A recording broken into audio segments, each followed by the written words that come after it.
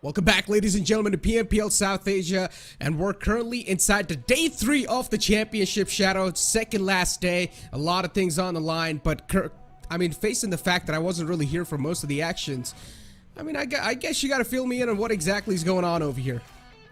Oh, well, the Mongolian domination is still there. You're very well aware of these teams since you have casted them in the past. So Mongolian domination is still there for MV. They got a chicken dinner, not just one, 3 chicken dinners on day number 1. Yeah. Stalwarts, well, they were tumbling a little bit yesterday at the start, but towards the end, they started picking themselves up. They got a chicken dinner with a very high fragging game. Even the Pakistani teams who were lagging in the league plays, finally, they have also started showing good performance. Yeah, exactly. Good performance is what you're going to need, considering it is the second last day. And speaking about 4 Miracle Vibes, they're currently on the top of the charts, and that's what's going to matter. Now, we've got every single team over here. They're, of course, stacked up. You told me even the Pakistani teams now have started to step things up. Yeah, they have. They certainly have. And Egonix i8 is one of those teams. Yesterday, they had a fantastic day. Even they got a chicken dinner. Even the team like Quantum Rage, they were struggling really hard. Yes, the chicken dinner is not there. But so many times, Quantum Rage, they came very close to that victory. So maybe day number 3, tables can turn. But we also know now, overall standings, they're not so volatile. So making a comeback and coming in top 4 right from the bottom is not going to be so easy. Exactly, man. I mean, considering doing anything all the way if you're at the bottom, you're going to have so much pressure because the first 2 days are already gone and now you're on the day 3, so things are going to get even more difficult. If you do take a look at the roadmap in front of you guys, as you can see from the PMPL South Asia, there's going to be one team that's going to move on forward towards the PMWI, but then there's going to be another slot by in-game voting. So you guys need to make sure you guys are voting your favorite teams in the future to make sure you're going to be seeing them in the future endeavors. Taking a look at the 2023 PMWI in-game All-Stars vote map too. It's in front of you guys. Well, certainly for South Asian Pakistan region, we have different slots. So yes, one team from South Asian region and one team from Pakistani region can definitely participate in PMWI All-Stars. So all you have to do is just open your game, and in-game voting is available. So vote for your favorite team so that they get a chance to participate in the All-Stars PMWI. Exactly. I mean, something that a lot of players are going to be looking forward to, and considering all the voting system, it's just going to spice things up. And I'm loving the fact that inside this, all this new stuff, even the audience is going to get involved, so even they're going to feel a lot much more entertained than they were. I mean, I'm not saying that they were not getting entertained before, but it's just going to be more fun. Moving on forward and taking a look at the overall ranking so far inside the grand finals of the championships, you guys can see 4 Miracle Vibes are currently at the top. Then you can see Stalwart Esports, as always, the gods of the South Asia. That's what we used to call them, but now it seems like 4 Miracle Vibes is taken over. Oh yes, courtesy to the 3 chicken dinners which they got for themselves on day number 1. Day number 2, the Mongolian domination was not so much as compared to day 1. The Pakistani teams were stepping up. Even the players of TUF, they also started showcasing good performance from their side. See, this is one of the team, me and Fixes, not just me and Fixes, I think everyone had high expectations from this particular squad, considering they have the international experience. They were the ex-Zeus Esports. So yes, IHC Esports, they also need to figure out that what is happening wrong. The rotations are coming in, but maybe it is the multiple fights which they are engaging in, because look at the elimination points they are having. 48 elims, just the placement points where they are lacking. I mean, IHC has always been one of those teams like that likes to go aggressive, that makes sure that things are going to be in their favor, especially inside the elimination brackets. And this has been the course for them since last year too. But for some reason in the placement points, they've always struggled. Consistency has always been a huge enemy for IHC. Hopefully, though, in the upcoming 2 days, they're going to have the chance to pretty much get the wind flowing in their sails once again, because now it's the second last day. That means one more day after this, and today they need to make sure that the day is going to be a flawless one for them. Speaking about IHC, they even lost their previous man, which was in the name of IC. Now, considering IC has joined on over to Stalwart Esports, so even that can be a big hit for IHC, and that's why maybe we're seeing that struggle coming in. Taking a look at 4 Miracle Vibes and Stalwart Esports, it's a team comparison, and currently 4 Miracle Vibes is just leading the pack. Oh, certainly they are. Day number 1 was entirely in the favor of 4MV. This is a different 4MV in the league plays. 4MV used to just go for the aggression blindly, but now they are more strategic. Yes, the aggression is there. We can see in terms of the elimination, they have got the highest elims in their favor. But it's about the survival time as well. Stalwarts, they were able to survive a bit more on day number 1, but day number 2, Stalwarts, they started falling down, especially in the first 3 games. That is where 4MV capitalized. They were the consistent bunch of lads on both the days, and Stalwarts, let's see if they can topple over 4MV today.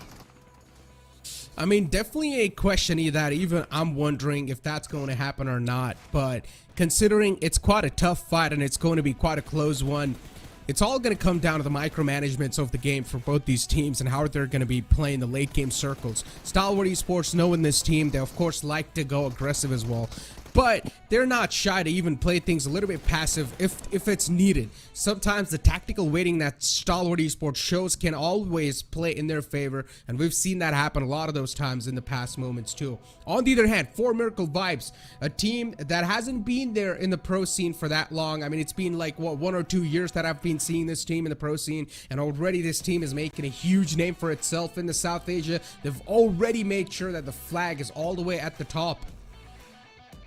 Oh, certainly they have, and in fact the way the 4 players of 4MV engage in the fight, Dog being the perfect grenadier from the team, definitely a very impressive lad. Not just Dog, the entire team, the synergy is point perfect whenever they engage in any of the 4v4 fights. Exactly. Taking a look at the schedule, moving on forward, Erangel is the map where we're going to kick things off. As usual, Miramar is going to be the second one, Erangel third. Once again, you guys have seen this schedule, but as Shadow mentioned, it's all for the first spot over here, ladies and gentlemen, because you want to move on forward to the PMWI, and only one slot's going to be moving up forward. The other one through voting. It's a whole nother story, but for now, we need to focus on the first spot because that's what the winner is going to be aiming for. And currently, 4 Miracle Vibes is at the top.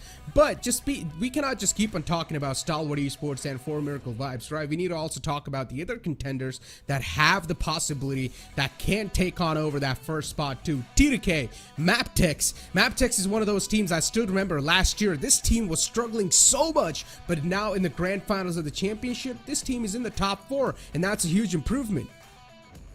Oh, certainly. This time, MABETEX Esports, not just in the grand finals, in the league plays and PMPL SA as well, MABETEX showcased a very good performance, especially the way they used to rotate in the map of Miramar, because that is where MABETEX shine the most. Miramar is one of their strongest map, but in the grand finals, the way MABETEX, they have changed their drop location and still able to dominate, that is quite impressive. The synergy is there, the rotations are point perfect, even the IGL, the calls which are being made by the IGL, which compound to hold on to. Somehow MABETEX, they always find themselves in the safety of the circle.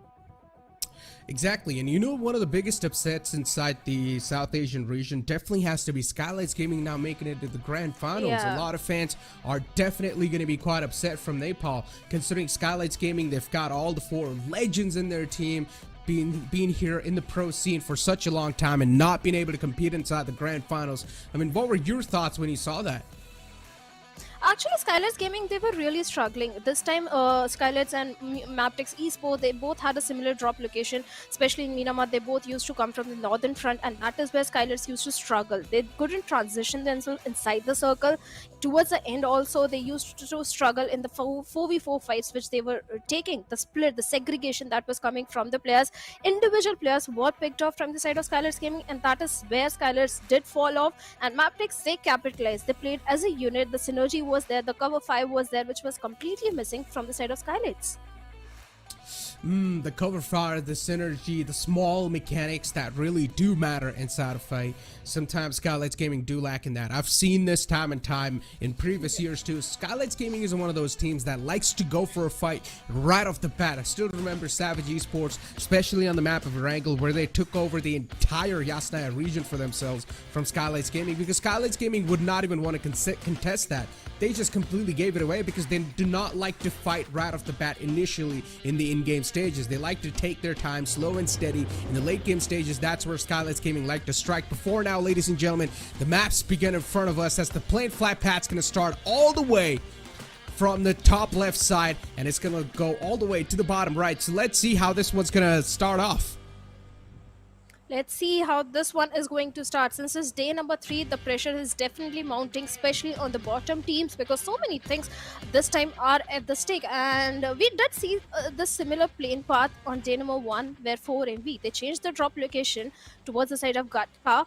And let's see if 4MV again they are going to go towards the side of military base, or will they head towards Gatka, because that was the only time where 4MV changed the drop location. On the other side, Stalwarts, they always love to go towards the side of Novo Ripnoi. T2K, they have been having their residency in the city of Sivorny. That is from where they like to dominate. But the question is where the first circle is going to be. And Necro, if I have to ask you, what kind of a circle you want to see in this one? Circle. I would say military base circle for sure. This plane fly path is a pretty good one for that too. It's not directly all the way towards military base circle, so that means every single team will struggle if it's a down southern circle. So I would really love these teams to struggle their way through to that victory. Stalwart Esports is on their way to the south side. You can see a lot of teams are now, at least at the start of the game, they're quite cluttered up. Soon enough, they're going to find their sweet spots on the map for themselves. And yes, it is a southern circle, but not exactly on the military island. The potential 50-50s. It can either be a main island circle, or could be a southern island final circle, or maybe towards the bridge. This is going to be a difficult circle definitely to play around with. And let's see what the ideal calls are going to be, where the circle is going to shift. But for now, there is no such drop collision happening, but we can see a cluster of teams towards the side of Ferry Pier and southern side of Pochinki. That is where we can see a first blood being drawn.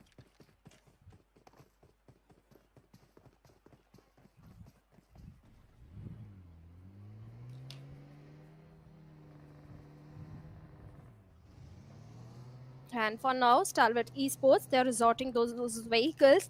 Finally, they have got a hold of the vehicles. So definitely Stalwarts will be moving towards the side of Novo Ripnoi. That is where they always likes to go. And that could be the reason they always are pretty much loaded. They always have the good resources in their hands. And no one has ever tried to contest Stalwarts or 4MV in their drop location. Exactly. Stalwart Esports currently on the way. That's where they like to go, all the way down south towards their drop location, military base. On the other hand, we've got 4 Miracle Vibes eyeing out the players in the front. 70, a shot out in the open. Refuse, unfortunately, doesn't really have anything in the hand other than a machete. Let's see what he's going to be able to establish from that. He's probably going to try to back off. That's probably the best move you can do. But for 70, it's not a good start. Already losing out on a player early off inside the game. As I said, Southern Circle is definitely going to catch a lot of teams off guard. And this is exactly what's happening. You can see the disbalance. Well, certainly the disbalance is there. At the same time, 7th Element, talking about this team as well, they have not been having the best of the time, but looks like we have a first blood scenario where Tokosaurus out in the open has been taken down by the players of 4. He was pretty much handicapped. He had no weapon, nothing at all. He just came for the vehicle and now he paid the price. Prize being paid. As 4MV, even they themselves are crossing on over to the southern side. They do realize now this is where things are going to start to hit the fan soon enough, and for them to get back in the swing of things, one player's quite low. It's Refused, but I don't think so it's going to be any problem. I don't see any team in their way, so they're going to have a smooth sailing all the way down south. But once again, the circle is just having that mysterious aura. We don't exactly know where the circle is going to be shifting towards. Huge question marks on my faces and even on the players' faces. But speaking for the teams right now, teams that are really on the struggling hand, man, they need to step things up, especially in the elimination bracket too. Even the teams that are currently in the mid pack, you talk about teams like Agon I8, you talk about NB Esports, whose run has been pretty good from the start of this PMPL. Now they're currently in the mid pack, and 2 days have already passed by. You cannot afford, the room for error is quite thin. Yeah, there is no room for error. At the same time, talking about Reggie's side, this is one of those teams that had the highest elimination points in the PMPL Pakistan. So definitely they were the aggressive bunch of lads, but suddenly in South Asia, they have not been able to find their feet inside the game. Yes, in the league plays, we thought it could be the jitters, it could be the nerves or the pressure mounting on the shoulders. But Reggie's side, other than Sanhok, they've not been able to showcase a good performance at all. So big pressure is definitely going to be there on the players of Reggie's side. And Seventh Element looks like in a very long territory. T24 OP is there, but he takes down Sus of Leo Esports out there and makes his presence felt. Now a 1v3 scenario. Can he survive this one, Neeraj? Definitely, it's going to be quite a tough one considering your opponent has a DBS in the hand. Then it's next to impossible. Leo Esports, I mean, Liquid was taken down way too low. Even they lost out on one of the men, but not completely, just knocked out. So Leo, they've got things in control for now. And speaking about other teams, 7E, man, for them, they've only got that one last glimmer of hope. Not a good news. I mean, they've already been struggling throughout the entire grand finals, and now even the first game is going to start off with a struggle. Definitely a news that they were not looking for before. NV Esports, though, Mondo is stuck on the top. But he's trying to keep his position anonymous. Now definitely gives his position away. He might just be able to find a couple of knockouts for himself. And Mondo just chucking out some nades. Not able to find anyone just yet. Position compromised, and he's also getting pushed up. He needs to fight back, and he exactly does so. So many eliminations on the kill feed. Mondo able to get two with the DBS in the hand, and he's gonna pretty much flush him up as quick as possible.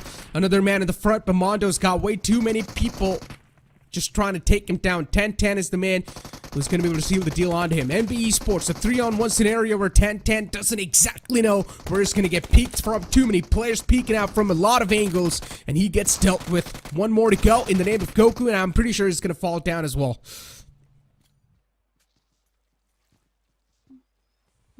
Quantum Rage, an early elimination. That has been a trouble for the players of Quantum Rage. NB Esports and Quantum Rage, they were both trying to transition inside the circle from the eastern front, where they both collided into each other. And NB Esports, we know what sort of aggression this team brings. On the other side, Quantum Rage, they were really struggling. They were not able to find their confidence. Yes, in few of the games yesterday, Quantum Rage did showcase good performance, but other than that, Quantum Rage, they have been completely missing out. And NB Esports, well, they've always been an impressive bunch of lads. This is one of the team that used to dominate in the league plays in few of the games, getting those double-digit finishes. They even came very close to becoming the champion of PMPL South Asia as well. So yes, definitely NB Esports is one of the team we need to look out for. They can definitely give strong competition and come in top 5. And day number 3 is the day which they are waiting for.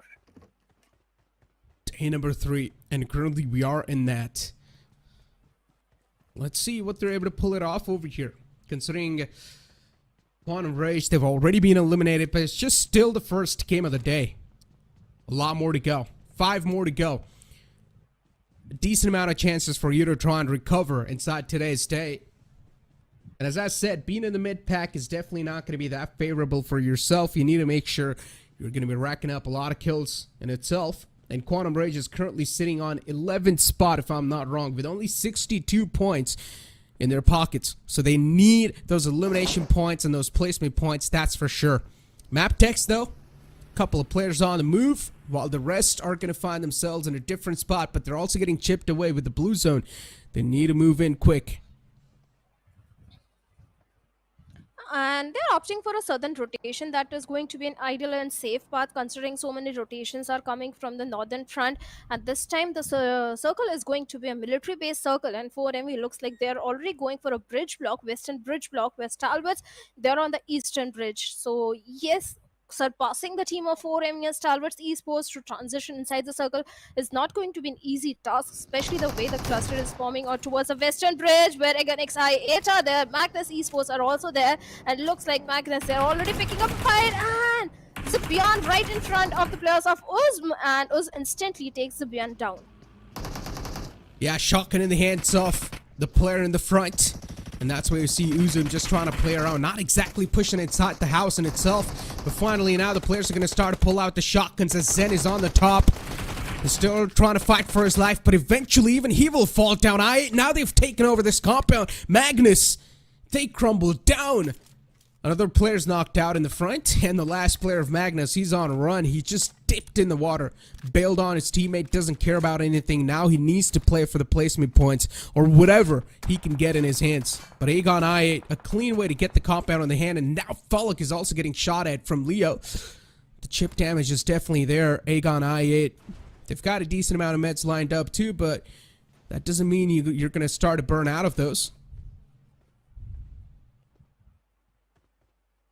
Again, excited, they really need to find a way to move inside the circle, because with the presence of Leo Esports and 4MV on the other side of the bridge, it's not going to be an easy task. On the other side, 7th Element and IHC, they're also locking horns with each other when Ashad has been found out, and with that, 7th Element also bids bye-bye on the 15th spot. Talking about again, excited, Blade is still hunting and looking for the players of Magnus Esports, and for Magnus, it's kind of a fish in a barrel situation. They're pretty much handicapped, can't do anything. They can just hope and pray that the players of Egenix I8 don't spot them, or maybe Leo Esports, they show on the doorsteps of Egenix I8 so that Magnus can move inside the circle.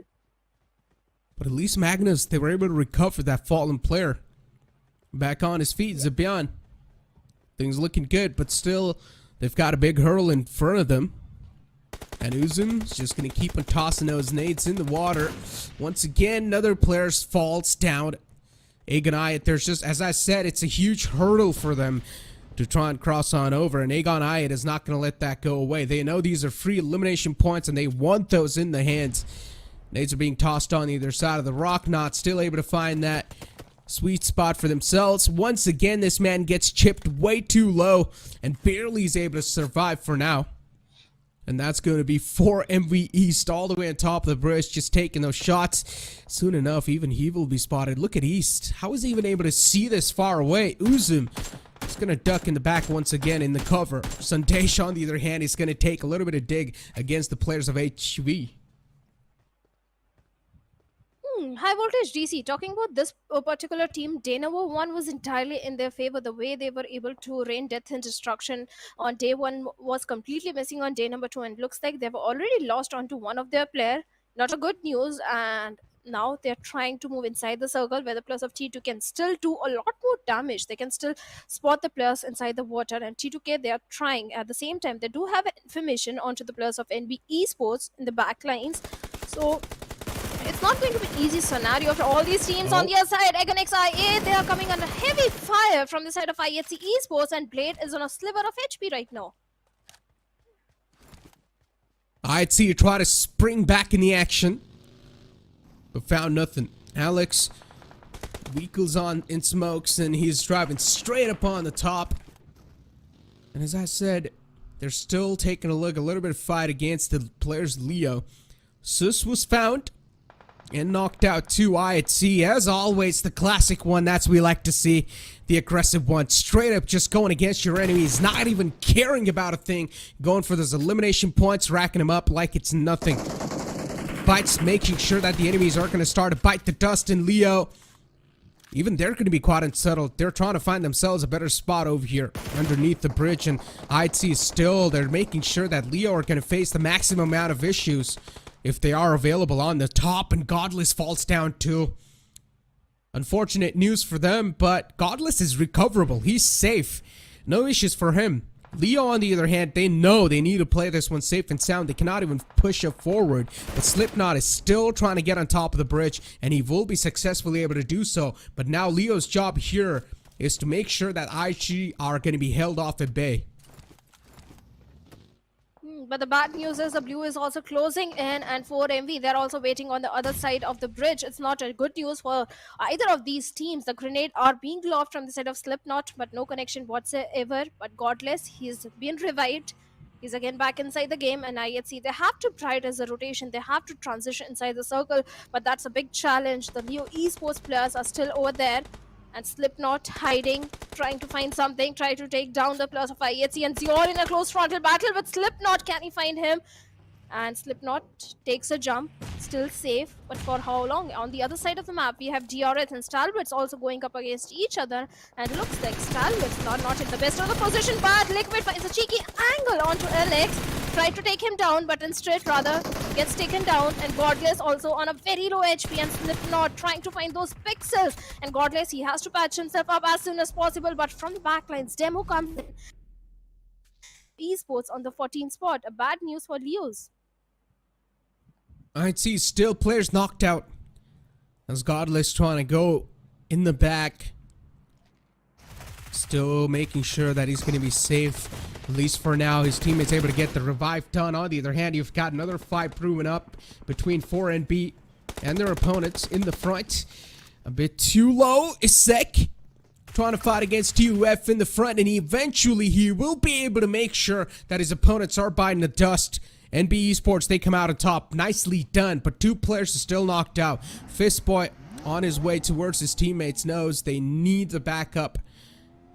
But still, NB Esports, at least for now, they've got the entire southern side of the zone in their hand, but they still need to make it inside the circle. The circle is now looking pretty awkward. For any other team to breach inside the circle, it's going to be hell of a hustle.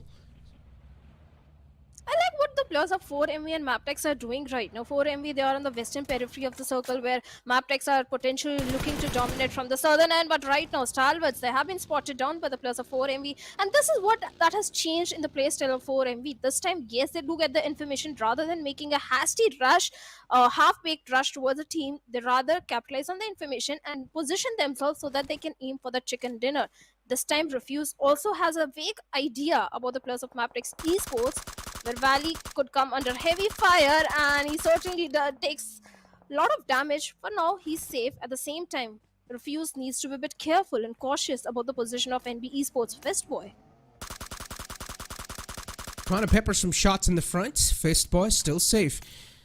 Man just driving in his whip in the Lambo, getting away from all the bullets and the danger. At least for now, though. Soon enough, they're going to run into a lot of trouble. All the hilltops, the high grounds contested, as you said. Yeah, the decision making from 4MV is incredible. They're trying to spread themselves as far away as possible, trying to get as much as map control in their hands. And currently, they're taking the entire left side of the zone in their hands so far. They've got a lot of map control secured, and look at this. NB Esports against MABETEX, but unfortunately, Fistboy gets ran over by Wally. Definitely a little bit of embarrassing moment for them, but MABETEX, even they themselves, they've got a lot of bodies that are still knocked down, crawling for help. Wally in the back is way too low, looking to patch himself up. MG3 in the hands of Mondo. And he's going to make sure that he's putting the final nails in the coffin for the players of MABETEX. A good nade! Going to catch Baron. Perfectly done, Mondo! This man's accuracy is on the point today. And now looking to mow down the lawn in the front. Wally's still able to make it away safe for now.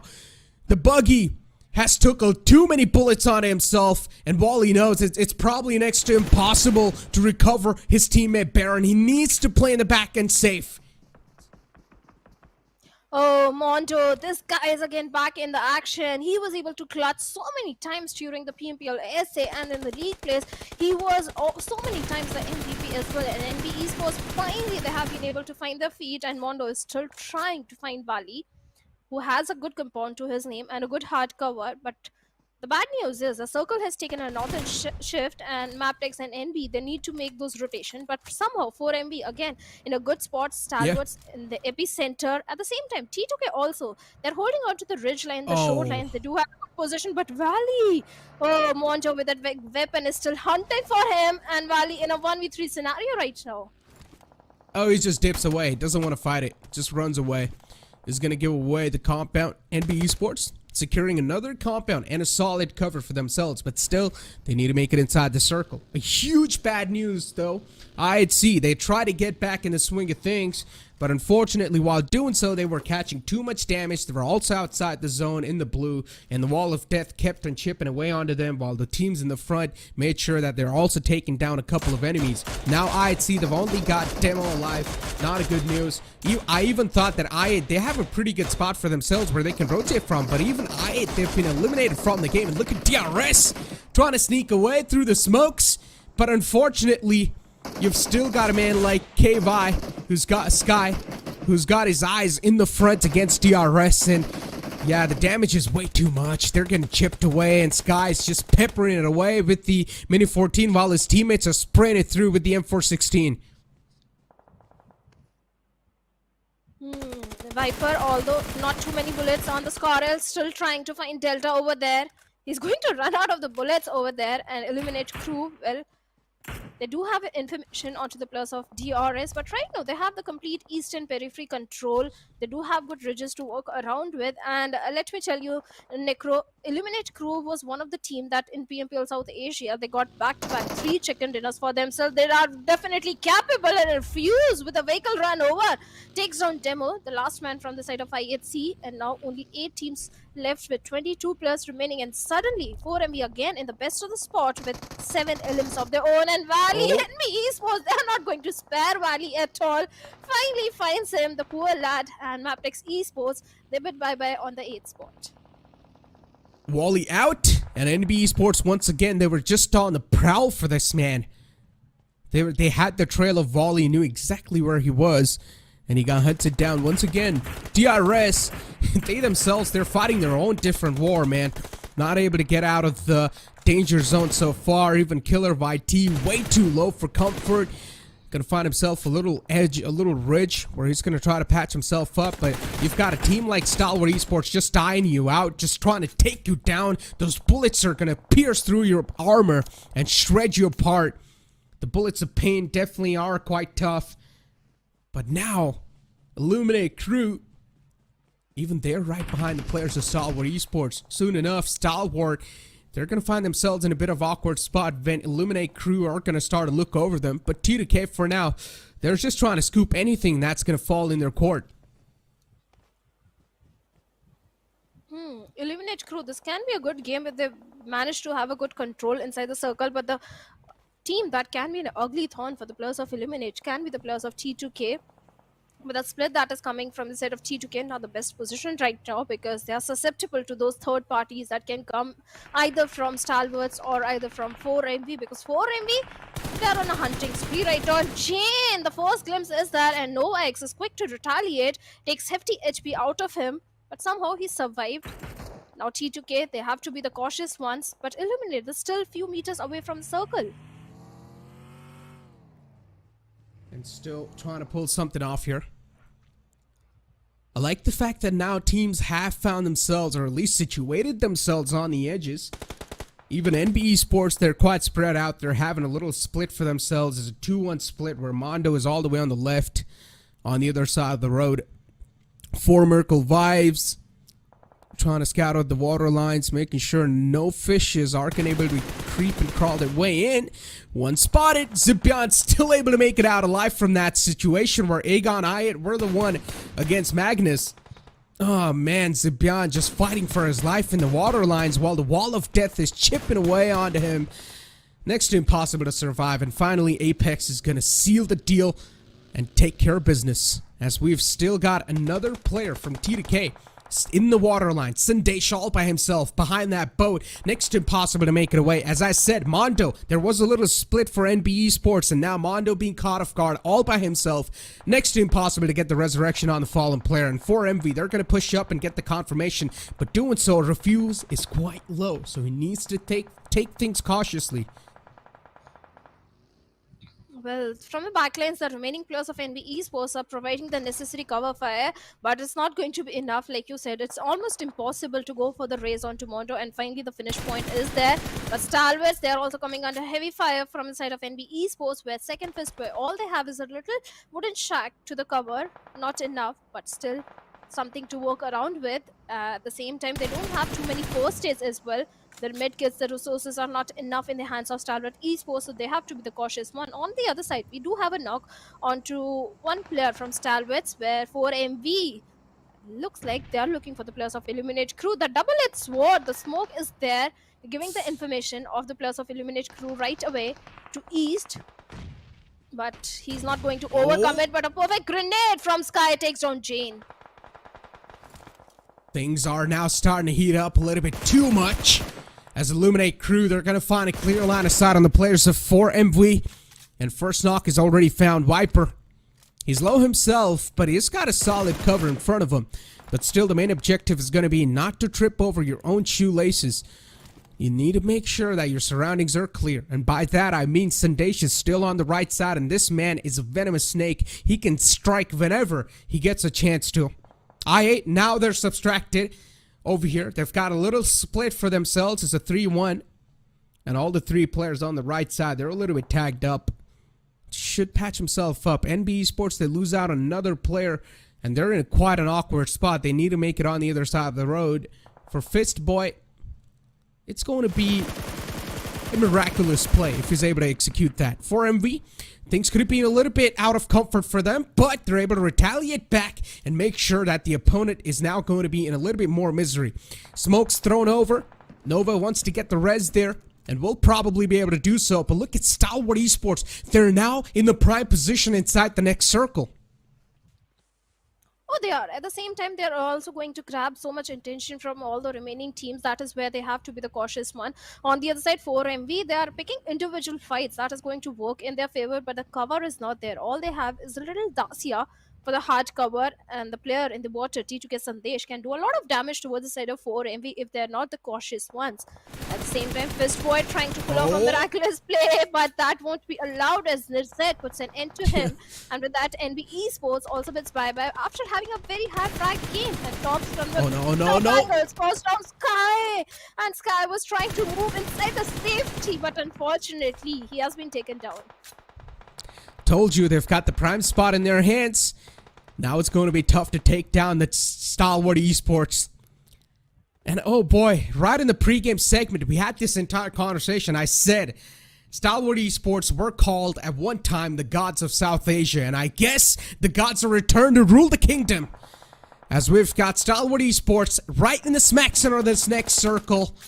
You've got 4 Miracle Vibes trying to make their way inside, trying to breach their way in, sweeping anyone that stands in their path. But the biggest thorn in the way is going to be Stalwart Esports. And for them to deal with Stalwart Esports, they will first need to make sure that Illuminate crew is being taken out of the game. But Stalwart Esports are taking things, or making things a little bit more light for the opponents. You've got another man from Stalwart just trying to drive around, gather any sort of information. And that was action. He was not able to get a lot of those, but they at least have a rough idea of where exactly 4 Miracle Vibes are. And look at the separation they're bringing up. Apex all the way on the left, while the rest 3 are on the right. And Stalwart Esports, they might just be pinned in that center position. The Goliaths versus Goliaths from the Mongolian region. Who is going to get the chicken dinner for themselves? The frags are definitely in the favor of 4MV. 13 frags. They were raining death and destruction in this particular Erangel. On the other side, like you said, Stalwarts, they do have a good compound, good building, hardcover to their name. But yes, 4MV, they are trying to surround a flank angle that has been created by Apex. Oh, has already been watched by the players of Stalwart Esports, so they need to resort to the plan B if they want to take down the entirety of Stalwarts, because they are not coming out in the open, not giving unnecessary glimpse to the players of 4MV. And the zone, the circle is also favoring. The grenades are being flung over, but no connection whatsoever. The nade tosses are there, but the mark isn't. 4 Miracle Vibes, they have the man advantage inside the situation. And the overall advantage, too, is in the hands of 4 Miracle Vibes. But it's all going to come down to this next circle shift. And where the circle is going to be shifting on over. Look at action. Driving around. Now he gets the shots on himself. He knows that there's one player on the flank, on the left flanks. And Stalwart Esports, now they will need to find a cure to that. Because if 4 Miracle Vibes, they get too much map control in their hands, Stalwart Esports, they might just fall on top of their faces. As I said, the main objective over here is not to fall over with your own shoelaces. Do not trip over. At Stalwart Esports, they're making sure that the surroundings are being watched. I love what Stalwarts are doing. They're not greedy for the chicken dinner. They do understand that the circle is there. This is their circle. This is their game to lose. All they have to do is just hold on to the angles perfectly, not come out in the open. Because as the circle is going to close in, the first player or the first team to get the blue zone damage are going to be the players of 4MV. But Action is going to drive around with that vehicle. That can be a very risky play. If Stalwarts lose action or any more player, 4MV will directly charge in towards the compound because the numbers advantage won't be there. But finally, Apex has been taken down, and the flank angle which the 4MV players were trying to create has been nullified. Now it's a 3v3 scenario. Stalwarts can still win this one. As I said, the spread not working out, and Stalwart Esports action played that perfectly, drove around inside a vehicle, got Apex's position compromised, and then Stalwart Esports dealt with that issue so nicely. But I gotta say one thing, the teams have definitely went through a huge state of metamorphosis, and they're looking fantastic as ever before. As for Miracle Vibes, action way too low for comfort, but is still able to stay alive for now. Falls back, goes for the heals on himself, and will be able to patch himself up. As now the circle is starting to be a huge key issue for both these teams. Stalwart Esports, at least they've got a solid compounds for themselves. Smokes tossed on over all across the field as reviews will be able to get a knockdown in the opponents. The MG3 is going to make sure that it's going to hurt their opponent as much as possible. Just shreds through the meat, as now Nirzet knows that he's also getting pushed on over by the players of 4MV, but this nade is perfect. It finds stock. Nicely done. Nirzet takes down another man. This man is a one-man army and will also take down the last man. Perfectly done. Stalwart Esports, they take it in the hand. Great way to kick things off on the day 3. Well, perfectly. The patience paid off. It's a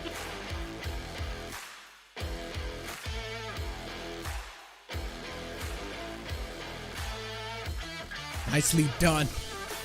As you can see, winner chicken dinner. Damage done 1,503, 11 eliminations, and total points of 21. And they're still in the second spot in the overall rankings, ladies and gentlemen. But even though their opponents lost, but they still got the second spot. But ladies and gentlemen, it's time for us to push to a short break. Don't go anywhere. We'll be right back.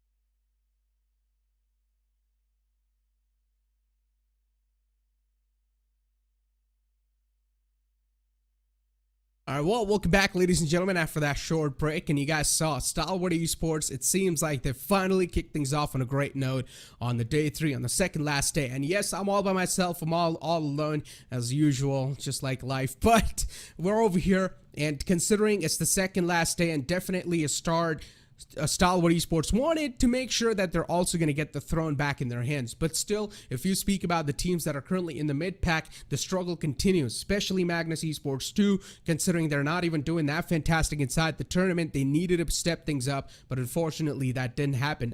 Though, one of the biggest concerns for me, or one of the biggest surprises for me definitely inside the previous game, was they had a fantastic positioning for themselves near the bridge, but unfortunately for them, things did not work out. They decided to rotate away from that spot, give away that powerful positioning, and then things started to fumble apart for them. Even IHC, they had a last man alive, which was in the name of Demo in the late game circles, and even things were not working out too much for him. As you do move on forward and take a look at the MVP of the previous game, it's going to be East 922 from 4 Miracle Vibes. Keep this thing in mind, ladies and gentlemen, even though 4 Miracle Vibes did not win that previous game, still the consistency 4 Miracle Vibes is showing, it's remarkable. 3 eliminations with the healing done of 270 and damage dealt of 1223 all by himself. This is incredible. With the survival time of 28:37 and 4 knocks, this man has named himself the MVP of that previous game. But I gotta say, with the way Stalwart Esports played that final circumstance, the way they played that final situation, a 3-on-4, even though the opponents had an advantage, they dealt with that calm, cool, collectively. Mondo is also going to be the 5th one in the player focus, but Top, Refuse, Doc, every single player over here is from the side of 4 Miracle Vibes, and they've got 4 eliminations each, and then you've got a man like Top with 5 eliminations. Perfectly done. This man is here to make sure that his team's gonna conquer on the top. Now let's move on forward and take a look at the match summary of the previous game, and you're gonna find Nirzed over there with the highest eliminations. East is there with the highest damage, Doc with the highest assists, and then you've got Demo with the most healing done. As I said, I'd see they were caught in the wall of death there, where Demo was the only man alive, and he was trying to patch himself up over and over again, trying to move inside the zone. But unfortunately, there were a lot of Guardian Angels who made sure, or as you can say, Guardian Devils, who made sure that Demo is not going to be able to stay alive and cross on over to the save zone itself, where Demo got taken down, and that's why he has the most healings done. So things were quite interesting in that previous game, and it was quite an entertaining game, that's for sure. But the Southern Circle definitely caught a lot of teams off guard, where you saw quite a lot of early eliminations. And you cannot forget the fact that, as I said, I8, they had a really nice positioning, and I'm still confused how they were not able to do anything. Let's take a look at the match rankings of the previous game. You can see 4 Miracle Vibes, NB Esports, the 2nd and 3rd spot. Stalwart Esports, of course, won that. Total points are going to be 21, and they're still in the 2nd spot in the overall ranking, so the struggle isn't done. DRS on the 9th spot, and as we all know from where DRS started, at the start of the day, they had 6th position in the overall rankings. And now, as they did not really have that great of an outcome for themselves inside this game too, there's not going to be a lot of changes. I'm pretty sure a lot of people from Nepal are going to be, they're going to have their eyes out for Highvoltage and even DRS. But things weren't too good for them. Highvoltage got eliminated on 13, DRS got eliminated on 9th. Then you've got IHC, where I personally had a lot of huge hopes from IHC, but even IHC, they were not able to get a lot of things done. 5 eliminations, they only got 5 points secured. MABETEX, the run inside this PMPL South Asia Championships has been great for them, but in that previous game, they didn't really have a good start. But you've still got 5 more maps ahead of you, and there's a plenty amount of chances for yourself where you can try to redeem, as we've got the overall rankings in front of us, and you can see 4 Miracle Vibes still on the top, but that difference, the point difference they had, is a little bit closed up, but not that much, because Stalwart Esports, they're already on the 2nd spot with 129 points. Things are looking quite incredible. On the 3rd spot still is T2K. MABETEX Esports is on the 4th. Interesting stuff. Top 5 is just stacked up. All the teams are great. Then you take a look at the other half of the board, and you've got a little bit of upsets over here. You can see IHC, a team that is not supposed to be here, that's for sure. You expect a team like IHC to be at least in the top 5, but definitely is going to be a huge surprise for every single person that's currently watching inside the chat too. Then you've got Team TUF, who were trying their best inside the military island, but unfortunately they got wiped up in that previous game, so things are not too great. But the only way to take away that 1st spot from 4 Miracle Vibes is to make sure that their initial game is being griefed somehow. And the only way to do that is maybe Stalwart Esports, they can drop on top of the players of 4 Miracle Vibes and try to get their game griefed, or cross your fingers and hope for the best and hope that 4 Miracle Vibes, they lose out on a couple of their members early off inside the game, so then later on they're not going to be able to carry on forward with the consistency, and maybe the map points as well, they're not really going to have a lot of those. And I mean, I'm not really going to say a lot of things about the initial phase of the previous game, considering it was the Southern Circle, and that's why a lot of teams got caught off guard. We even saw 7E getting eliminated right off the bat, especially a couple of their players just got kicked out instantly off the server as soon as the game started, and they only had that one last man alive, which was not a good news for them. Even Regicide, they were all the way down south, and they tried to make it inside the circle. Even things were not really working out for them. I still remember, Regicide is one of those teams that likes to take things really slow. They like to rotate pretty slow and sound, and they try to do the same thing even inside this game, but once again, didn't work out. Now, as we do take a look at the schedule, we know we're going to move on forward to the deserty lands of Miramar, and soon enough, we're going to be taking a look at that big map. and I am quite excited to see how things are going to be looking like. The rotation pathways, the drop locations, how it's going to look like. Miramar, considering now the first game of Erangel was quite spicy, I'm pretty sure Miramar is going to be even more spicy. And we're probably going to be seeing a lot of those long-range sniping actions. So I'm personally quite excited for that one.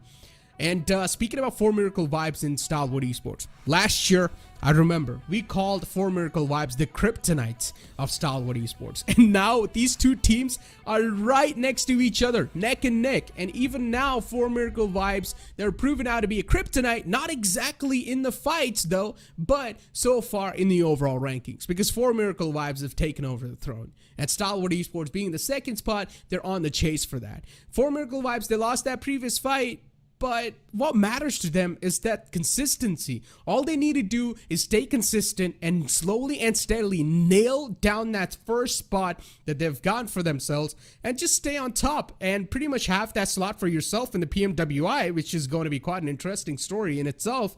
But so far, man, things have been spicing up way too much. I'm pretty sure a lot of people are going to be excited considering it is the second half day of the grand finals and everyone just wants to sit there and find out who's going to be the winner too. And slowly and steadily, even the vision is starting to get clearer. You guys are having a little bit of idea of who might just be there on the top. But for Stalwart Esports, they are going to have a lot of pressure onto themselves as the games and the days keep passing by. But with that initial victory in the first map of Erangel, the pressure definitely seems, or at least should have been lifted away, because they've had a good wind in the sails for themselves, and they can keep the momentum going in the upcoming games too, with the way things have been working for them.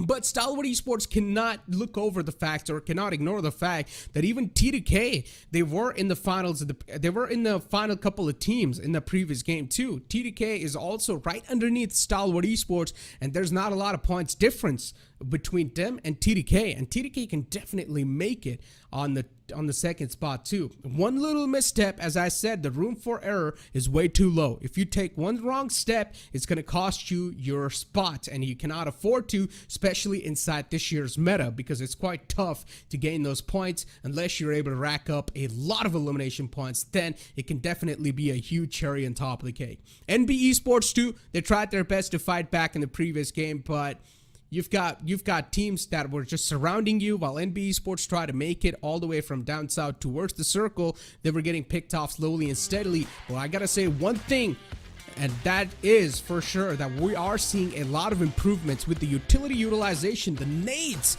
that are being tossed on over on the opponents. They're pinpoint. The precision seems on the point. But ladies and gentlemen, it seems like soon enough we're going to move on forward to the second game of the day.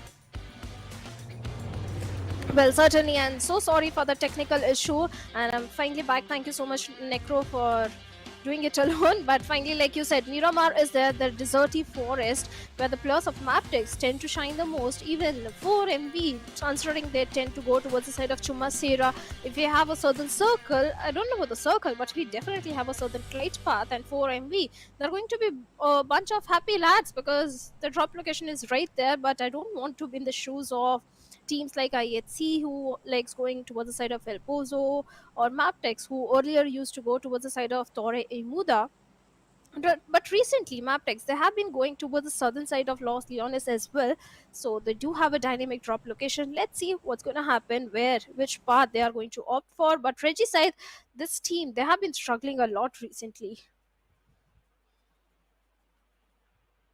I gotta say, the competition compared to last year and this year, there's a drastic change. Teams seem like they're on a different level.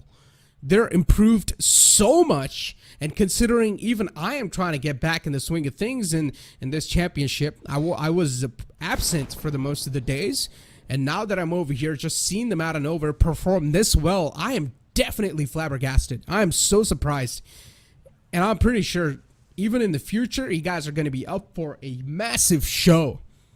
Taking a look at the circle 2, sort of tilted a little bit top left towards the El Pozo power grid area.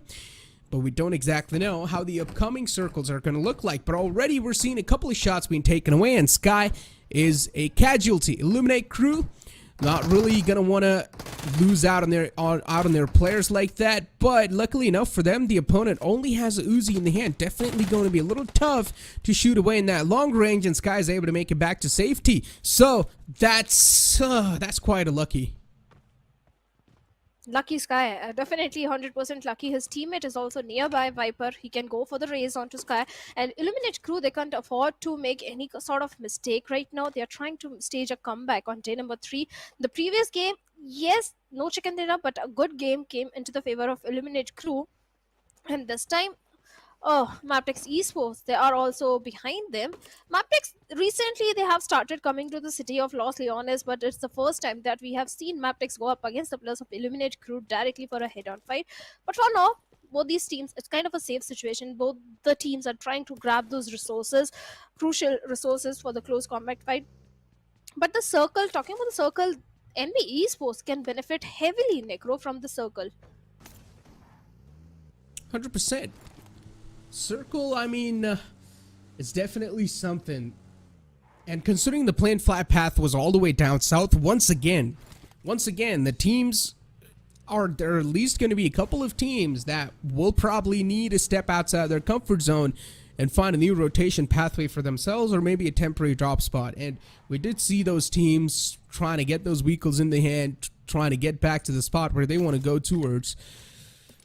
But sometimes you're not that lucky one, and you do get caught off guard in the fights in between, and you might just catch a couple of bullets onto yourself. But we haven't seen that so far. Every single player inside the lobby is healthy. So that's a good news for the teams, I guess, but we're not going to see an early action. Maybe we can, because the circle is kind of a tricky. All those teams who are towards the side of Los Leones, they have to go for early rotation.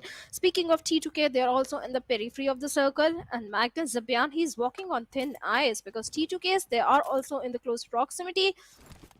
But for now, T2K, they have moved away, so Zabian is safe for now. And Magnus Esports, talking about this team, in the PMPL Pakistan previous seasons, Magnus was one of the strongest team, but this season, Magnus, they have been completely missing.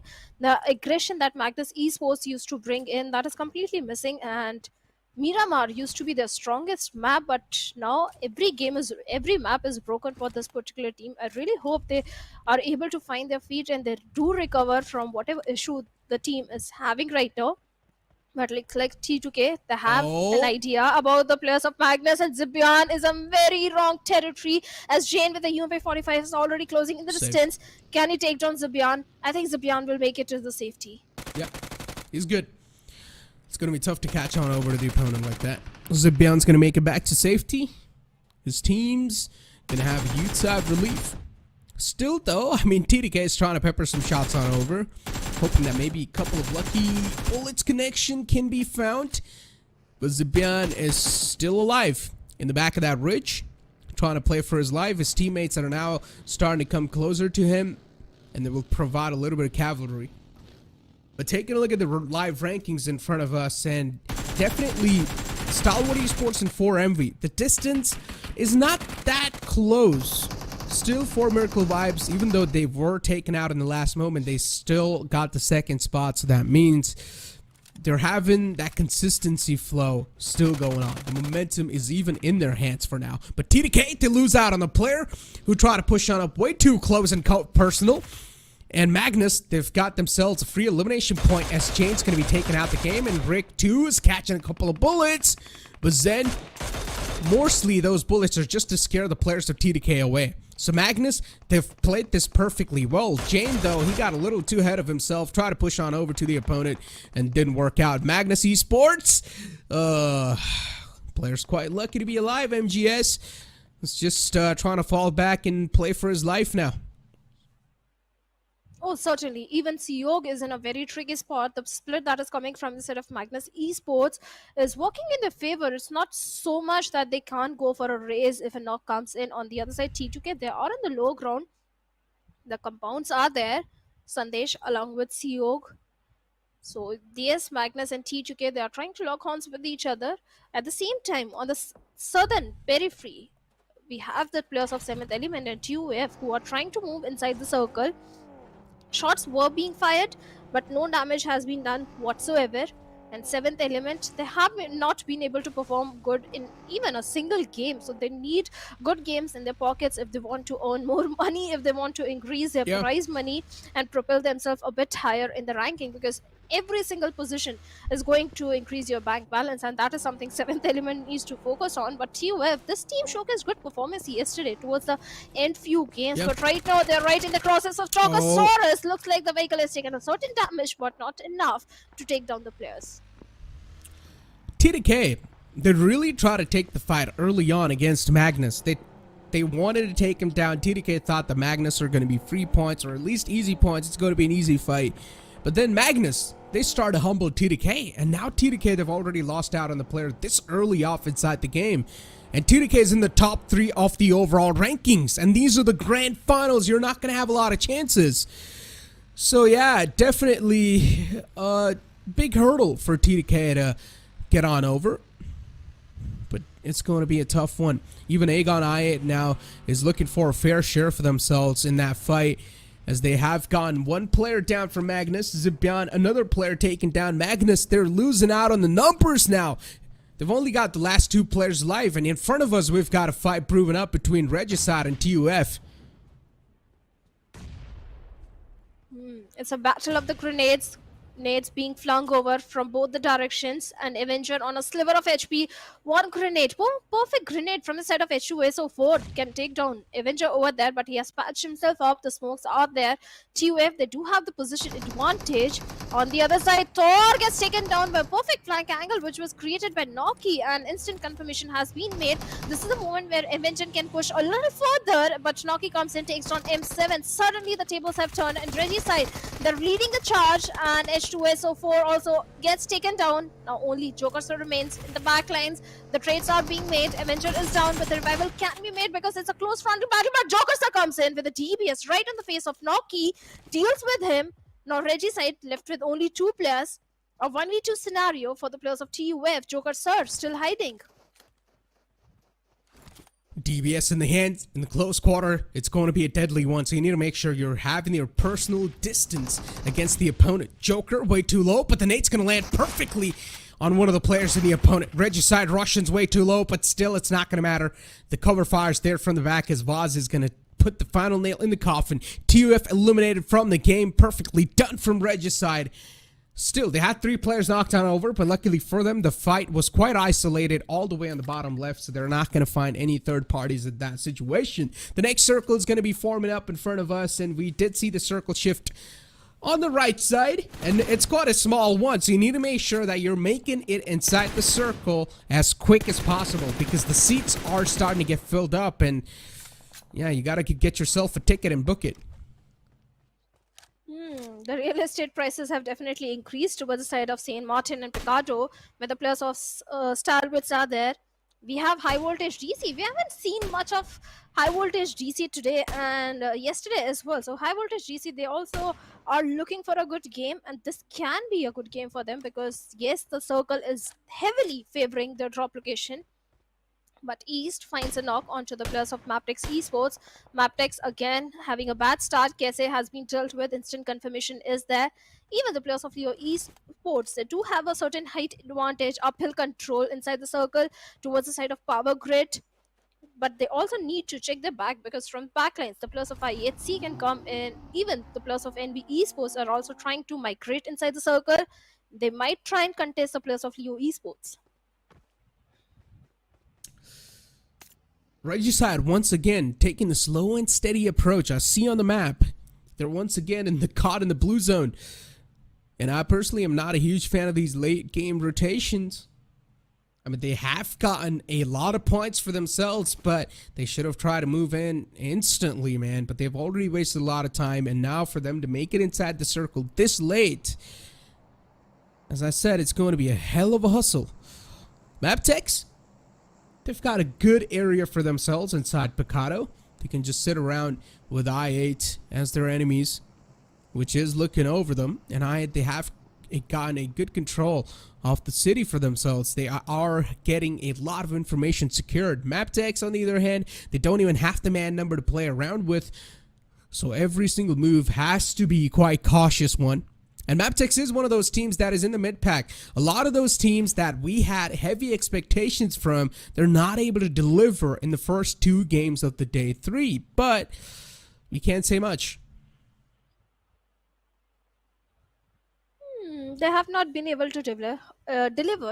100% agreed. Even the numbers advantage is right now not in the favor of MABETEX Esports. I don't know what is happening wrong. MABETEX, they used to have such a good, strong control in the map of Miramar. This drop location change, this rivalry against the players of Eliminate Crew, is it benefiting the players of MABETEX? I doubt, because see, right now only 2 players, Eliminate Crew, they do have the numbers advantage. All MABETEX can hope for a third party or find some opening onto the players of Eliminate Crew, but the way Illuminates are spread, the way they are covering all the major buildings, and Baron gives a glimpse to the player Woofies, but somehow he is definitely a one lucky lad. Woofy should have taken his time. Now Baron's alerted. That could have been a free knockout for Illuminate Crew. They messed up on that. Patience lacking, and Woofy just gives it away.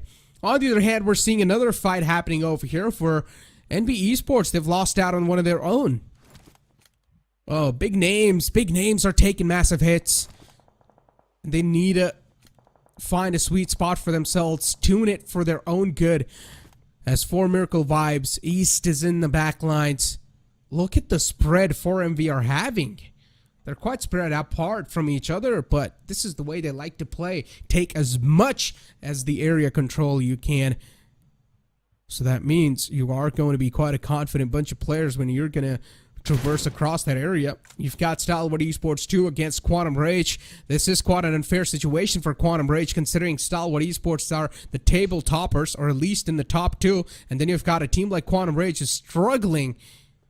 And Stalwart Esports, they're just going to keep on peppering it away. They're not going to let Quantum Rage get away that easily. There's a spots out the vehicle getting away, but he realizes it's going to be quite a tough one to find himself that piece of cake. So he's just going to let him slide away. Yeah, the ridges are there that can provide necessary cover to the players of Quantum Rage, and making your presence felt for Stalwarts at this point is not going to be the ideal situation. Rather, just wait for Quantum Rage to be in such a range, or to be out in the open where they can fire the shots and take down at least one player from the moving vehicle. But on the other side, Highvoltage, they have opened things up against Illuminate Crew, where one player has been taken down. The confirmation has not been made, but DRS, being the king of the hills, do have a certain height advantage onto the players of again I8. At the same time, we have Quantum Rage also in the close proximity. So yes, there is a major cluster that is forming towards the eastern side. Everyone is trying to be the king of the hills.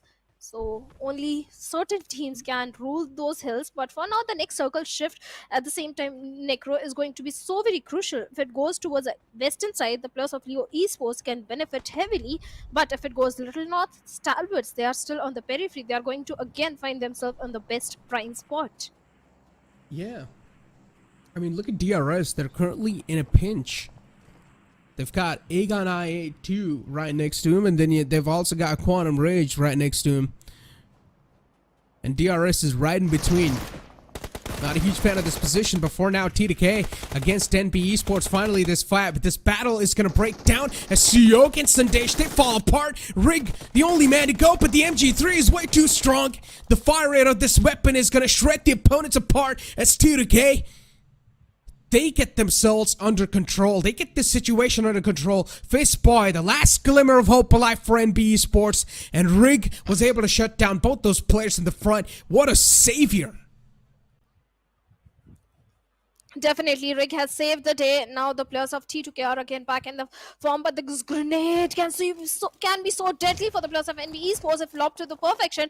But unfortunately, the projectile is making, the rescue mission is going on, and this is a moment when T2K, they have to strike if they want to win this outnumbered fight. But the retaliation grenades are also being flung over by Mondo as Fistboy is going for the raise onto Sek.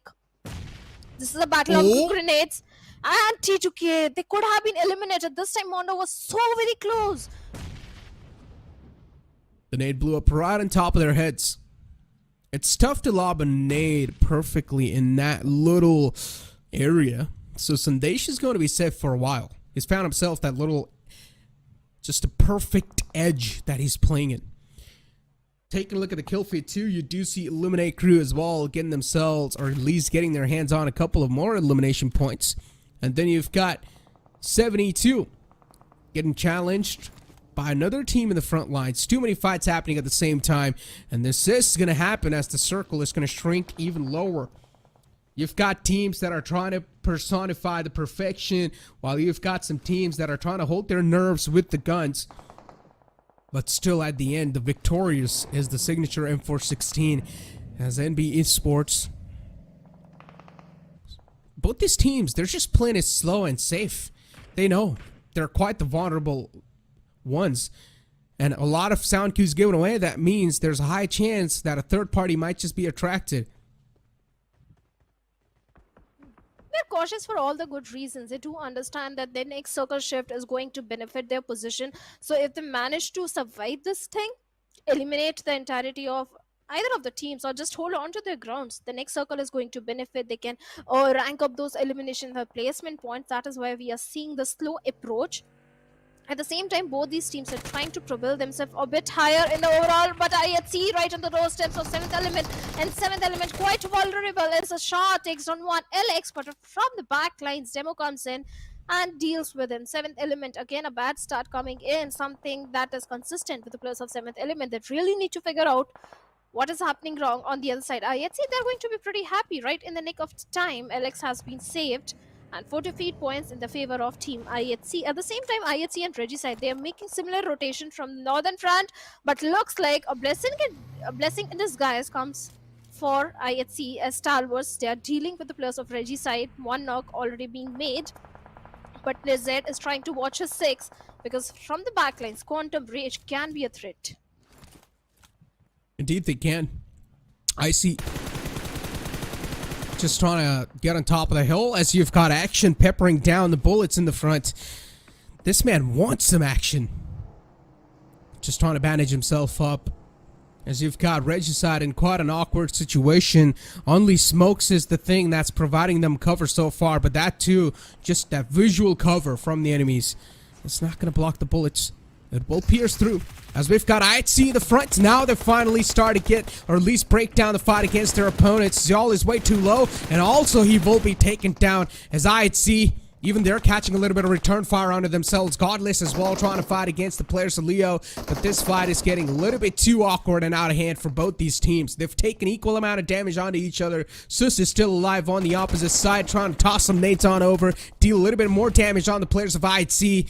And as you can see, Demo is the last man alive, the final glimmer of hope. Leo, now they're having a huge man advantage. It's a 2-on-1 scenario. Slipknot could have been a casualty, was way too close for comfort. And finally, Leo, they wipe out the entire existence of IHC.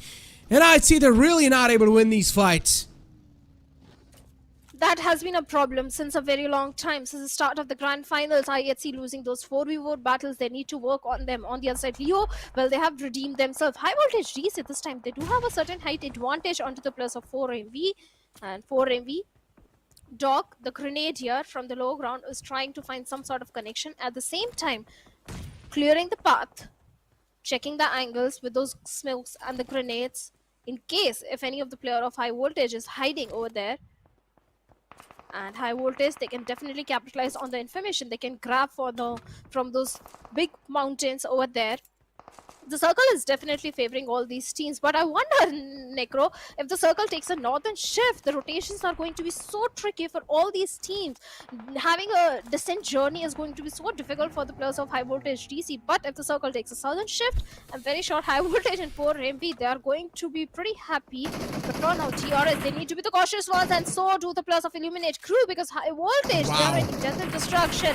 Heavy fire is coming towards the side of Eliminate Crew, where Nova X on a sliver of HP. He really needs to patch himself up. At the same time, from the backlines, MABETEX Valley can also do a lot of damage.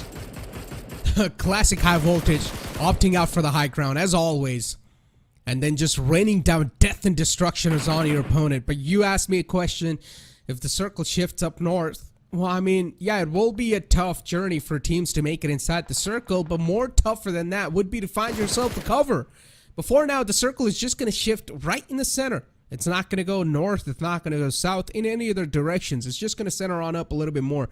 High Voltage on the top, having the high ground for themselves. They are being a huge thorn in the way for a lot of teams here. They're making sure a lot of teams aren't going to be held off at bay. TDK and even their opponents, this fight has been going on for such a long time, and we still haven't found the results from that fight. NB Esports, they're barely alive on the skin of their teeth. You've got MABETEX too, who are still up and alive inside the game. But as I said, for every single team that's currently inside this vicinity, a big problem for them is High Voltage, and they will need to deal with this problem ASAP. Oh, they have to deal, but right now, Eliminate Crew, they have to survive somehow as Pubgm from the uphill angle takes down Sky, but in good retaliation from Woofies with the mini tabs takes down Pubgm. Now Highvoltage DC, the confirmation won't be there for sure. Assassin can easily go for the rescue mission onto the fallen comrade, but now Eliminate Crew will get a chance. They'll get the breathing space to transition themselves inside the circle, but they escape from High Voltage, walk right in the path of T2K, but they managed to eliminate the entirety of T2K. Now only 11 teams left. Stalwarts also coming under heavy fire, but NBS wants Mondo with a perfect grenade takes on not just one, 2 players of Eliminate Crew. The entirety has been wiped out. Interesting. T2K being dealt with. But as I said, a bigger threat for them over here is another team that's exactly on top of them. And to deal with that, it's going to be a tough one. MABETEX though, Wally's the last man alive. Burning torch still. And even he's getting pushed on up by the players Leo, and look at Liquid pushed up so close.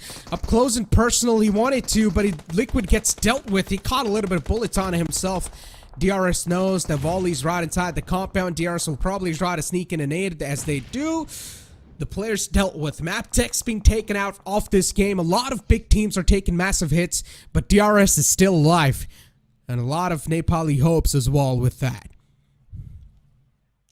Well, certainly they are still alive, and they do have a good position. They do have the epicenter of the circle under their control. This can be a good game for the plus of DRS. The grenades are definitely being flung over, but no connection whatsoever. Speak about the connections in Assassin on top. Still just trying to scout out the areas. An Assassin just tapping away in the front on the other side. Not still able to find any sort of connections just yet. High Voltage still on top of the high ground. They've got the High Voltage and 3 players alive. Look at Jiggle just waiting for anyone to step in his crosser, at least in the line of sight, so you can mow him down with the spray. With the signature M416. Assassin, unfortunately though, he's almost about to burn out of those armors. Even the helmet and the vest. And once those are broken, Assassin will be quite vulnerable to a lot of damage. So even High Voltage, they need to be a cautious bunch of lads. The circle once again is going to shift on over right in the center. That means the teams that are currently on the edge for Miracle Vibes, High Voltage, NB Esports, Aegon I, they will need to start making it inside the circle quickly enough. High Voltage to mow down the lawns in the front is Sex found. And now you've got Jiggle in the back lines. Just jiggling around. His position's compromised, so High Voltage, now they know. As Jiggle's position's known, they will need to pounce on their opponents as quick as possible. Straight up, they just draw out the buggy as they run on over Mondo, and that's going to be it for NB Esports. High Voltage, a clean sweep on the opponents. As I said, they need to make it inside the circle quickly enough, but then you've got team like Aegon Ayat who sniff the blood, who know there was an entire fight going on right next to them, and they want a third party and take advantage and get all the elimination points secured, as they're also going to run over their opponents. For MV, they have been dealt with, and even High Voltage DC, after having a very good run, they have been taken out from the lobby. 5 teams, 17 players remaining, and DRS, they can have a very good victory, if not victory, a very good run.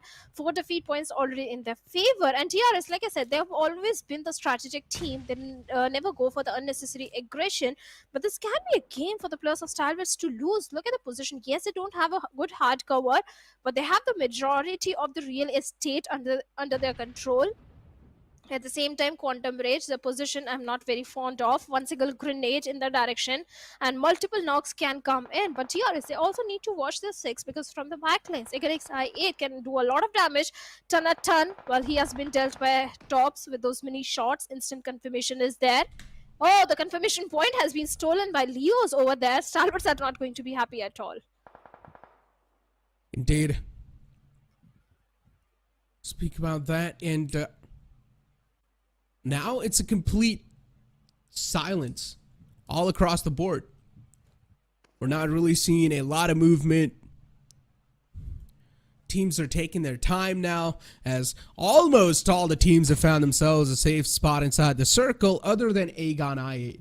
Still on the edge, looking to make it in, which they probably will slowly and steadily, but for doing so, they will need to wipe out the area which they're trying to take the control over. And for now, it's against DRS, as Killer YT's tossing the nade on over against his opponents, and he's also getting chipped up quite low, but those nades are at least able to find the sweet spots and take down the opponents. Another nade tossed on over. Killer YT doing a phenomenal job holding on to this compound. Also pulls out a shotgun in the close range, but it's a double barrel. You're not going to have a lot of bullets or shotgun shells inside the magazine. You'll need to make it count. And Killer YT gets knocked out perfectly. Played by Blade. Aegon I, they need to make some quick moves. They will need to make some quick hassles as Blade's trying to push on up against the enemies. He knows he doesn't have a lot of time left over. His team needs to take the area control as quickly as possible, because if this fight extends, there's a high chance the teams will be gathering, or at least they will be gathering a lot of attention onto themselves. But eventually, Aegon I, they take the area control in their hands. DRS big blunders were made from their side. On the other side, Stalwarts, they managed to annihilate the entirety of Quantum Rage, and now Stalwarts are there, Rules all by himself, having a little small building for a hard cover. Ignix, they were the impressive ones, the way they dealt with the players of DRS, but so many mistakes were made by the players of DRS. Leos, they are still standing strong, down to only 4 teams and 10 plus remaining. Stalwarts, this is their game to lose. The way they have the information onto the opponents, they have exact idea about the players of Leo Esports, Ignix I8, and if they play their cards right, this time Stalwarts can go for a double chicken dinner, second chicken dinner as well. IC is keeping a close eye onto the players of Leos, but I'm worried about Rules. The nades are being flung over, but Rules is in a very tricky spot, Necro. The stars are aligned for Stalwart Esports, and this is the exact moment Stalwart Esports was waiting for. And soon enough, as soon as Stalwart, they're going to start to move on over or even find a couple of openings against their opponents, this team will probably pounce on the enemy territory. So now the opponent teams that will be on the receiving end, just make sure that you're not on the receiving end and just try to play it a little bit safe and sound. Action! This could have been way too close, but at least it's still alive for now. Leo Esports, their position's known. They know that there's a couple of players in the front lines in the name of Leo, and you need to watch out from those, as Zeus is still trying to find those sweet spot. Eventually does. Nirzit found, but he ignores the left lines, and this is where IC is able to retaliate back. A good trade from the side of Stalwart Esports. Even the wall of death is now going to start to close on over, and Slipknot is the last man alive from Leo. Stalwart Esports, as I said, the stars are aligned. Even their opponents, 4 Miracle Vibes, which are in the first spot in the overall rankings, they've been taken out quite early off inside the game. That means this is a chance for Stalwart Esports to close on up the gap in the overall rankings if they do win this game out. But Aegon I, they're proven out to be a huge thorn in the way for Stalwart and their victory. But eventually, as they take down Uzim, now they've only got one more enemy to go in the name of Blade, and even he falls down to the wall of death. Stalwart Esports, 2 back-to-back chicken dinners. And what a way to get close to that first spot in the overall rankings. They are still on the second spot, but slowly they are closing in the distance. 30 or 63 damage they were dishing out, and total of 20 points. Necro, yes, slowly Stalwart Esports, they are aiming for the top spot. 4 MB, they really need to buckle up, but Stalwarts, can they go for a hack trick? Well, a question that even I'm wondering, and the viewers as well. But ladies and gentlemen, we'll be right back after this short break.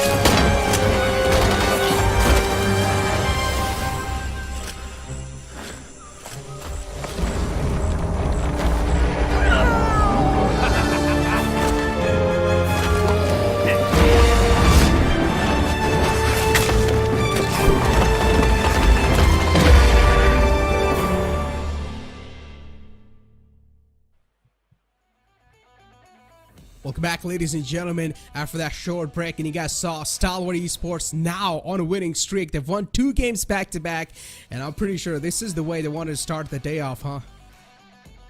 Oh yes, back-to-back 2 chicken dinners. They are aiming for that top spot in the overall ranking, and that is definitely going to help the Plus of Stalwarts right now. Even the Plus of Egenix IA, they had a fantastic run in both the games. The previous game as well, they did have good numbers, good total points in their favor. This time also, they came very close to getting that chicken dinner. If they had more real estate or more numbers in their favor, maybe they could have given a tough competition to Stalwarts. I mean, this is a really good news for Stalwart Esports, considering, as I said, all they need to hope for is cross your fingers and make sure that 4 Miracle Vibes is not going to be there in the final couple of moments, because the consistency this team has shown so far, it was holding them on the first spot. But now that Stalwart Esports have won that previous game and 4 Miracle Vibes was nowhere even close in those final circumstances of the game, so that means Stalwart Esports should be able to at least close on up some sort of distance in the overall rankings, and that's gonna hurt 4 Miracle Vibes a lot in the longer run, because for them to make that gap once again in the overall rankings, it's going to be a tough spot. And now that Stalwart Esports, the beast have awoken, I highly doubt that there's going to be any games that's going to be let loose from this team. Certainly, for MV, they have seen a certain downfall from the mid half of yesterday. That downfall is still continuing today as well. They were taken out. Yes, the first game was in their favor. The game so very close to getting that chicken dinner. They had the numbers, they had everything, yet Stalwarts kept their patience and the composure. They got the chicken in the first one as well. This time also for MV, they were taken out pretty early in the game, but they need to back up. They need to have that thrown again. They need that chicken dinner as well. But big blunders were made from the side of DRS. When Egenix IA, they pushed towards their side, there was no cover fire, no throwables, nothing. Individual players of DRS were picked off by Egen I8. Yeah, I mean, DRS, they try to push against the opponents while Egon I was trying to move in, and that's where things started to fall apart for them. We saw Killer YT trying to hold on to that compound, and I feel like if his teammates would have helped and pushed on up early enough, then things could have been a little different. You saw Killer YT chucking those nades in. He also found a knockout with that nade, but unfortunately, he just didn't have had his teammates' firepower to back him up, and that's why I guess DRS sort of fell apart in that situation. But I still remember how Highvoltage had that high ground advantage for such a long time, and they were just raining down death and destruction on their opponent, and that's classic Highvoltage for you. As you move on forward and take a look at the MVP, it's going to be in the name of IC from Stalwart Esports. As always, IC, man, this man is always there delivering for his team, be it in that role where he's not really exactly on the aggressive page, but sometimes he's there even on the frag numbers. You can clearly see 5 eliminations, 696 damage dealt. Nicely done. Oh yes, IC was so fantastic, especially the way he was able to bring down the numbers of Egen I8, the way he was guarding the flank angle that could have come from the side of Leo Esports. He was the one who dealt with the entirety of Leos. Along with him, we have Assassin from the side of Highvoltage, who did showcase a very good performance, 4 elims, 801 damage that he was dishing out. Even Highvoltage, this could have been a very good gameplay, but the moment the circle shift came in and Highvoltage DC, they started struggling. That is where they lost their numbers, but Blade was so impressive from Egen I8. Exactly. Blade was always there in those fights, trying to keep his team alive. But hey, man, sometimes the circumstances and the field just doesn't play with you. As we move on forward and take a look at the match summary, you've got IC with the highest elimination points, Nirzid with the highest damage dealt, and then you've got Action with the highest assist. The first 3 are just taken away by Stalwart, but then you've got Regicide, Avenger just stealing it away with the highest healing done. As I said, Regicide, they're one of those teams that likes to rotate late all the time, and they did it this time as well, and even once again, it didn't really work out in their favor. So Regicide, the biggest downfall for them has to be that late rotation inside the circles. They need to cut out that time. They need to make sure that even they are the quick ones to make it in. Oh yes, that has been a problem, because in terms of the firepower, Regicide, they have proved themselves in the PMPL Pakistan, where they got the highest elims. So Regicide, they really need to work on those rotations. At the same time, they need to feel confident. That confidence is missing from the side of DRS. That is why they were trying to shy away from those fights, holding on to their grounds. If DRS start engaging in fights at the perfect time, in good fights. So DRS can also stage a comeback because only 10 games remaining. All the bottom teams, they have started feeling the pressure, and even the mid teams, they have started feeling the heat if they want to see themselves in the top 5. They really need to buckle up because not too many games left. And 7th element, the misery continues this time as well. They were taken out pretty early. Even the players of Magnus Esports, they're not able to showcase good performances this time again. Yeah, I mean, look at these fights with the DBS. Shotguns in the close range just stinging your opponents. It's quite tough to deal with those, man, in the close range. That one single burst off that shotgun onto your face, and you're just completely done. These are some of the final moments that you guys saw in front of you as we're high voltage. We're sort of dominating from the top of that hill, but then later on, as the circle didn't really favor them, they needed to move out of their sweet spot. And then you had the final 2 teams alive, Aegon I8 and Stalwart Esports, and Blade knew pretty much it's next to impossible to pull anything off over here, so I might as well just sit on the other side of the wall of death and just wait for death to kill me. And that's what exactly happened. You move on forward towards the overall rankings, and you still see 4 Miracle Vibes on the first spot with 152 points, but look at Stalwart Esports, 149. 3 points difference. That's a huge lead being covered up by Stalwart. Massive one. Now 4 Miracle Vibes in the upcoming game. They know they're going to have that performance pressure. Even again, I8 and Highvoltage DC, they have taken a jump of 3 positions and 2 positions respectively, and they are right now sitting comfortably in the top 5. Yes, catching up to 4ME and Stalwarts is going to be a bit tricky for T2K, Highvoltage, and again I8, but on the other side, I8 see the 4v4 fights, because the way they lost against the players of Leo Esports this time, that was a big shocker. But Leos, they were the aggressive bunch this time. They have taken a jump of 3 positions, and now they're sitting on the 10th spot with 66 points.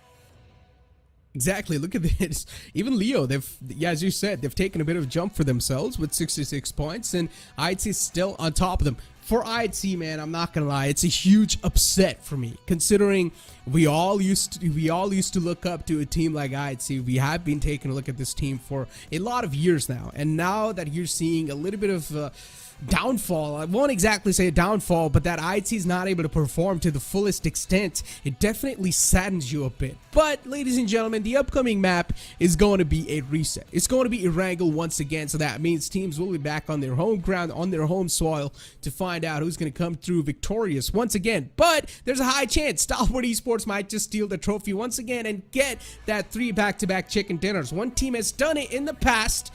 I guess Stalwart Esports would want to name that record on themselves, and Stalwart Esports are known to be the record breakers. Oh, they can certainly do so, because the previous time that was not a hat trick. Yes, 3 chicken dinners were there by 4ME on day number 1, and Stalwarts are trying to stage the similar thing on day number 3 and reclaim the throne on the overall ranking. But that's not going to be so easy, because 4ME this time, any moment any team come close to the players of 4ME, they stage a comeback, they showcase a very high fragging game. And the previous Erangel, they came so close to getting a chicken dinner. This time 4ME, I think they are going to give a strong competition to Stalwarts. Oh, I want to see a strong competition. I want to see a close game. Now, I know there's going to be a lot of supporters from 4MV, from Stalwart. They want their individual team to win. But at the end of the day, you guys are really watching this stream for entertainment. And the best source of entertainment is a close and a tough competition. And I'm pretty sure you guys will feel the adrenaline as well as the players do too when they're playing inside the game. So I personally want to see a close competition. I want to see even T2K chime inside the action and close the lead that Stalwart Esports and 4MV have got for themselves. And I want to see a lot much more closer the top 3 situations. But then, as I said, you also talk about the mid packs, and you can't rule them out just yet. They've also got a decent amount of games lacking in their hands, which they can try to recover. As I said, just recover. There's a high chance they're probably not going to be able to do so. The recovery might just fail in between, but you can always try. Never give up is something I learned when I was a kid, right? Speaking of entertainment, what can bring entertainment? T2K Esports, Stalwarts, and 4MV, all 3 teams in the city of Pochinki. That is going to give some entertainment. Yes, that's not going to happen at all. Not even in my dreams that's going to happen, because all the 3 teams do realize what is at the stake. So still, we can hope for such a thing. Oh yeah, I mean, why not? You might as well start targeting some teams. Now, teams that are completely on the bottom, I'm saying by like 16, 15 spot, you can start targeting, I guess, if you do want to. And that would definitely spice things up because they know they've got nothing to lose over here. You don't even have a lot of games to recover yourself all the way to the top. So you might as well try to spoil some games and just add on a little bit more spice over here. But ladies and gentlemen, I've got someone else joining me right now on the casting desk, and it's going to be Fixes. Fixes, welcome back, buddy. It's been a while since we've casted together. Oh, it's been a long while, my brother. But yeah, you know, I was watching all these matches from the backlines, and seems like Necro, the past indeed is repeating itself. Kind of takes me back to the SA final days when Stalwart did something exactly like this. I think the way this tournament began, the grand finals, we kind of thought that I don't think for Miracle Vibes is going to face any competition after how they dominated day number 1, but seems like it is Stalwart doing what they've been doing for quite a long time, and today embarks the day where they might potentially just take over for Miracle Vibes. And I guess there's a reason why they're called the gods of SA, right? We used to call them the gods of SA. Sure. But then when we saw 4 Miracle Vibes for the first time, we thought that, okay, we found a kryptonite. And yeah, they are still here inside the run trying to prove themselves. But now Stalwart Esports, they're getting way too close for comfort. 4 Miracle Vibes, they need to make sure that this game right here, they're not making any sort of human errors. Because if they do, well, you guys know Stalwart Esports are pretty much going to take on over and claim their throne. You guys saw the plane flat path 2, and the circle is completely on the opposite side. That means some teams will be thrown out of their comfort zones. You know, the tables have clearly turned, right? There's no second guessing it, and now the onus has sort of shifted to the players of for Miracle Vibes, who apparently have been struggling a little bit, and kind of you know, this is what haunts you towards the end, right? You've been starting off this tournament in a brilliant fashion, and suddenly you are on the cusps of getting overthrown by your nearby competitors, and it's again Stalwart Esports at the end of the day. But coming back to this particular game, now this is a very interesting circle that we get to witness. I think after a long time, now something's gonna cook up around maybe that Lumberjack Hills area, or maybe towards Lipovka. We've got a lot of ground around Mansion. Yasnaya looks a little far-fetched, but this is one of those games where I would want to see teams like maybe NB Esports capitalizing from early on and getting some good points for themselves. That's true. NB Esports is one of those teams that is trying to pounce on the opportunities, so there's a high chance they probably will do so. But maybe the fairy tale as well for a couple of teams that might just come true. I'm talking about Leo Esports over here. They have been trying their best, and to be honest, the consistency from them is there. You're seeing them being alive in those late game stages, but they're just not able to convert that into a victory. Maybe that's about to happen right now. The circle is completely on the opposite side, though, so it's going to be a little bit a tough spot for them to reach on over towards that. But Fixes, I was having this full-blown conversation about MABETEX Esports, right? Last year when we saw them inside the PMPL, this team was struggling so much. But now considering they're in the top 5, that's a massive improvement. No, even I'm surprised as well, I'm not gonna lie, because the moment we saw this team during the SA finals or during even the league stages, they were kind of struggling, right? And suddenly it seems like, you know, that little break during, you know, when we had that little bit of a hiatus before the grand finals begun, I think they made the maximum work out of it and have improved by fine margins. And I kind of like what they're doing right now, what they're putting up on the table every single game. You can see that consistency coming out of them. Now, when you look at the players, it's kind of a culmination of experience along with, you know, younger talent, younger blood, you know, who are yearning to prove themselves. Even for, you know, even for the rest of the players, the veterans also, it's kind of their redemption arc that is going on. And I'm pretty pleased with how MABETEX have been playing. Whilst, you know, coming back to this particular team, Aegon I8, I must say, Necro, they've been quite erratic, right? There have been days where they kind of go out, get those chicken dinners, and then there are those matches where they kind of fall off pretty early. The pattern overall, it's quite unrecognizable for Aegon Hyatt, and that's something they will definitely need to work on, find that sweet spot for themselves, that tuning that I was talking about. A couple of tunes here and there, and this team will be there on the top contenders. And at least today's day, Aegon Hyatt hasn't been doing that bad. They have been able to wrap up a couple of points for themselves, and still they've found themselves in a decent spot. Being in top 5, I would say not bad. Definitely a way to start off the day, but you need to make sure that you're wrapping up those points. And well, this is the moment where you can try to do that. 7th Element pushing up against Aegon Hyatt as they start to fall down instantly. The volleys are now going to start to hit the floor as 7th Element, they found themselves in quite a shaky spot. Aegon Hyatt closing on up inside this compound, and well, T24 is in quite an awkward position. Gets pushed on up by a lot of players, and Aegon Hyatt really hungry for blood, looking to pounce on the opponents. This is again history repeating itself, Necro. 7th Element, they seem like to be the vice for Aegon Hyatt every single time, attracting them in a really weird manner as Aegon Hyatt vying for their revenge as trades keep forthcoming from both the sides as Tokusaurus seems to be the final player alive, comes out of his cover, sprays down some couple of bullets, but it is going to be Blade who gets the final laughter. And that being said, Aegon Hyatt have done it once again. They have taken down 7th Element for good. Yeah, but still, that was way too close for comfort, though. Aegon Hyatt could have lost that battle. In the end, they only had Blade alive. That single man saved the day for this team, and now that Aegon Hyatt, they will need to continue this journey with only 3 players in the front. It's going to add on to the difficulties even more. As we said, as the games are passing on over, you're going to have the pressure some mounting on top of you, and now you're going to have the pressure even more. Speaking about that, man, I'm not going to lie, fixes, as I said, we have been looking at IHC now. It's been a couple of years, and seeing this team not do this good inside the grand finals, it really hurts you to the core. Oh, I mean, it certainly does. To the point where you kind of aren't really pleased with what they're doing, right? IHC, they've been struggling massively with trying and getting some good position points. I think the core issue is with how the callouts has been. Of course, the IGL change has been quite bitter for them to adapt and adjust to. And this is one of those reasons when you can look at the roster, right? You've got the likes of Godless, you've got Demo, who's been such an amazing talent. But what are you going to do with that raw firepower if your callouts aren't the way they were supposed to work like? So yeah, IHC kind of dealing with the brunt of it.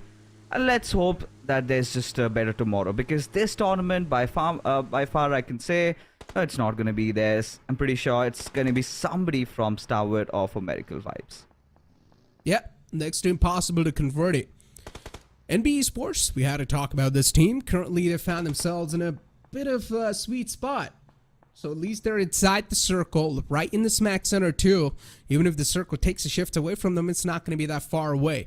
Speaking about Illuminate Crew, they're quite in the clotheslines as well. And even Illuminate Crew, they have been showing some glimmer of brilliances for themselves. So hopefully, inside this game, they're able to recover back and at least they get a fair amount of chance to strike back, because they're currently in the 13th spot. And definitely speaking about the past of this team, I did not expect them to see on the 13th spot as well.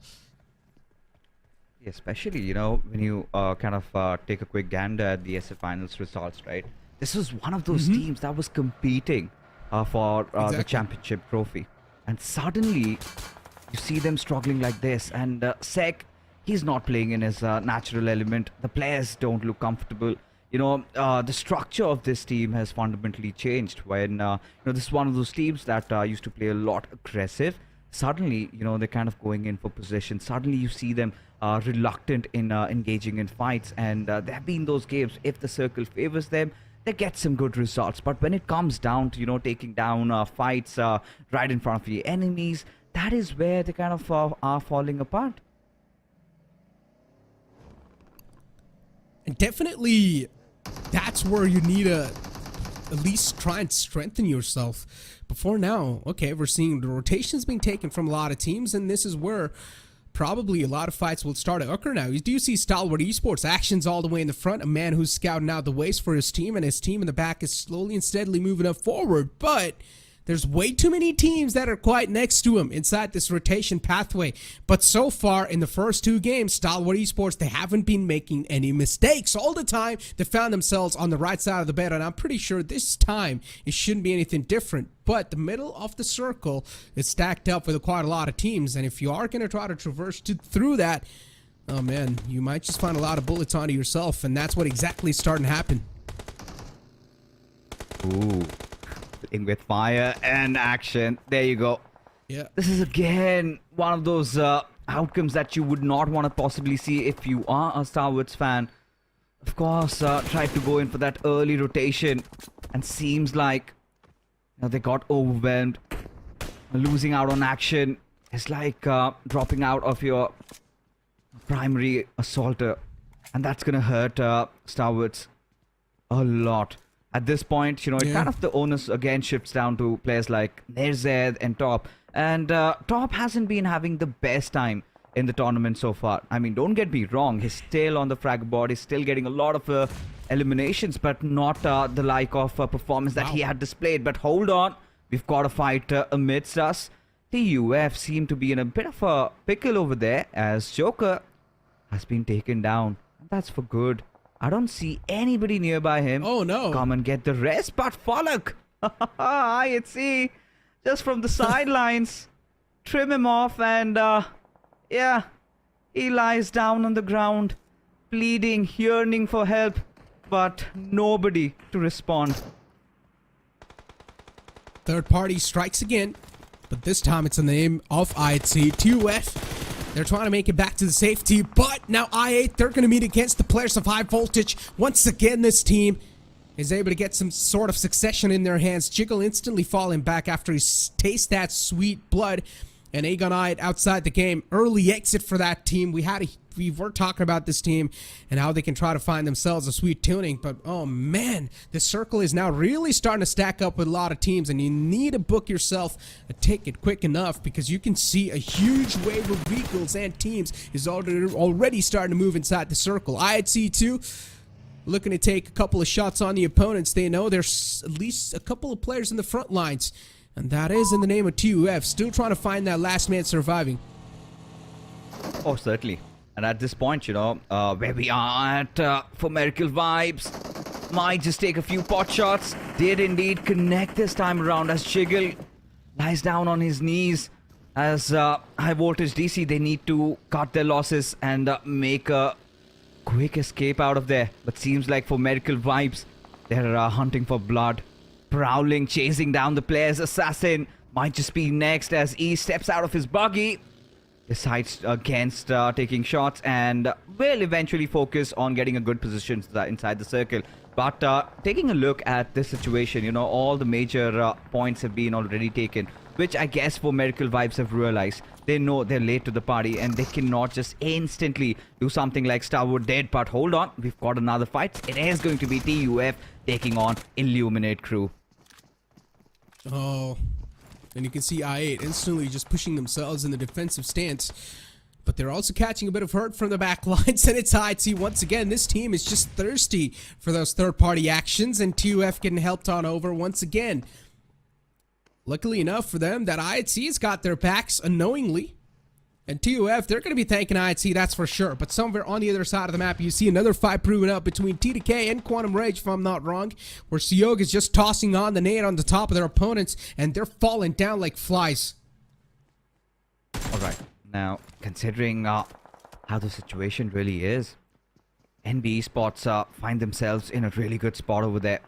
And considering these are the edges of around the city, I think even if the circle goes a little bit north, I don't think they're going to have a lot of issues in doing so. But if it comes down to Yasnaya, it's party time for them. And NB Esports, lately, the way they've been playing, there's something quite anticipated, right? They have taken a lot of ground over there, even the likes of DRS. I mean, Necro, we haven't had a lot of discussion around this particular team.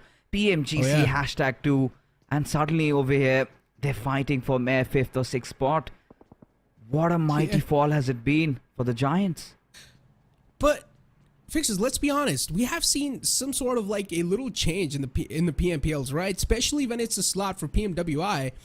we have seen different results. And then when it's a slot or when it's a run for the PMGC, things have been quite different sometimes. Teams, we've seen some different winners, and this is really starting to boggle my mind. This is exactly the same thing happened last year as well. The team that we expected to be there or to be at the top in the PMWI were not really able to perform that great. And then in the PMGC, they were certainly able to perform to the limits. You know, there are a lot of factors involved in a team's performance, right? Right from how their mental fortitude is, and it's just about, again, at the very end, at the very core, it's in the world of PUBG Mobile, it sometimes also comes down to luck. If the circle favors you, if you are kind of enjoying your rotations, if you are getting those kills, then you're in luck. But for now, Roshan, alright, gets picked off from elsewhere. It is going to be Zyol who gets the knock, and the finish is going to be done really soon. As IHC, they look overtaking the spot of the King of the Hills. As one after the other, they're taking down bodies. And for good, as for Miracle Vibes could just be next on their radar, as one of their players already being dealt with, as MABETEX just chime in, as Leona picks a quick knock on Zyol. And this is the cue where for Miracle Vibes, they're going to make their moves. They realize that IHC, they're in a world of hurt. Zyol needs their res, and this is the time where they could just, clinch in a one spot around, the top of the hills and maybe do some damage. But Noki was watching every single maneuver, and he was there to cut it off. Nicely done for Miracle Vibes. Look at East, all by himself, still knocked out. Seems pretty unrecoverable, to be honest. I'd see they're catching a lot of hurt onto themselves, and somehow the player's able to make it out alive, at least for now. For Miracle Vibes, they find themselves in quite an awkward situation, barely on the edge off the safe zone. Oh, the Molotov and top even from the back, this man's able to shut them down. For Miracle Vibes, as I said, an awkward position, not working out for them, and they fall down, they fall apart. Not a good news considering they're almost about to lose out on their first spot. They needed to stay alive. This game meant a lot for them, but Circle screwed up a lot of things for them. Oh, it certainly did. And this is one of the circles that we can say is pretty uncommon, if not rare, but I'm enjoying this. It's kind of bringing that fresh breath of air inside the lobby. You know, I was done and I was kind of bored of seeing all those certain circles, those Katka ones. Yes, Niam one might just stir things up a bit, which it already has. You know, the big favorites are being taken down early. IHC still down with their onslaught. Highvoltage DC could be next up on their hit list, as Prabeen has shown himself, as Godless just cooks the grenade and will throw it his direction. Connects. As now, Highvoltage DC, they are going astray, completely looking distraught as Assassin comes chiming in to aid Prabeen. But that does not work out, as Godless, he has instantly cooked up another one. Will lob it at his direction, and there you go. What? Zyol getting the knock as Malik just rolling under the flames. And that marks the end for Highvoltage DC. I do not know what was going on in their heads, but surely they aren't right. Yeah, they were like, flip it, we don't care anymore. And Malik is just like, all right, I'm gonna add the cherry on top of that push. And man just straight up yeets himself inside the Molotov. Oh man, interesting push, but definitely quite definitely an entertaining one, that's for sure. But we've got Leo all by himself, a player from that team.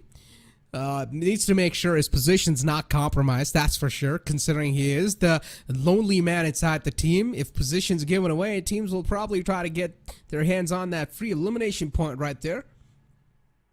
His teammates are quite spread out though, and we've seen in these type of spreads, if the man who's spread out, if he's taken down, things will start to crumble down for yourself. So the man who's spread out, he needs to keep his position anonymous, and that's what he's doing so far. MABETEX on top of the hill, they've got a nice high ground for themselves, but they also need to make sure that they're converting it into some sort of success. For sure. I mean, at this point, Dio really does have a prime position, but MABETEX, like you said, is just around the cliffs and on the precipice, taking down a lot of players over there. IHC could be next. As one after the other, the bodies are starting to fall as DRS get the better out of TUF or whatever remained of them. As I kind of like that split going on. Wally, he's got a different angle, and I think MABETEX are showing interest in dealing with IHC right now and then. Sipian, did he just self-nade himself? Unfortunate stuff for him. MABETEX, though, still just trying to rain down death and destruction in the opponents in the front. They know these are going to be some free points if they're able to successfully get their line of sights on the opponents, and that's what they're trying to do. They're also trying to push on up against the enemies. As I'd see, they're getting peppered and chipped away with quite a lot of HP. Volley in the close quarters, trying to deal a lot of damage in the opponents. Also tosses on a nade, and the nade's not going to be able to find the exact mark, but Volley, instead, he catches a lot of damage onto himself, realizes even the wall of death is now starting to close on up, so Volley needs to reposition himself quickly enough. MABETEX, they still do have the high ground advantage. This is something that has given them a lot of vital information. Oh, indeed it has. You know, at this moment, see what can they make out of it. Leona, another interesting prospect, as DRS, one after the other, they're just wiping the floor, taking down teams for good, and seems like they want to get a chicken dinner for themselves. At this point, just playing around the southern edges, MABETEX still find themselves in a pretty good spot. Sparran, locked and loaded, he's got his eyes set, slithering slowly, closing in on that distance on Alex. Has he heard him? That's the big question, as Leona has that aerial advantage, and anybody making any sort of intervention, he is going to be there to cut it off. And IHC, they have to rethink their moves, but seems like they want to change their plans up a bit, because as you can see on the top right corner, circle has shifted. Now suddenly Leo find themselves in a really good spot. Circle's no one's friend, but at least for now it's proven out to be Leo's. It's quite out in the open, though. To try and find yourself a good spot to play around with, you wish you've got a vehicles. That's the only way you're going to be able to find yourself some sort of cover and play behind it. But for now, you've got IHC2 making quite an interesting rotations, as two of the players are moving all the way deep against MABETEX on the top, and while the rest too, they're just holding down the back lines. Interesting stuff from IHC. I really want to see how this one's going to pan out for them, considering they're having such a massive shift, or at least such a massive spread in between them. Two players all the way on the left, at least trying to take a fight against the players of MABETEX, and the rest too just watching out the back lines. Oh, now this is gonna hurt, especially for DRS. After what they have been trying to accomplish, a lot of finishes, you know, quite out of ordinary for DRS. They'd been enjoying their sweet position around the edges of Yasnaya. And as we know, these circles kind of tend to get out of the city, and these teams are having a tough time dealing with that. As Nirzet lies on the floor, I don't think there's going to be any backup, as Baron spots out Alex just under him, and does dish out some good amount of damage, but I'm pretty sure he's going to patch himself up. As Tops, he's also fallen down. Stalwart slowly but surely starting to lose out on numbers, as IHC, they're adamant, they're determined, they want to take this fight against Leo Esports, and would want to take this objective for themselves, pick that good spot, and they enjoy some cover, as a grenade has been lobbed over at Liquid's direction, as IHC just making sure they got the backline secured, as Liquid, he's making his move. He does not want to be a part of this. Liquid trying to go and spot it, trying to play under the radar, but is not going to be unspotted by the players of MABETEX. Gets taken down instantly as Little Glimmer spotted out. Quantum Rage in the backlines, and that's proven out to be a huge point of discomfort for IHC. And they're being quite paranoid over it too. They will need to be. That one single man can always be a huge spoiler in the sport. You need to watch out for those snakes. And Goku is one of those, at least for now. IHC, considering they have all the players alive for them, this is definitely a huge moment. If they're able to convert it into a victory, the fans are definitely going to be quite surprised and happy at the same time. But then you've got a team like MABETEX, who is above everyone currently inside the game with the high ground, who've got so much information that they can rely on. It's going to be tough to deal with that team. Goku spotted out, so at least that's a good news for IHC. They're not going to be backstabbed anymore. Oh, no. Aww. As soon as I say that. They seems to have been cursed over here. But, you know, this is something that IHC can still afford, right? Just looking out on one of their players as Demo gets the better out of the final play of Leo Esports, and they are done for good. As Demo needs to patch himself up as Godless comes into the aid of his fallen teammate over there. But right now, the circle seems to be favoring the lads of IHC. And, you know, after scoffing at them for so long, seems like this chicken dinner could potentially be theirs. As you can see, Stalwart, you know, the body language has sort of changed, right? They're no more wanting to kind of go in for a lot of kills, a lot of fights, but rather they're focusing on you know, good, decent positioning. And considering the fact that they've gotten the top 3 spot and have a few kills to their name, seems like they've taken over the first spot. Seems like that for medical vibes might be dethroned as Nerzed goes falling down, as Godless sort of manifests his past demon. And IHC, this is now their game to lose. Oh, I was about to say you can never count out Stalwart Esports, but then that happens. And they just get counted outside the game. Still a decent ending for that team. 3rd spot, consistency carried on forward. The momentum is still swinging for Stalwart Esports. As you said, there's a high chance they've probably taken on over the opponents.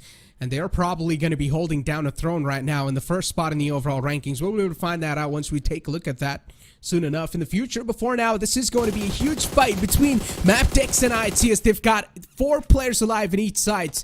MABETEX, you've got players like Baron Volley. We've seen these players in the past. They have been one of the most experienced one as well. And then you've got IHC too, who has been struggling inside the grand final so far. IHC, they're going to be sweating it out to win this fight, that's for sure. They need something. They need at least one good game in their hands. And so far, it seems like that's about to be here. Keisei falls down once again. MABETEX Esports, for IHC, a huge opening's being found. For sure. I mean, at this point, look at MABETEX. They're kind of scattered apart, but the worst part is that they're on the lower grounds, and that sort of enables the players of IHC to just go ham at their direction. As you can see, those grens are being flung over. Leona, he is a dead man walking. For sure. Still somehow finds that little room to keep himself alive as Kessie inside that murky smoke. The moment it sort of dissipates, he's going to be exposed to a lot of artillery barrage coming in. But for now, IHC still trying to find the players, find that slight angle, maybe thread the needle over there. As Godless kind of going a little sharp on the edges over there, trying to find Leona maybe. As MABETEX still hell-bent on trying to secure that one knock.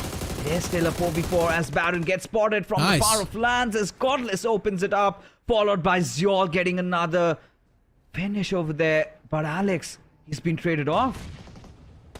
Oh, this is a tough one to recover from for MABETEX. There's a wall of death in the back, but at least the traits, they're exactly on the point. It's a 2-on-2 scenario now, where IHC, they've got the 2 of their own, Ziol and Demo, and 2 to deal with in the front. Pulls out the Groza, trying to do something over here. At least that one single frag can change the entire course of this fight. And this is what Demo's here to find out. Leona way too close for comfort, trying to get up close and personal. Demo repositions himself, but gets spotted doing so. And Zol trying to get the trade, but MABETEX, they play that perfectly. Trade game playing out in their favor. And MABETEX, they get a chicken dinner in their hand. As I said, I wanted to be the top 5, a little bit more closer, and that's what they're here to pull out. Oh, certainly a chicken dinner that we kind of did not expect, as, you know, the players of IHC just took over. That MABETEX kind of holding off really well towards the end. It was a perfect culmination of a nice defense and then followed by a good offense, as a result of which MABETEX have gotten them to the 3rd spot. But for now, we are going to be continuing this discussion, but after this short little break.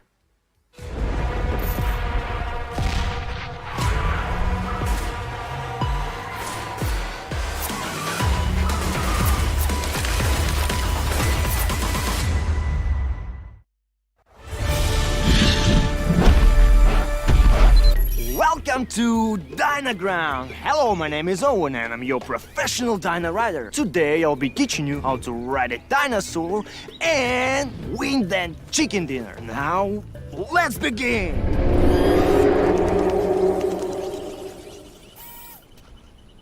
Relax, don't be scared. That's the sound of the mighty T-Rex.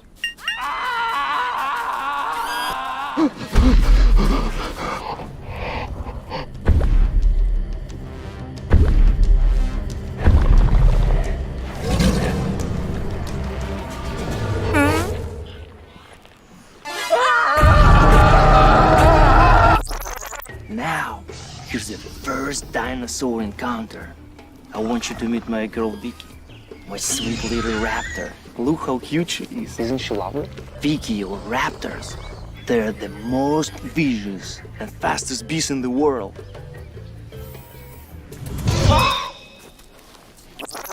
To ride a dinosaur, first you must build trust.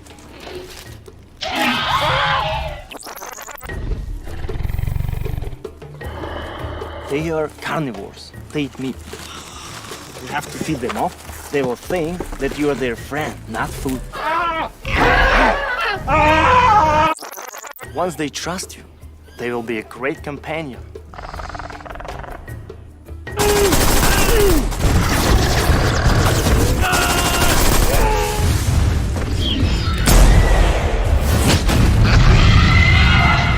However, taming a dinosaur can be seen. Experience dinosaur taming and riding the all-new version of PUBG MOBILE Dynaground. Explore Dino Settlement and Wild Reserve and embark on a prehistoric adventure in the Battle Royale game. Come and play now.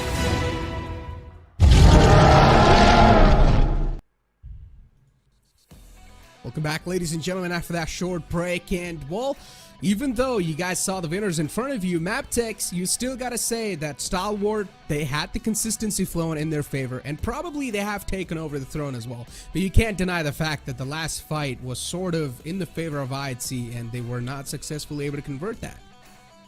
Yeah, I mean, it just came down to the end, but what that sort of were unable to hit the final nail in the coffin, right? A few mistakes, however, being made over there, where they kind of decided to take over those left inside areas, right? Instead of just kind of trying to play around the depths, kind of felt like they were a little impatient. Should have held on a little bit longer, should have focused more on those, early initial pickoffs, because every single time they went in for a knock, they had one of their players traded out. Till the point, I think MABETEX, they were sort of on the defensive side. They had their guards raised, and towards the end, we could see, despite having that cross on Zeol, he kind of messed that one up, and MABETEX made such good work of that, and as a result have secured the chicken dinner. But it was just not about MABETEX and IHC's fight towards the end, right? MABETEX was one of those teams right from I think the second or the third zone.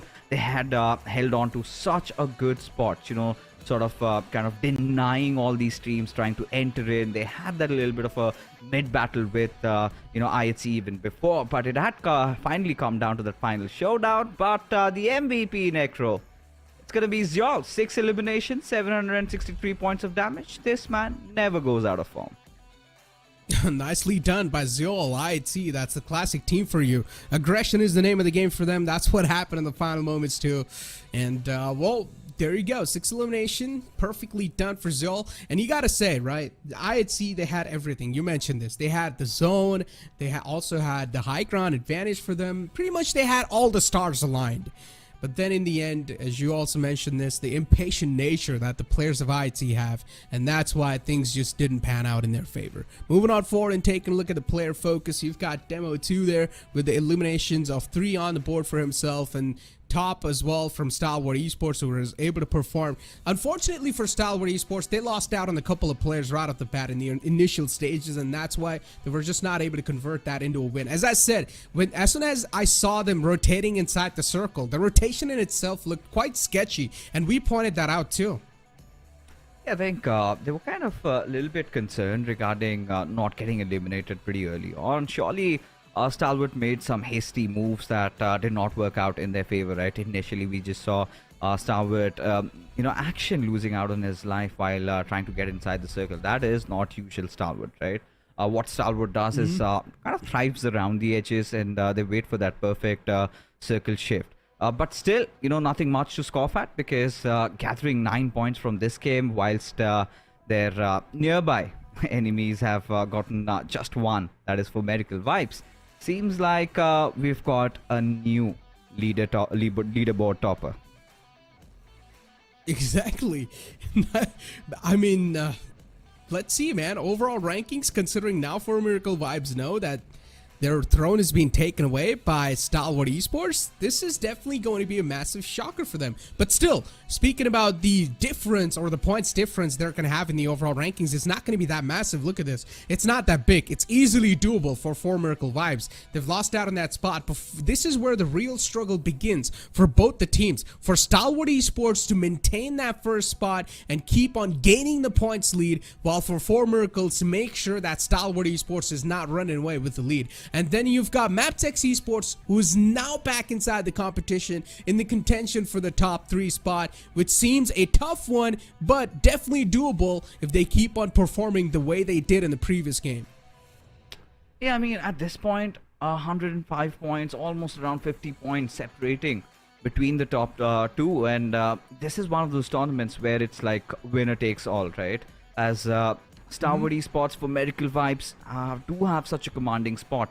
Now, that huge difference for MABETEX to fill up, they have to move mountains over here. As we kind of head into the second half of the overall standing, looking at a few unwanted suspects, I think Magnus Esports has to be one of many, because Magnus Esports, this is one of those teams, I think maybe after Aegon, I8 or Query, Magnus Esports in the past had played really well. And this has been a huge fall for them. And even for 7th Element, I think they've got some sort of a personal rivalry going on between Aegon I8, because they've constantly been forcing those fights. Sometimes, initially we saw them catching Aegon I8 off guard, but later on, once they got conditioned, I think Aegon I8 have been doing pretty well. But this game also did not pan out the way they had anticipated, because of course they did manage to get a few eliminations. But whilst they were rotating, that is where IHC made good work of them. I mean, I8, luckily enough for them, 7th Element, just right off the bat, they decided to crash their vehicles in their compound, and they got eliminated instantly. So, I mean, they pretty much got blessed with those points right there. But in that fight, initially they lost out on one of their players, and that proved out to be a massive hit later on for them, and they pretty much were handicapped for the rest of the match. Then you can take a look at for now in the schedule, and we are going to move on forward towards the map of Sanhok fixes, which means the aggression and the action's going to be amped up a little bit more. And I'm a huge fan of Sanhok, you know that. I love the map of Sanhok. This is going to be quite an incredible one. I just can't wait to step foot in that one. As much as I love it, I think the teams kind of have the exact opposite emotion, right? It's so dreadful at times, and lately with Sanhok, we've been having some really weird circles, right? It sort of begun with this the grand finals, where we had those western circles constantly hitting us. But then yesterday we had some circles kind of going down below from Painan, and today is one of those days. I'm kind of anticipating, maybe hoping to see maybe a northern or a northeastern circle and something to happen around that, because the Erangel that we just saw right now was impressive with how the circle was constantly keeping the IGLs into thinking where it is going to end. And MABETEX and IHC, they were definitely a cut above the rest. The way they approached the circles, it was not just like they were hiding or something. They were getting a lot of fights. They were getting a lot of kills to their name. And towards the end, it had to be one amongst the two, and it was MABETEX that managed to just clinch it away from IHC. And I was also having this conversation with Shadow, right? Considering not seeing Skylights Gaming in the grand finals, it definitely stung me a little bit, right? They used to be some of the top contenders in their region, and now they are not in the grand finals of the SAC. This is definitely a huge shocker for a lot of the fans, and even for me. I mean, what were your thoughts when you found that out? No, it's a reality check that Scarlet's Gaming needed, right? Ever since Carlson departed, the team hasn't really looked the same. And it's just not about that. I feel like they've taken things for granted. Because honestly, if you look at the facilities that Scarlet's Gaming enjoys, I barely think anybody in Nepal does have that much, right? And all they needed to do was live up to the expectations of their fans. But seems like they're kind of on the same path that BTR went down, right? There was a moment where, I mean, if you're comparing with BTR, and when you take a look at them, BTR still managed to be dominating the world scene for like 2 or 3 years. And then with Skylights, always getting into the GC. And suddenly you feel like the hunger has sort of gone away. It kind of feels like a mundane job for them right now. I think this little bit of an awakening and a little bit of a trigger over here should be enough so that the next time they maybe come out during the NS, I hope we see something better out of them. But that being said, we finally get into Sanhok as the flight path trajectory over here. Necro doesn't really matter. Everybody gets to drop down on their favorite drop location, and it's just all about the circle. Because the circle gets so important. And with the recent updates, of course, Necro, you know, gone are those days where we kind of, you know, hope or start counting on those first hits. Because, you're not going to do that over here. Oh, yeah.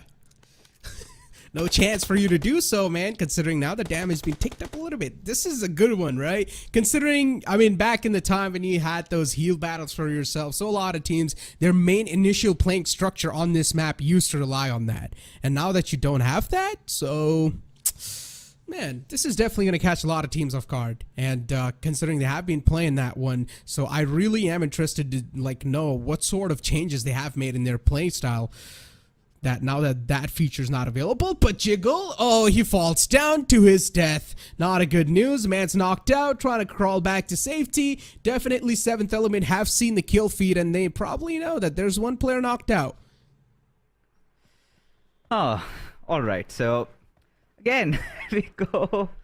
Fights happening left, right, and center. And 7th Element, you know, they've been the chaotic elements inside this lobby, right? Every single time they come into play, they're causing mayhem somewhere or the other. Instantly start poking the other teams and head in there. This time they've got the bigger Nepali sharks, right? Highvoltage DC, one of those teams that was enjoying a really good position, now do not seem to be in the same case. But for now, you know, 7th Element, they need to understand that you know, this moment is going to be pretty crucial for them, especially when they need to kind of you know, get their loot done and start rotating, because this is looking like one of those centralish circles, maybe, you know, just towards the eastern side of boot camp, and certainly a boon for Stalwart Esports, especially when they have kind of taken over for Miracle Vibes. Now this is where they can further look at bolstering up that lead and creating a fine difference between them and the latter. Illuminate crew, though, in front of us. And for now, teams, like, you see them instantly being readying up. They're just watching out their surroundings. You never know. Sanhok is a map that hits you with a lot of surprises, so you better be ready as soon as possible. Speaking about Stalwart Esports, as always, they like to drop right in the smack center of the map towards boot camp. That's what they're ruling towards. Usually they had this, like, a structured rotation pathway for themselves, where they would take the hill next to the boot camp area control, and that's what exactly is happening right now too. But the rest 2 players are still inside the boot camp, taking their sweet time. So let's see how it's going to look like for the rest of the teams that will try to close on up towards them. And for now, it seems like it's in the name of Leo. Slipknot in the clotheslines, just up inside that shack, making sure the position's quite anonymous, unknown, trying to not get spotted by the players of Stalwart Esports. If he does, then things will fall apart onto him.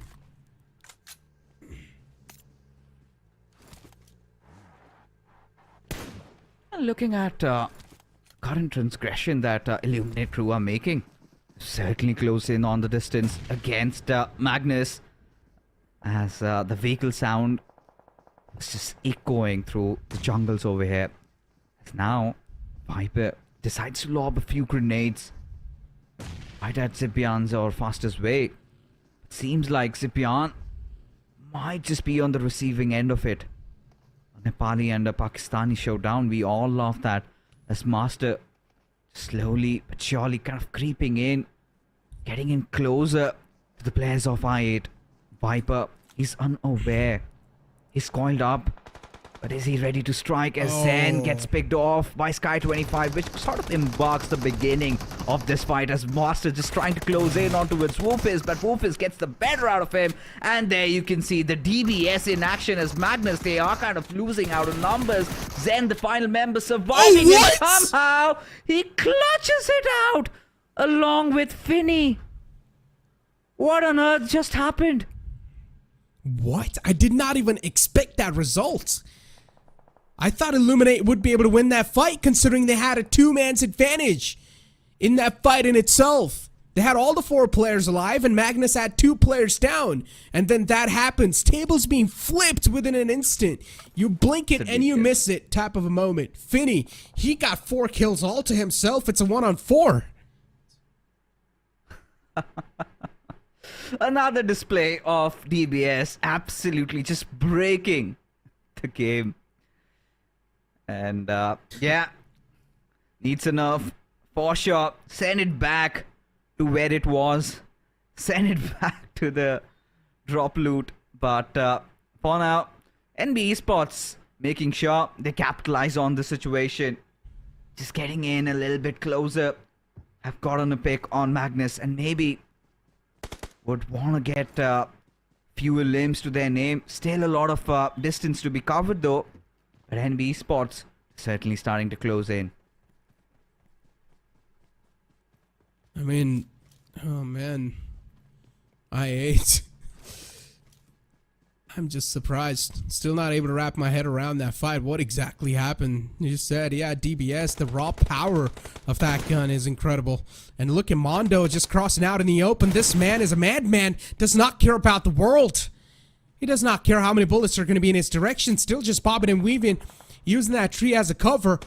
And he's already crossed on over to the other side. And now is looking to take a fight against the entire team. Mondo, you madman. Should at least try to stick with your teammates. And still is trying to reposition himself, find himself a better angle on the opponents, while the rest of his teammates are now going to start to cross on over on the other side of the road too. Interesting stuff that Magnus Esports will now need to deal with. And NB Esports, this game plan is quite a crooked one. I kind of like Magnus's positioning in this, considering they've got 2 players stationed on the higher grounds. I think they're going to spot out every single move that NB Esports are going to be making. And now this time, Mondo does have some support. And what NB Esports are trying to do over here is try and isolate Finny and just try and push over at his direction. A few smokes could just get the job done, could hinder Faster and his teammate to try and give that cover fire, but did not, just decided to run rampant. But eventually had to pay the price. This is where Finny comes out of his hiding, maybe lobs a few grens and applies that extra little bit of pressure and could be a dunk, but no, it missed merely by centimeters. Oh, could have been a good one. Really close though. Still not pushing out of his comfort zone. Finny taking his time. They know they're underneath the house, but eventually they get taken down. And look at the cover fire. It's way too far away. Sek is way too far away from his teammates. Finny's still providing those smoke grenades to get the fallen comrade back up, and he should be able to do so. Magnus Esports, they're playing this fight quite nicely. NB Esports, they're crumbling down one after the others. The bodies are hitting the deck. And Magnus Esports, things are looking nicely for them. Finny just racking up these numbers one after the other. This man is doing a fantastic job behind his team's success. Beautiful display of patience over there from Magnus, just waiting for the opponents to try and close in. And NB Esports getting a little too impatient, a little too overwhelmed, thinking that this fight is going to be easy. And it turned out quite bitter for them from here, as Magnus have taken prime control over this location at the very least. But taking a look at the circle, Hector, it still looks to be one of those hybrid ones. And bear in mind, we did get to witness one of those zones ending just between that western and the central island, just in that little area that we have. And could be one of those games, certainly can be one. As Aegon I8, they decide to close in on their Pakistani brothers as Faster. He must have heard all that vehicle commotion that Uzum has been making. Quite a lot of noise pollution in the jungles as Aegon I8 slowly and steadily closing in on the distance as Uzum finally decides to kind of close in as Faster just hiding one with the nature, just waiting for somebody to be opened up, exposed, and that's where he strikes. Aegon, 4 players in the front. Once again, catching a bit of hurt. Sen was the man, able to chip away some damage on the opponents. But from that, I remember NB Esports' situation once again. The last player, which is in the name of Sek, all by himself. And NB Esports, the series of pain continue for them.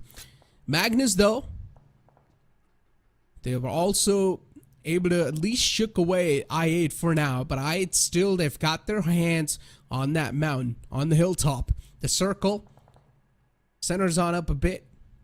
Still, Boot Camp is in contention of that circle, and Stalwart Esports, they've got a high ground inside that circle too. So once again, a massive chance for Stalwart Esports to have a good positioning and also convert it into a victory. We're not really seeing a lot of fights proven up for now, and as soon as I say that, the kill feed is starting to hit up. It's just the calm before the storm, isn't it? I mean, at this point for Stalwart, what are the win conditions going to be? They will have to deal with Leo Esports sooner or later. They will have to take over those hills, and if they can manage to do so, then that is going to pay off in dividends. Slowly going to taste that, that victorious chicken dinner. But for now, Faster spotting out Sandesh. They'll just open up on him. As now T2K quite wary of his position as he breaks free with the DBS.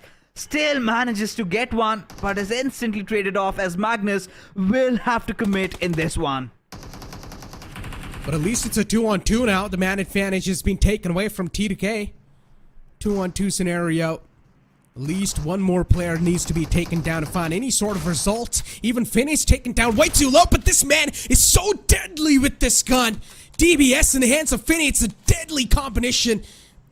A Grim Reaper indeed, just ripping through his opponents, and Jane in the front, just creeping and crawling his way. On the other side of the map, you see another fight proven up between 7th Element and their opponents.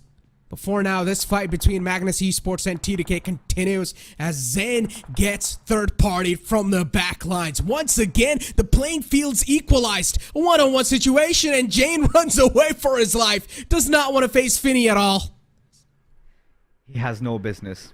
In fact, focuses on getting Soyog back up.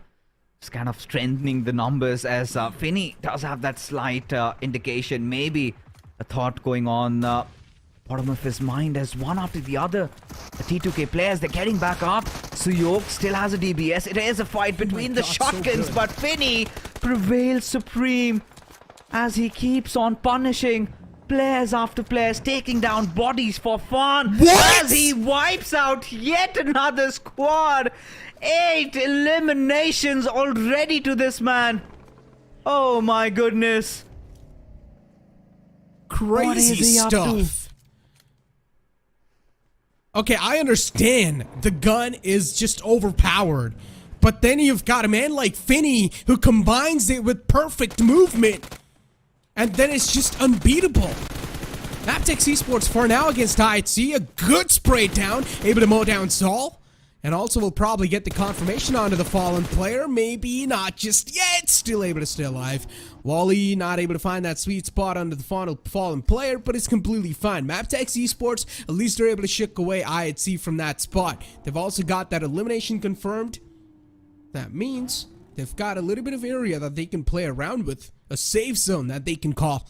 Leo and Stalwart Esports, this two teams have been right next to each other since the start of the game, and even now they're right next to each other. But as you said, soon enough this silence is going to break into chaos. Oh, it certainly will. Some point or the other, Stalwart seem to have taken over the hills. Really good news for the Mongolians, but they really need to have to watch out for maybe for Medical Vibes, who might be in a little bit of a situation over there. As Leo Esports seem to have spotted them first. Few pot shots taken in their direction as DRS come marching in on the doors as Refuse, barely surviving with a sliver of HP, needs to run back. As for Medical Vibes, are aware of a team right behind them. And this is not good news for Medical Vibes. You know, they're spiraling down as Killer still wanting to hurt right at the injury for Medical Vibes. Apex in a really bad spot, Necro. Yeah. Oh, these nades really do make me quite anxious. And finally, it just blasts right on his face as Apex gets blown apart. Some more smoke grenades to try and cross on over. Apex should be able to do so successfully before DRS. They need to find some more picks, and as soon as I say that, they do. 4 Miracle Vibes getting picked apart one after the other. These nades are really starting to dig their graves. Another man falls down. Reviews the last man alive to do something. Pushing up with the DBS against the opponent as Rules got his hands on the UMP so far. Trapped inside the building. There's another fight happening on somewhere on the map. And this is just way too chaotic. This is what happens in the final moments of Sanhok. Finally, another nade will seal the deal as DRS, they claim victory over 4 Miracle Vibes. You can sense the fear starting to creep in on for Miracle Vibes. This is not them. Surely they aren't playing their natural game over here. Struggling so much, and Stalwart, they're going to be enjoying every bit of this moment, every bit of this game, as this could be something that for Medical Vibes pulled off in the first day. The third one might come in for Stalwart. They've got every piece exactly where it has to be, and all they have to do right now is just hold on, ensure that nobody is getting up the hills, and try and get as many finishes as possible. Stalwart, they have been playing quite defensive up until now, but this is surely where they start unleashing themselves. But keep in mind, being on the high ground can also mean being the center of attraction, and that's something you don't want to beat. MABETEX, they've spotted out the players in the front. Quantum Rage is the name. A senior still just behind the cover. Baron looking to find those sweet toes and take him out of the game, because that's the only line of sight so far he's found himself. DRS, Stalwart Esports, Leo. It's a love triangle. But no one is deciding to take the move first. Everyone's nervous. Surely they will have to be, right? Especially as we're kind of approaching the end game, right? Just a couple of matches remaining today and 6 tomorrow, as now this is where the kill feed starts dancing as IQ gets the better out of one of those players of Highvoltage DC from being biting the dust, as Uzum has fallen courtesy to Assassin. He's been spotted out right now. No more of those shenanigans. Has to get out of his cover, needs to do something as Aegon IA trying to close in from multiple directions, as Blade will have the final laughter. As Highvoltage DC, they're out of the servers. Aegon I8 seem to survive somehow, thanks to Stalwart Esports and their little intervention. But now, Quantum Rage seem to be bringing on the heat on the players of MABETEX. Stalwart Esports still just against the players of MABETEX in the front, and they're quite low. Making sure that he's also taking out the tires of the vehicle, so they're not going to have any fast way out of that situation. Icy being a cruel man. At least for now, Stalwart Esports still being in the center of the zone, having the perfect spot for themselves. The stars are aligned. It feels like they're destined to win this game. For them, it's a date with destiny. But for the others, they will need to deal with the team that's having a good time. And Stalwart Esports just tapping away against MABETEX. For Stalwart Esports, it's all good in the hood. Yeah, I think this should be in the bag. I don't see a world where they lose this one, especially knowing Stalwart Esports. They started off this tournament, they were looking a little rough. It seemed to be the case that they have polished themselves, again proving why they are the best team in the SA region, as now Quantum Rage just trying to push in on the players of Leo Esports as Taunton gets traded off as those grenades keep on coming. Halsey, barely alive, has nothing really to administer himself, as now will have to go in for those revives, maybe beg for those first aids. But look at Demo, just creeping, crawling, maybe spots him out, could take him down for good, has a few kills to his name. Senior has gotten down already, but Halsey, oh my goodness, how was he even breathing as Leo Esports get the deed done, as somehow they've just managed to take down 2 squads in quick succession. Nicely done. Demo try to be that snake, wanting to bring a little bit of surprise element to the game.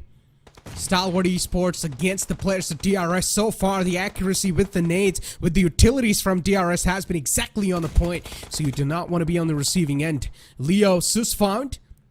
Not a good news for him. Taken down, knocked out. Stalwart Esports trying to find an opening against their opponents. At least that one frag, that one opening can put a lot of pressure on them. But not able to find that sweet opening just yet. But at least they're also guarding the edge lines of the zone and making sure it's not going to be an easy passway for the opponents. Avenger tried to do something, a desperate move, but now is way too low. Found himself right in center off the opponents in a death trap. Looking to break out of this deadlock seems next to impossible, but even DRS, they're losing out on the players of their own, and within a blink of an eye, you'll see DRS being eliminated outside the game, and Regicide now trying to turn the tables against the players of Stalwart.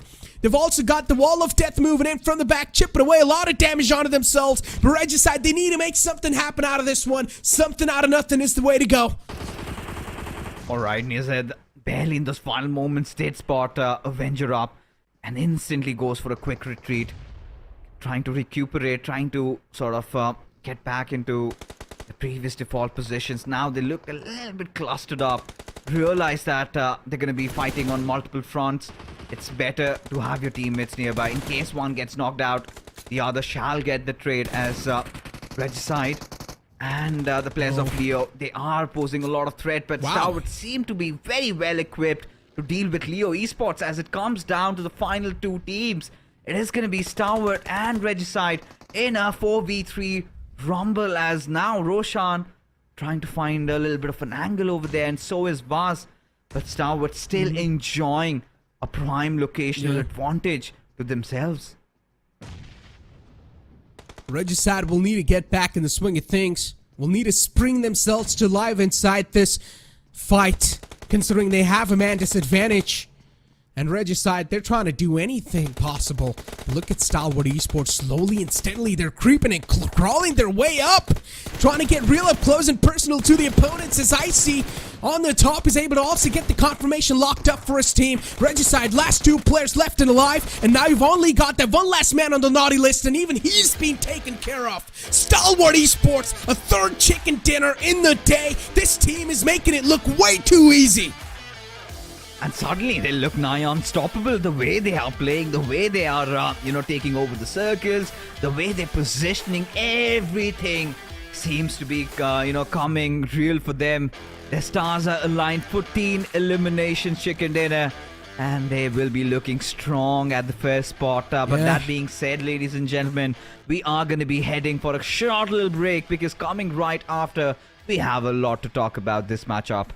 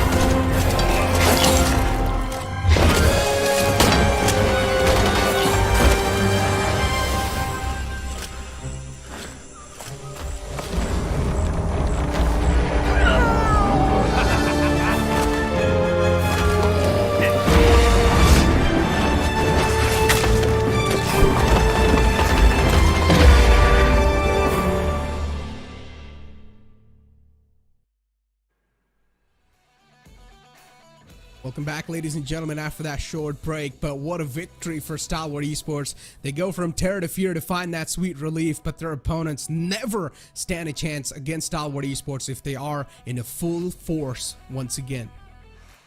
Yeah, I think this is the perfect run of form that was needed from Stalwart by their fans, and they seem to have delivered. Better late than never, and seems like there's going to be that stark difference now starting to build up between them and for Miracle Vibes. Forget about the team on the third spot at this point. But what a game it was, right? Especially how the circle favored them. And the best part, you know, I felt the moment they took over those hills, they took over that guard tower, that game was theirs. And all they had to do over there was defend with all their might. I loved how they kind of, you know, regrouped together towards the end. They knew that they're going to be trying to take fights on multiple fronts, so it's better to take one fight at a time. But when you are looking at Magnus Esports, it is going to be finisher, Finny, whatever you call him. He's woken up 8 eliminations, and I'm pretty sure at least 6 or 7 of them have come courtesy to that DBS. Exactly, dude. 8 eliminations by himself, and most of the time he was just able to single-handedly wipe out squads all by himself. At the start he got 4 kills, then later on he was also able to wipe out another team. It's just some incredible stuff. Let's move on forward and take a look at the player focus, and you're gonna have Icy with 6, Action with 4, Nirzed with 4 of his own. For Stalwart Esports, they did not do anything out of the box. They played their own basic game. That's their playing structure. That's what they like to do on the map of Sanhok. Once they do drop on boot camp, the next move they do is take the boot camp hill control, and that's what they exactly did. Nothing out of the box, some basic gameplay they played, and luckily enough for them, the circle is also favoring them over and over again. But the way they adapted to that as well was quite nice. Yeah, I think, you know, we did get to see a lot of fights, and Stalwart, I think, were the late bloomers inside the game.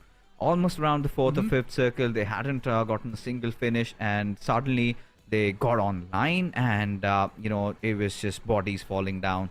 Being the king of the hills, they kind of utilized it into their advantage. But talking about a few other fights, we will get to that. But right now what we have in front of us is the match rankings, where Leo Esports, yeah, they're kind of on the climb, right? Still managed to get that second spot over here, as Magnus will enjoy the third, because look at the eliminations. Despite having not even a single position point, they look really good. Aegonite still in the middle of things. We haven't seen them really exploding, have we? But if you talk about big disappointments, surely for Miracle Vibes has to be one. Oh yeah, even TDK, considering they're in the top 5 too. For Miracle Vibes, TDK, even MABETEX, these type of games are really important. Considering it's the second last day and now you're not going to have a lot of room for error. Oh boy, these upcoming 2 games, you better make sure that these are going to be the flawless game of your lives. But these are some of the moments where Magnus Esports really came through shining. They sort of dismantled TDK over here. I mean, not they. Finny himself just dismantled 2 teams in the front with only that one single weapon in the hand in the name of DBS. And you know, even TDK, you can't really blame a lot to them, right? They needed to push on up against Finny and try and do something, and while they try to do so, Finny used to peek out and get those kills easily in the hands. I'm still about to digest how for Miracle Vibes kind of went down so easily like that. Oh yeah. But especially, you do not see them running away from fights. They are literally the harbingers of death, and now this is where Stalwart Esports seem to be steamrolling their way through. 182 points secured. And this is massive for Miracle Vibes. They really need to wake up. They really need to come back. Otherwise, things are definitely going to turn sour for them. As MABETEX, 109 points. But Highvoltage DC and Aegonite, I8, have made quite the climb, along with DRS, as IHC and T2K. They're starting to slip up on spots. But look at the difference. It is so minuscule at this point. TDK dropped down so low. They started off the day with top 2. They were in top 3. But then this is what happens. All the way down to the 8th spot. Oh my god, TDK, that's gotta sting. And let's see, well, how the recovery is going to be like in the upcoming 2 games. As you said, there's not a lot of difference until the top 3, so you can definitely make it there. But if you do move on forward to the second page of the overall rankings, even NB Esports, they've experienced quite a massive fall. I mean, for NB Esports, what they did in Sanhok was quite unnecessary. I mean, they wanted to capitalize Magnus being kind of weakened as they had lost one of their players. And well, the push, I do not know what was going on in their heads. And I'm telling you, I'll be honest, one smoke could have, solved everything. Lack of information and their acting. Without that, I do not know what the call out was from the IGL, but certainly it should not have gone down the way it did. But when you take a look at the other teams over here in the overall rankings, kind of really surprised that, NB, they kind of are struggling. But along with that, Magnus, yes, some good points. But yes, for all you fans out there, this is a chance where you can get your favorite team participating in the PMWI, as we have one slot from the South Asian region and one from Pakistan. All you need to do is get the voting done, and the team with the most votes, they will play in the 2023 PMWI All-Star stage. Exactly, a massive opportunity. So as Fixer said, just make sure to go on ahead and vote for your favorite team. I'm pretty sure there's going to be a lot of fanboys over here with their favorite teams, and I really would like to see what teams I'm going to see personally in the PMWI from South Asia, because this is where we are really here to find out which team will be truly victorious in the world too. And Fixes so far, 4 Miracle Vibes, things been slipping away from their hands. Not a huge fan of that. Hopefully they will be able to get something done in the upcoming 2 games, because you never would want to push things to the last moment, right? If you're going to push things to the final day, you're going to have so much pressure onto your back, considering it's the last day, and you need to make sure that every single step you take has to be perfect. So you need to make sure these upcoming 2 games, you will need to count them. Yeah, I think, at this point, for Miracle Vibes need a hard reset. I can see that fear starting to creep in, take over them, and now they're sort of second guessing their abilities. They need to understand they are the Grim Reapers, right? They are the 4 deadly horsemen, just galloping through the valleys of the maps and just wiping down every single team and annihilating. They are a force of nature, and seems like somebody needs to remind them that once they get back into their old groove, I'm pretty sure, they're going to take a lot of teams for a spin. But the question is, will it happen tonight? Because like you said, Necro, not a lot of matches remain, right? And now we're kind of down to the single-digit numbers, right?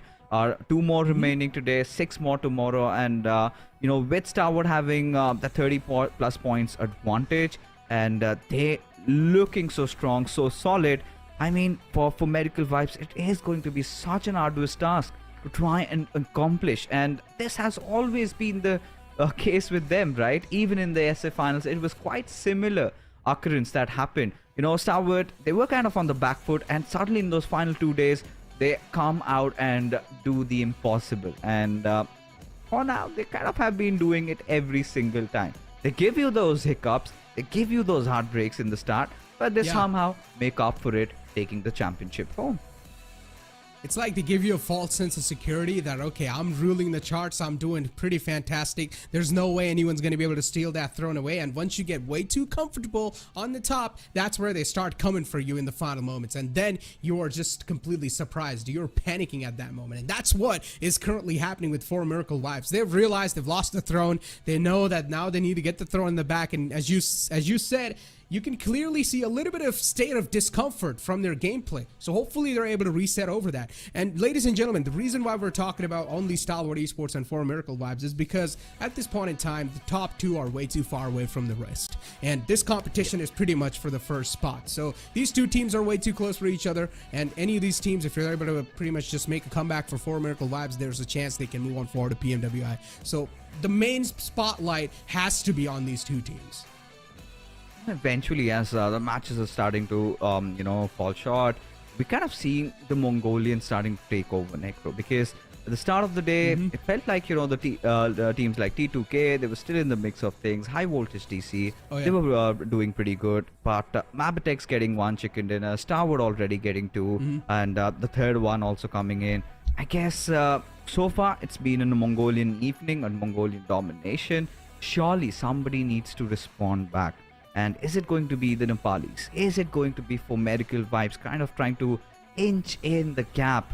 Because at this point, they cannot afford to fall. Because, like you said, I kind of feel like, yeah, they might have gotten a little too complacent. But now that Stalwart Esports, what they have done is play the best PUBG mobiles of their PUBG mobile of their lives, and again they've been doing the same, right?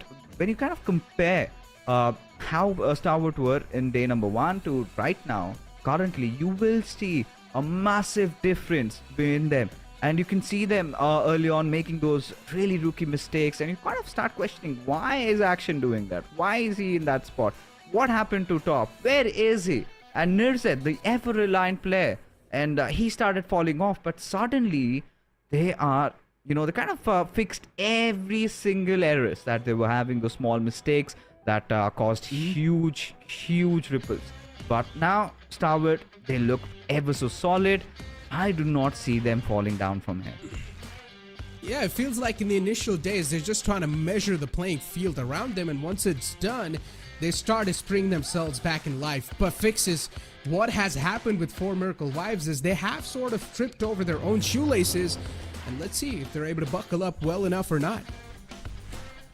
For sure.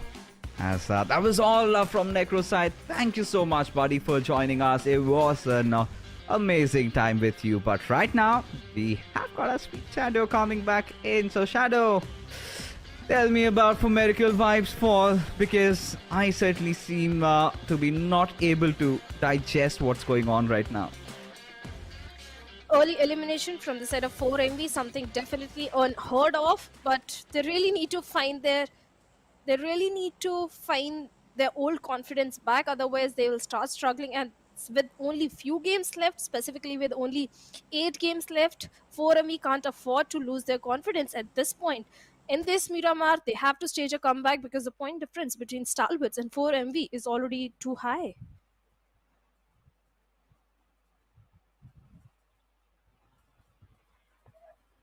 And speaking of 4MV staging a comeback, let's see if they will be able to do so or not. On the other side, talking about MABETEX Esports, well, last time in the previous Miramar, they went towards the southern side of Los Leones, where Illuminate Crew tends to go. But this time, MABETEX, they're resorting to the old drop location that is going to be towards the northern side. Even Quantum Rage, talking about this team, Quantum Rage have been showcasing a tremendous improvement as compared to day number 1 and MABETEX Esports. Had they gone in again towards the southern side of Los Leones, they would have been rewarded by the very fourth circle. But I'm not so worried about MABETEX. They know how to play around these circles. They know how to approach these kind of circles, what sort of rotation path to opt for. So in MABETEX, they are going to be pretty comfortable. But talking about 4MV, this can be a very good game for the plus of 4MV, considering the circle, considering the drop location from Chumasera. If they head over towards the southern side of Los Leones, if not southern side, at least they are not in the congestion. So many rotations are going to come in from the northern front, and 4MV, they don't have to deal with so many teams at this point. They are definitely in a good spot. And speaking of good spot, even the players of Highvoltage DC, they are in a good position. On the other side, Stalwarts, well, they might have to engage in too many fights. And well, when you engage in too many fights, there is a chance, there's a possibility that maybe you can lose some of your players. So that is something Stalwart Esports really need to think about, really need to ponder. And speaking of Magnus Esports, even they are not having the best of the time. Now, tomorrow is going to be absolute bloodshed, especially Stalwart. They for sure have a bounty on their heads, and for Medical Vibes, we'll have to come up with some sort of strategies to take them down, and they will have to do that quickly. If it comes down to the fact of them trying to cut their rotation, they will have to make some, really drastic, they will have to take some drastic measures. But taking a look at this particular circle, Shadow, it's gone down a little bit towards south, Los Leones.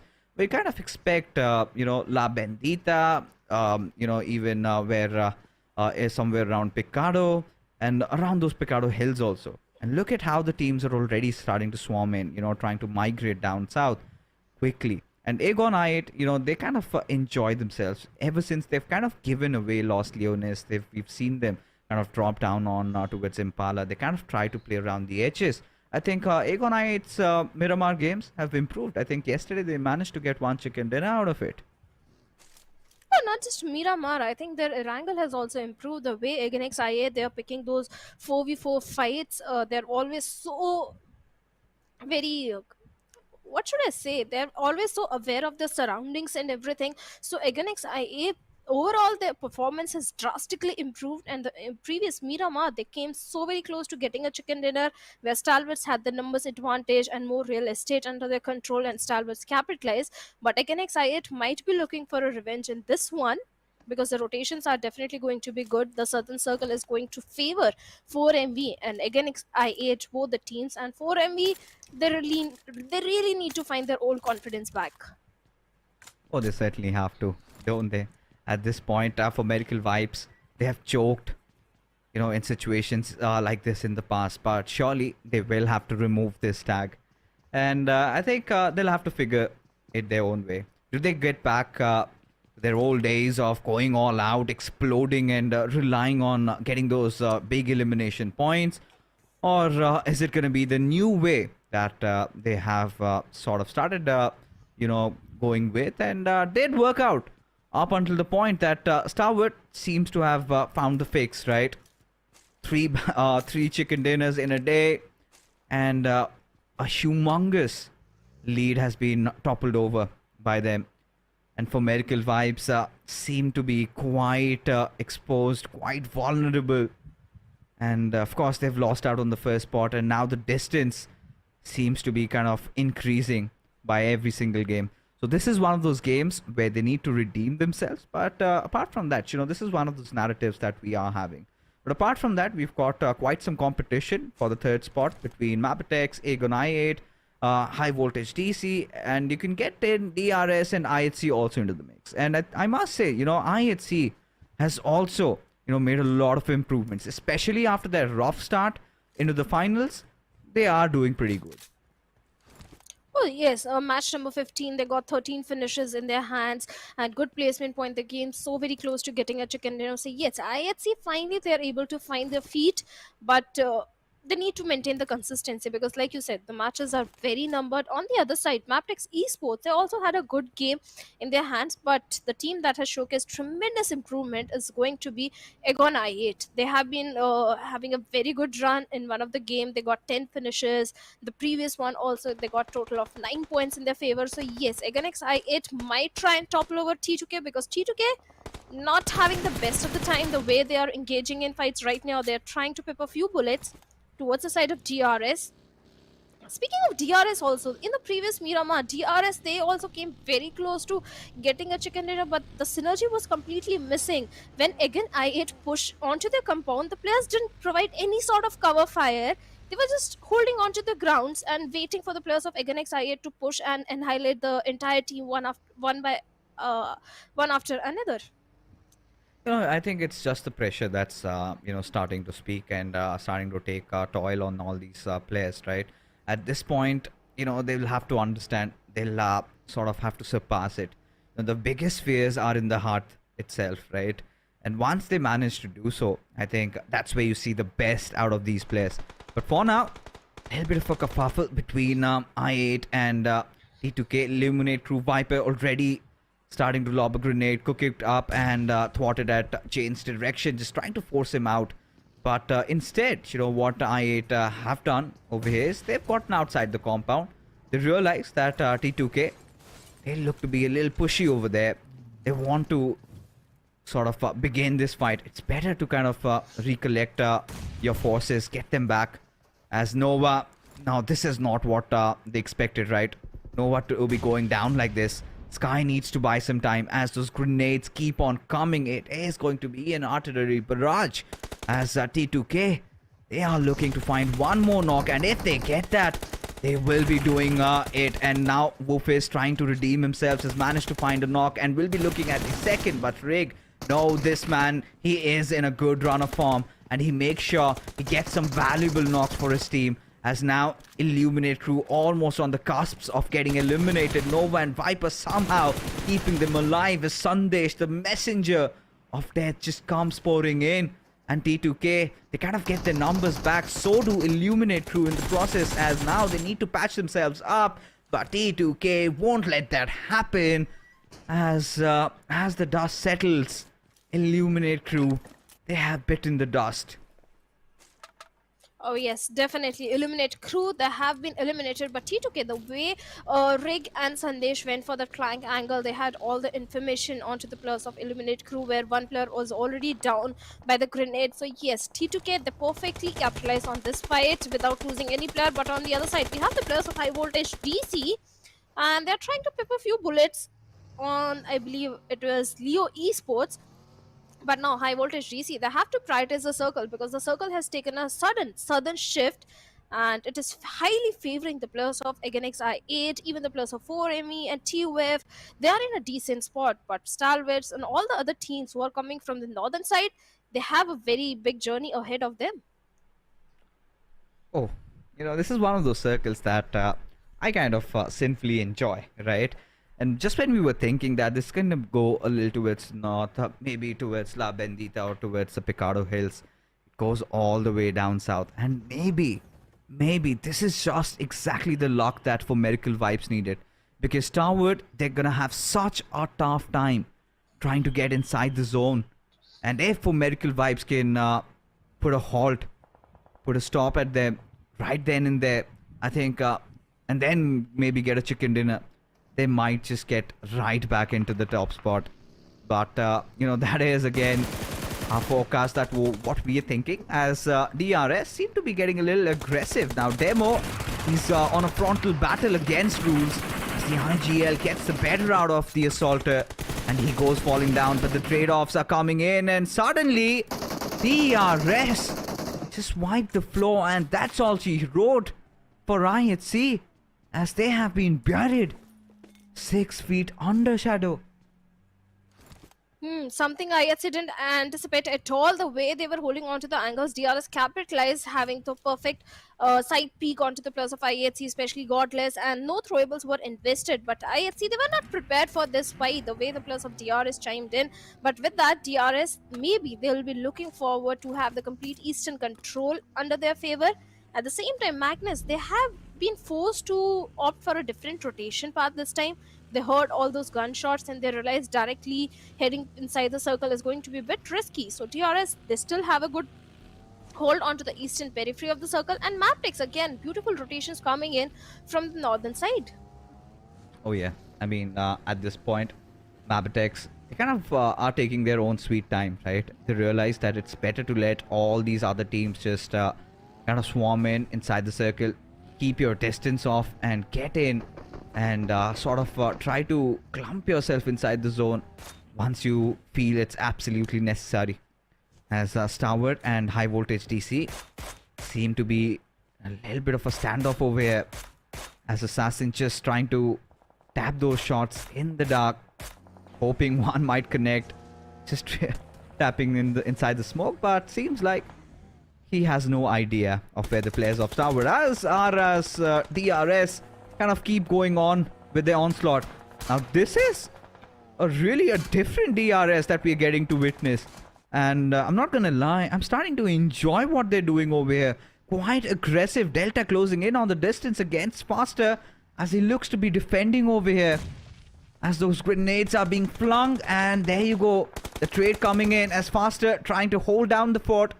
Deante not at the best of HPs, needs to patch himself up as Rules prepares and cooks up a grenade to lob at Faster's direction. As Killer, he is also going to be joining the pack, but that won't be needed, as the players of Magnus are getting dealt with one after the other. But still, the threat looming right over their head, as one of the players is still alive. He was trying to do something gun over there, but no, has been denied, as DRS get the second squad wipe in real quick succession. 100% agree. This is a different DRS, and this is something their fans wanted to see. The aggression which they are bringing. They have managed to wipe up 2 squads without facing any casualty. But right now, Highvoltage DC, they need to be the cautious ones, because at one side we have NV Esports, other side we have the players of Stalwart Esports, and the way Malik and Assassin are walking, they can walk in the clutches of Stalwart. So they have to be very careful with their rotations. On the other side, 7th Element, they also not able to have the best of the time in the grand finals. Right now, the team that is in the crosshairs are the players of DRS, and at this point, 7th Element, they don't want to poke the bear, because DRS, yes, they are vulnerable, not too many players left, only 2 men standing from their side, but still the momentum is going on for them. So 7th Element, they need to be cautious. They have to be. And 7th Element, you know, they've been the boys of chaos. They really love to do that. Really like spoiling other people's streams. And seems like DRS could be next on their list. As Killer, he's pretty much done for. Kante, he's got to make his escape. And 7th Element, happy with what they've gotten. DRS, absolutely weakened down. As for Miracle Vibes, are they aware of Malik's presence over here? This could go on to bite him. And in the deserts, we have those rattlesnakes. And Malik certainly seems to be one of them, as Apex has no clue of the danger looming right over his head. Might have had a little bit of an idea of where Malik could have been. Malik still having that grenade, decides to hold it for now. As stops, he's getting picked off by H2SO4. And Stalwart, they are looking a little exposed over here. Already down to 2 players. They need to get those important revives. Or maybe they're out of options. And this is the game where for Miracle Vibes really have to get themselves in. As Highvoltage DC, Malik and Apex, any single moment they might lock horns against each other. And that is certainly going to be feisty. The amount of teams present on the western side is not looking an ideal position for the players of Highvoltage, especially the way the segregation is coming from all the 4 players. At the same time, 4MV, they do have information onto Stalwarts, and this is what I like about 4MV, the way they capitalize on the information. There is no half-baked fight that comes from their side, but East finally finds IC and takes hefty HP out of him. But for now, IC is safe. He needs to patch himself up. At the same time, East is also getting shots from somewhere else. The little bit of the ridges and the dips are helping East as he's closing in the distance toward the side of Stalwarts under the supervision of his teammates. But only 2 players are there, and Stalwarts, are they prepared for the players of 4MV? I don't know. I mean, at this point, well, it's very difficult to say. Because now it is going to come down to this and refuse. He might have done it. Doc instantly getting that elimination, and now Stalwart are just down to 1 man standing. And for Miracle Vibes, know the importance of this moment. They know the gravity of the situation. As IC starts cooking up a grenade, as so does East. As for Miracle Vibes, just trying to spread around like piranhas in the ocean. As IC, oh my goodness, just gets centered and will be boarded right to the grounds. As now for Miracle Vibes, realize they're not out of harm's way. Just as of now, as MABETEX slowly but surely are starting to close in on the distance. 4MV, they have to do something, because this is going to bring an opening for the players of 4MV to reclaim the throne in the overall standings, with Stalwarts getting elimination. But MABETEX Leona, he went too near to the players of T2K, get punished. At the same time, Kese has also been dealt with. On the other side, 7th Element dealt with the last player of DRS, and DRS bids bye-bye on the 12th spot. Look at the rotation that is coming from the side of Sandesh, with that vehicle trying to lure the players of MABETEX out, but Kese and Leona begging for help, begging for a revival. That is not going to come, because the 2v2 split which MABETEX were having, well, it backfired. It went against them, and T2K, they are going to capitalize. Instant confirmation point has been made. At the same time, T2K, they have also been very impressive. Not today, but yesterday. Yeah, I think T2K were really enjoying themselves, especially the young lad Rig. He's one of those veterans, though, has been in the squad for quite some time. Has been delivering on multiple fronts, right? Whenever you need him. The first 2 days were so impressive for T2K, but seems like They look to be gassing out a Sandesh. Barely surviving. The sliver of HP still manages to find a knock on MABETEX. But it is going to cause no harm. But maybe Fumerical Vibes might just be able to capitalize on this situation. As Baron just being ever so cautious right now. One after the other, the bullets are being tapped on. And Sandesh seems to have lost his mark. Sandesh still peppering down bullets towards the side of MABETEX Esports and pincing the players. Baron has managed to give the crucial rescue mission onto his teammate, but from the backlines, even the players of 4MB are also chiming in. TUF and NB Esports are also fighting on the southern western periphery of the circle, where TUF is trying to gatekeep the entirety of NB Esports. But looking at the position of Egan IA, they have the epicenter, not exactly the epicenter, but somewhere in the center position of the circle. This can be a good game for them. They already have a good momentum building up, but Highvoltage DC finds East out in the open. Assassin instantly takes him down, but no, it was Malik, his own teammate, and Assassin might be looking for the confirmation point as well. 4MB, they have to defend this compound if they want to topple over Stalwarts. Alright, for Miracle Vibes, just maybe taking a few steps out of position, and look at how they've been punished now, just being surrounded not by one but multiple teams, and they will have to hold on. You know, them eliminating Stalwart will not matter if they do not survive and get enough points in this one. And for surely, Highvoltage have no intentions of letting that happen, as we've got another fight between us. It is going to be Regicides taking on a different squad. I think it is going to be Quantum Rage that stand right in front of them, as Regicide will wipe them out of the server. But for now, for Medical Vibes, just are on the edges of the zone. They somehow need to figure a way to escape from this situation, especially if, with Highvoltage DC breathing under the neck. It is going to be so tough, Shadow. It is going to be tough, and tough for Malik to go for the rotation, as Dog comes in with that M416 and instantly takes him down. The confirmation has been made. The numbers are not in the favor of Highvoltage DC right now. Refuse with a grenade, takes 50 HP out of Jiggle over there with the UMP45 trying to take him down. Yes, the smoke is there. Refuse instantly reposition himself. At the same time, Jiggle on a sliver of HP. He can be down. He can be taken down, and Refuse finally takes him down with a grenade. Highvoltage not looking good at all. They were looking strong, but Assassin also bits bye-bye. And 4MV, they managed to defend their compound. Just lost one player, East. Apex will get an easy revival, and 4MV, 8 defeat points already in their favor. Thankfully, at least, you know, the zone wasn't far away.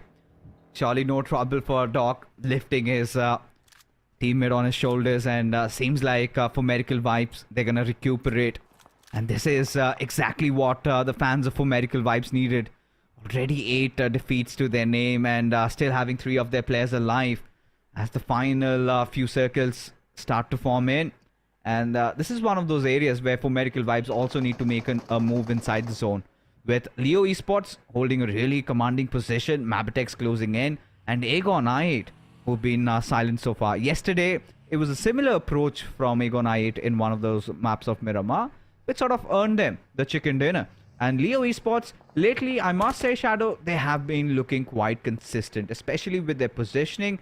If they kind of, you know, manage to get a few kills here and there, I think they might also enter the top 8 by the end of the evening.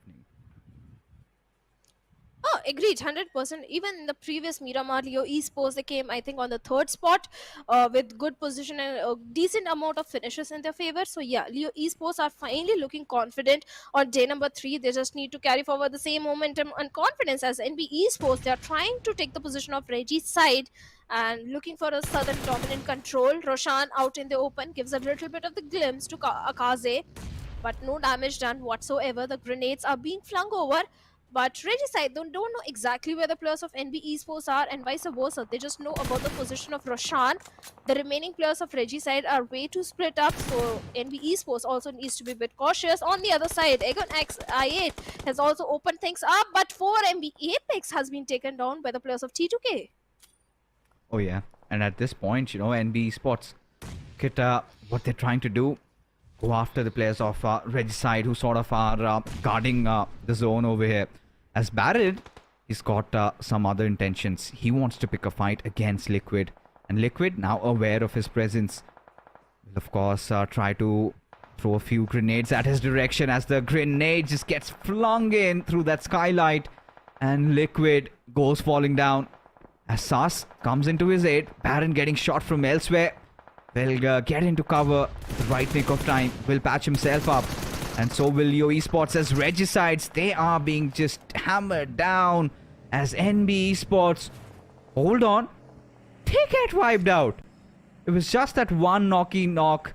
And that pretty much marks the end for NB Esports as Baron somehow he finally falls down on the ground as for Medical Vibes. They're slowly getting inside the circle, now having a really good spot as Leo Esports. They want to eliminate this threat just around them. Baron, he is a dead man walking as another grenade gets flung in by Wally as Sus. He's knocked out, bleeding right on the ground. Leos, they have no idea where Valley is, from where the grenades are coming in, but they now have a vague idea, and Valley, with a multiple barrage of the grenades, is looking for the confirmation point at the same time for the revenge onto the players of Leo Esports. But unfortunately, the perfect projectile, the perfect connection is still missing, and Valley, instead of fighting for the placement points, this is not a good news. He's all by himself. On the uphill, we have some other team as well, the players of T2K. So many teams are present in the close proximity. He's walking on a thin ice. His days are numbered, basically. Surely is. You know, at this point, he's got to be very wary of the surroundings. And, you know, MABETEX, he's pretty much surrounded from every possible direction. With just that little ridge trying to keep himself alive. Does have that Grotza, though. Would want to get a little greedy if somebody wants to close in on him. Instantly get that knock and finish, and 1 point secured. But as things stand, you know, for Medical Vibes, they have also dropped down on numbers. Not exactly the way they would have anticipated. Like, surely would have wanted to get into top 3. But the only silver lining is that they've got 8 eliminations out of this game. If they can get a few more, which looks really, you know, far-fetched, maybe over-ambitious. But Noki, on the other hand, takes a dig at the players of 7th Element as Regicide decide to hit in on Leo Esports as Haidami has been picked off. Sauce does come to the aid of his teammates as Roshan under heavy fire, under heavy artillery as Slipknot trying to find that slight angle and maybe get a knock as Avenger comes into the aid of his teammate over here as now Regicide unifying with numbers as Slipknot goes falling down and Leo Esports succumb instantly. Could not even put up a battle against Regicide as Regicide will now be enjoying some prime position and now could just be the potential favorites of getting this chicken dinner. Oh, this is the same Regicide which reigned death and destruction in the PMPL Pakistan, getting the highest elims. Finally, they have woken up from this number, 10 elims, but Ozm has found Sandesh over there, and with the vehicle explosion, maybe we'll be looking for the knock on to Sandesh, but 4MV, the last player, has also been found and dealt with, and 4MV bids bye-bye on the 6th spot with total of 10 points. But from the rooftop, Blade knows exactly where Rig is, takes hefty HP out of him, and IQ is so very close to the players of T2K. One single grenade can result in the knock of multiple players from the side of T2K. And Train to Kill, they really need to be cautious because from the backlines, even Regicide can also do a lot of damage. And like I said, Valley's days were numbered. Ozm finds him and instantly deals with him, and MABETEX with 0 points are thrown out of the lobby. You know, this is one of those most competitive final circles that we get to see, right? 4 teams alive, 15 players. It's a 4v3 situation with 7th Element just shy of that 1 extra player. But Falak, he's got a good idea of where they could potentially be and maybe seems to be hitting the gold jackpot as he spots out one, but Divine! He was waiting for Falak to make that peek and instantly just blasts his head off as now Regicide decide to pick a fight against T2K. We've got fights happening on 2 different fronts and seems like teams are getting rather impatient. Sandesh caught astray, but Blade will be the one who steals his kill out of here as Roshan right out in the open, but Blade misses on those shots as Aegon I8 in a really good position, have the high ground advantage, and now are really capitalizing, making all the other teams bleed as Noki out of his cover as Blade will try to lob a few bullets down at his direction as he now decides to reposition himself. Again, XIA, they are looking very good, fantastic. For now, they can look for a northern control. But Reggie's side, they are a force to be reckoned with. The way they are raining death and destruction right now looks like this is the game to lose. All the Mongolian teams, majority of the dominating Mongolian teams have been taken out of the picture. On the other side, T2K, they are in a very tricky spot. And almost Rig has been taken down. Seog also goes down. 2 players have been dealt with of T2K, leaving Jane all by himself. What can he do in this situation? 2 teams, Regicide and again I8 are sandwiching the players of T2K. Even Jane is not in the best of the position right now with only 4 teams left. Regicide, they are making so much noise, and so are the players of again I8. Yeah, I mean, at this point, it just could be anybody. Everybody's just fighting out left, right, and center. We could see bodies dropping, and T2K take their final breath as they get eliminated on the 4th spot with 8 eliminations. Now it comes down to the final 3. Regicide somehow seem to have recovered. Still have all their 4 players breathing, but cannot say the same for Aegon I8. Just a couple of moments ago, they were having such a prime position, and now both their players barely surviving, struggling for breath. It's now 7th element, also on the verge of getting a chicken dinner over here. Potentially their first, but Regicide seem to not let it happen. Nice spread around, just waiting for this final circle to kind of shrink in. And somebody is going to step out of the cover. Somebody is going to get a little impatient. And the other one will surely capitalize on this. Well, Noki is capitalizing. Falak made the mistake of his life coming out in the open, and instantly, in a blink of eye, again I8, they have been dealt with, eliminated on 3rd spot. Now only 2 teams left, 7th element, and with a vehicle drive by, Vaz finds a knock onto Dabby, but Ashad instantly finds the trade. But Regicide, they had the numbers, and they get the winner which they were looking for. Oh, certainly. And at this point, Regicide, they were kind of exercising extreme caution, being quite patient, did not overstep, and this was a biggie for them. 16 eliminations and a huge sigh of relief, especially how they were struggling right at the bottom of the ocean. But surely this could be where their climb begins. Pretty much better late than never, as now winner chicken dinner for Regicide. But we are going to keep carrying on with this discussion, but after this short little break.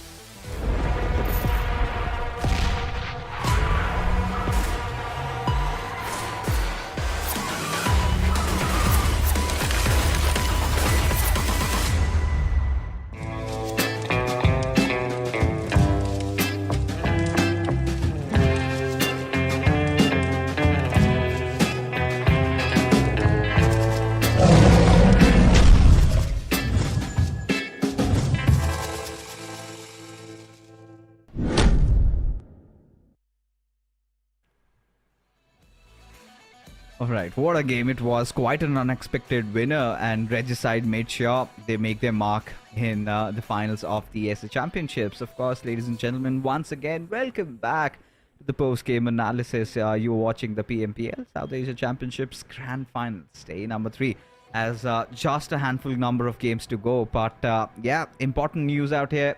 Stalwart and for Miracle Vibes, right? The battle for the top spot. I think for Miracle Vibes, with a decent performance in the previous game, might just have reduced the gap just a little bit. 8-9 points. That's pretty much it. Stalwart, I think this is a kind of a stop that did not really anticipate into their run of forms. But let's take a look, Shadow, at who the MVP of this game is going to be. Surely one from Regicide, and it is going to be Noki.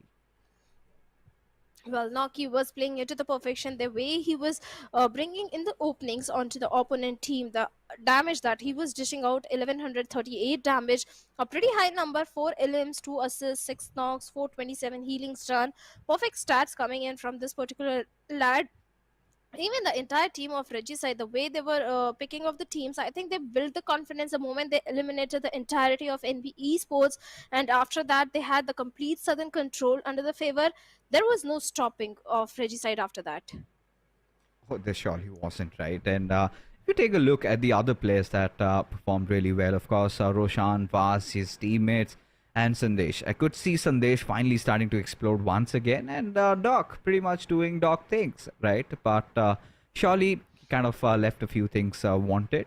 I would have expected for Miracle Vibes to have gone on and get the chicken dinner, but sadly the circle had other ideas. But Regicide, nice rotations coming in, and I think the biggest hindrance, the biggest fight was one with Leo Esports. They managed to deal with them safely, and then it was against Aegon I8. The moment they took them down, it was pretty much done and dusted. But look at those damage numbers on Noki, 138 points, and this goes on to speak of volumes of how explosive Regicide had been in those final phase of the game. Oh yes, they were definitely raining death and destruction at the same time. Seventh element also, they survived for a very long time. The placement points are going to be there, but not too many elims. Yes, they managed to get few elim points onto the players of DRS, where Ashad found the last man, but okay, I'm wrong. 5 elims and 6 placement points. Seventh element here, total of 11 points in their favor. I mean, at this point, taking a look at the match rankings, yeah, I mean, 10 to for Miracle Vibes, and then you've got Stalwart with 0. I think, yeah, the distance starts closing in. 26 points for Regicide. T2K will also find themselves climbing a few places up. But for Aegon I8, I think these lads have been silently making a lot of moves, right? DRS this time around looked pretty aggressive, but they kind of burst down like crackers, right? Instantly, there were some moments where the tinder was there. You could see them, burning, and then suddenly they fizzled off. So DRS, I think they will work. They'll have to work out on surviving along with getting a lot of kills. But quite surprising, even from Magnus, especially how they played in the previous game. This time, watching them go out pretty early sort of breaks my heart a little bit. Magnus, they started picking themselves up yesterday, but today the team that was very impressive in the previous 2 games was IHC, but the way the players of DRS dealt with them, even IHC didn't anticipate at all, and Magnus, they were not prepared for DRS because DRS are usually the silent ones, not going for too many frags, and Magnus also was surprised the way DRS tried to take them down, and in fact took them down. But against I8, they had the perfect position and they literally got too many frags in this particular one. Oh yeah, I mean, Magnus, well, not this time around, but Regicide, they kind of were all over the place, right? Every single one of them hitting where it hurts. But for now, this is the report card, the reality check. Stalwart Esports, 182 points as for Miracle Vibes on 163.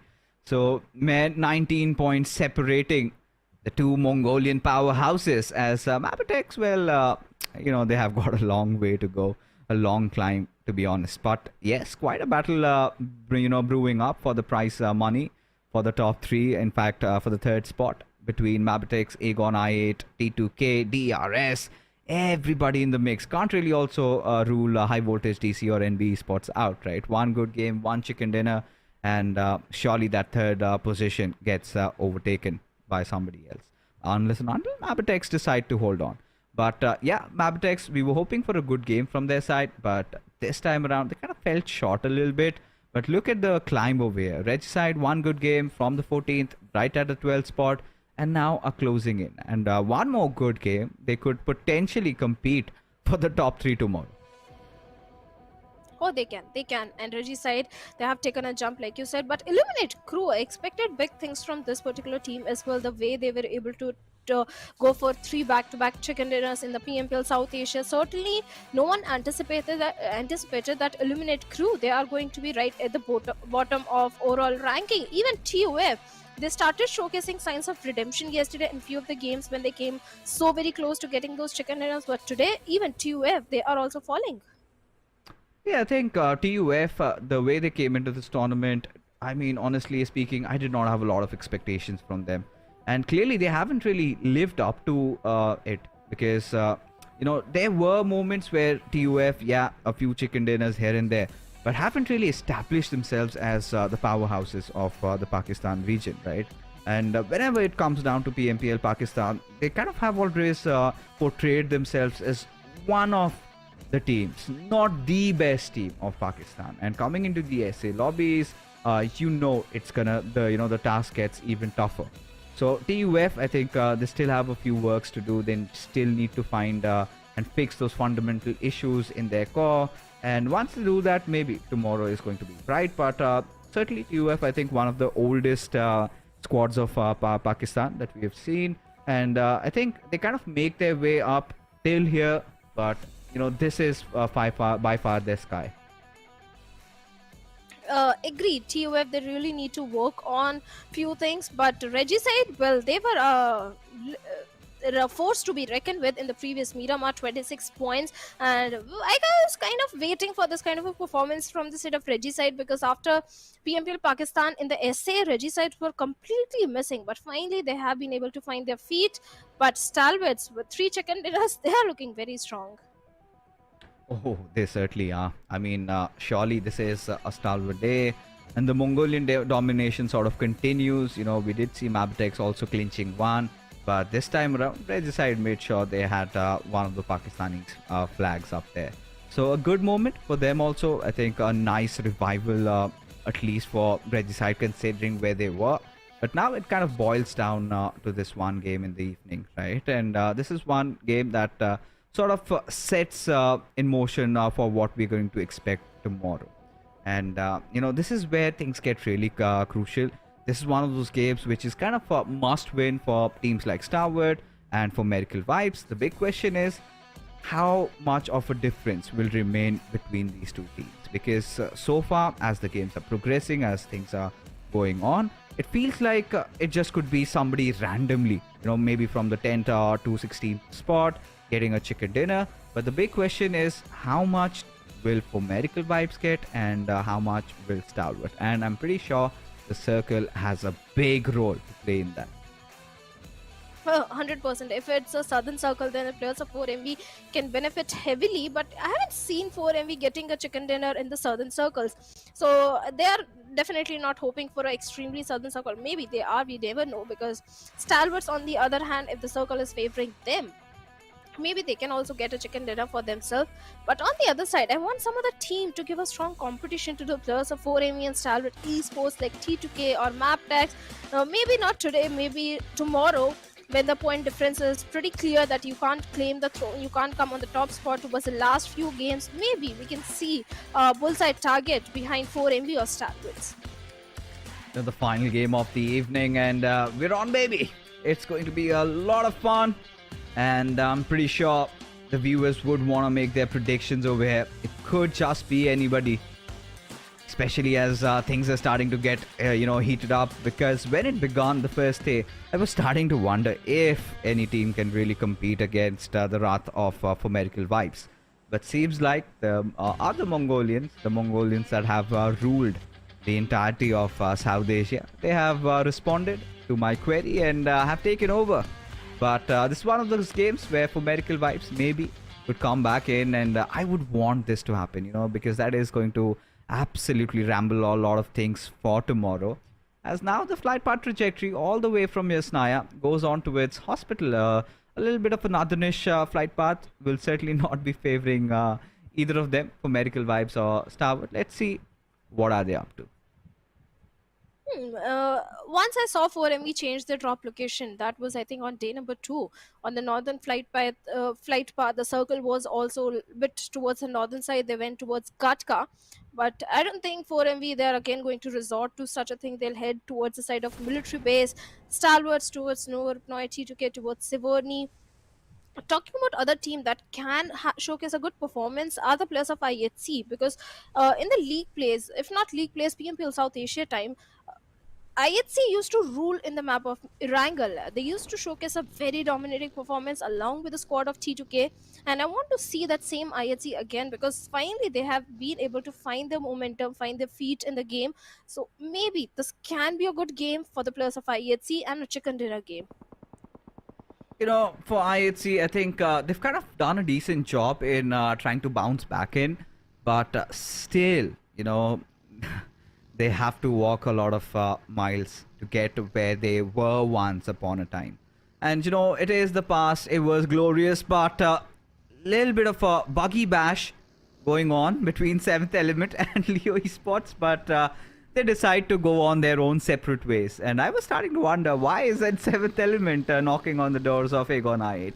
But Stalwart Esports seems to have found their respective vehicles. They'll be heading down quickly, just whizzing through the grasses down towards Novripnoi. But this is one of those circle shadows. It's quite default, right? We've seen this circle quite a lot of times, and kind of has that tendency to end around the Potato Hills areas. I mean, I'm going to be surprised if it's going to be a flatland circle, but for Stalwart and even for the likes of Fomerical Vibes, especially for Fomerical Vibes, because I've got the map feed on my second monitor, and I can say one thing for sure: they are quite surrounded. They've got a lot of unfriendly neighbors.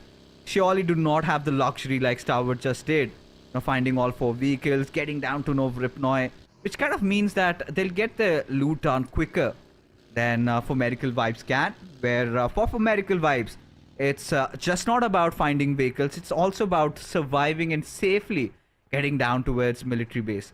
Now, with the first circle starting to close in mere 30 seconds, I do not know if it's the wisest of idea to really come down. So might as well, even loot around the southern Gatka regions, or maybe even head towards Quarry and try to find another way out inside to figure out how to get a chicken dinner in this one. Oh, we have seen 4MV do exactly that in one of the game, but I'm not worried about 4MV. I'm more worried about IQ of again I8, because he's so very close to the players of 4MV, so far away from his teammates. If a knock comes in, there is no chance that the revival can come in. So IQ is walking on a thin ice. On the other side, talking about the players of DRS, well, they have always been coming to the city of Milta, and in this kind of circle, if it tends to go towards Potato Hill, DRS can definitely opt for a very good rotation. The only team that can prove to be ugly thorn in their path of rotation could be the players of NB Esports, because Illuminate crew, they always tend to go for a very early rotation. So DRS, they need to be cautious about NB Esports, especially with the performance which those showcased in the previous one. I think DRS are looking more confident this time. I think DRS, like I said, we kind of witnessing a different flavor coming out from them, right? This is one of those DRS that kind of has realized, like, no matter what we do, we're not going to get the championship, right? Surely we'll have to rely on the World Invitational votings. And by the way, that's still live. You can vote for your favorite South Asian team, and the one that wins gets to the PUBG Mobile World Invitational All-Star stage. So surely all the DRS fans, at least from Nepal, they've got quite a fandom building up for themselves. But this is what I was talking about. For Miracle Vibes, the worst horrors, their nightmares have come true. One of their player already getting picked off is still knocked yet, but I'm pretty sure Leo would want to add insult to their injury, would want to push in on their direction as Liquid goes charging in. And now for Miracle Vibes, everything seems to be falling off as Refuse also gets picked off, and this is a nightmare for them. This is disaster for MV.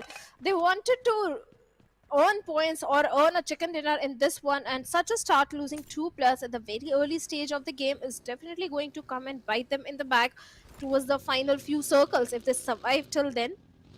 So yeah, 4ME, not a start they were hoping for. They wanted to end things on a very good note, at least cover up few point difference between Stalwarts and themselves. But on the other side, Stalwarts, they are looking pretty comfortable. But Sky, look at him. He's in a very wrong territory, but the reinforcement are there right on the doorsteps of NB Esports as Mondo gets taken down by Sky over there, and NB Esports, they are very vulnerable as Fistboy is trying to find something out of Woofies, takes him down. Oh, at this point, NB Esports, they will have to try and get as much as possible from this particular fight. They've done their deeds. Nova still stands and wants to get that revive on Woofies as Sek just goes charging in, has to win this fight somehow, but no, Nova prevails supreme in that battle inside the little house as now Illuminate crew, they've taken that upper advantage in this particular fight, as Akaza and Fistboy are the two lonesome survivors for Illuminate crew. Howsoever, they have a few strings to pull. Surely they can do that, but Nova has to do it again once more as Akaza just throws over the nade, as now Nova trying to get in from a different angle. But against the DBS, it's going to be so difficult, as also Fistboy chiming in will mark the end as Aegon Knight out of nowhere just come ramming in. They want to salvage whatever remains out of the players over here, and seems like they have done the deed as Aegon I8. Well, NB Esports still surviving, still looking quite good. But the numbers are not there. Fistboy on a sliver of HP fixes. Yeah. For a moment, I mean, it was such an abrupt switch. It was quite difficult to really contemplate what went on. But for now, Aegon I8 still trying to push in on the doors of NB Esports. But we'll have to be a little cautious, because Quantum Rage is just right around them. And NB Esports, they know that one bad grenade and they might be done for, as they kind of bring the charge, bring in the heat, as they kind of greedily just finish off one of those players. Fowler goes down as Akaza remains to be the lonesome survivor over there. But look at the farther distance. We still have MABETEX who are just waiting for this fight to end so that they can charge in. But Baron does not care. He spots out Akaza and deals with him, as now Aegon Knight realize that they could be next on MABETEX's hit list. This compound is attracting all the teams. First it was Illuminate crew, NB Esports, now again XI8. They have been eliminated just by a single grenade from the side of Leona, and MABETEX, well, they earned 3 defeat points for themselves. On the other side, MABETEX, they also need to be a bit cautious, because we have few teams in the close proximity, like Quantum Rage are there. At the same time, even the players of DRS are also making the rotation, and this is one of the good compound in these kind of circles. That is why we are seeing so many teams trying to contest this one. And MABETEX, well, they decide to reposition themselves and search for a better position inside the circle. But the big storylines over here, folks, is the fact that for medical vibes are just reduced to one player surviving, and Apex, he's got to do the deed. But for now, IHC, a little bit of a resistance being forced in the form of Regicide, the winners of the previous chicken dinner. But considering IHC, they have been quite firm, at least around their surroundings. But little were they aware of T2K also. And maybe they will have to deal with the brunt of things. As Alex and Godless both lying down on their knees, it comes down to Zyol and Demo. But T2K have no intentions of letting them live. As you can see, Drake trying to form a different angle. Jane is also present over there. Demo just lands out, but will successfully manage to save him though. But what is that escape route going to be like? Because I look at the buggies, I'm pretty sure the tires are going to get flattened out. So Zyol has to do something over here for making the chances of IHC escaping out alive to be more real. T2K Jane, perfect mini shots comes in, finds Demo over there, out in the open. Yes, the smokes are there, but Alex needs to leave his fallen comrade bleed to death, because there is no way that he can go for the rescue mission with Rig being so consistent and relentless with those mini tap shots. At the same time, T2K, they have to realize that at this point they have to prioritize the circle. The remaining two players are already somewhere on the periphery of the northern side of the circle. And IHC, well, they've also started on the rotation. On the other side, Magnus, they are looking fantastic in terms of the position which they are having right now. Yeah, I think, at this point, we're kind of seeing a lot of fights just break out in quick succession, one after the other. It's so difficult to sort of keep track of things. Now, taking a look at that mini-map, we could see that cluster kind of forming around the shorelines, right? And Highvoltage DC, Quantum Rage, 7th Element, TUF, Leo, in fact, taking over those jungles. Everybody is just waiting for the next circle to form. And seems like, initially I kind of thought it's going to go around, the Potato Hills. But another flatland circle. Quite difficult. I mean, one of the most difficult circles to really approach and play. You need to ensure you've got the right number of vehicles, you've got those covers, and you've got those ridges, those narrow ridges to play around with. And Leo certainly are in a good spot, but sometimes being in the center can act as a bane. You could be the target from multiple directions, while a lot of teams, as T2K, they will be enjoying that little high ground as the second airdrop comes in, and it is going to be one of my favorite weapons, the MG3. Well, we did saw MG3 today in second Miramar, I guess, where the players were literally going for multiple frags. They were eliminating squads after squad. So MG3 was definitely picked off today. But speaking of the other teams who are in the good position, but right now Stalwart's action was not in a good position as Tanatan finds him out in the open and instantly deals with him. And now Stalwart's reduced to 3-man squad. But at the same time, Quantum Rage, they do have a vague idea about the position of DRS as well. Quantum Rage definitely have a good compound to their name, but the way they're grabbing those information, let's see how much they can capitalize on it. Because Quantum Rage also is one of the team from Pakistan region who has started showcasing improvement in their gameplay since yesterday. So let's see if they can get a chicken dinner, because that is what they are looking for.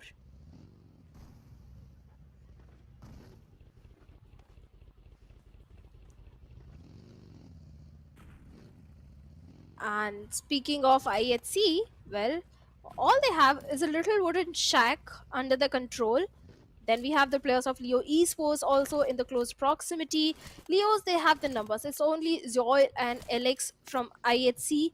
And only 2 defeat point, but Stalwart's right in front of them. And Zoil with that M416 spray trying to take down the players from the moving vehicle, but no damage done whatsoever. Stalwart's, they are trying to find a good spot for themselves inside the circle.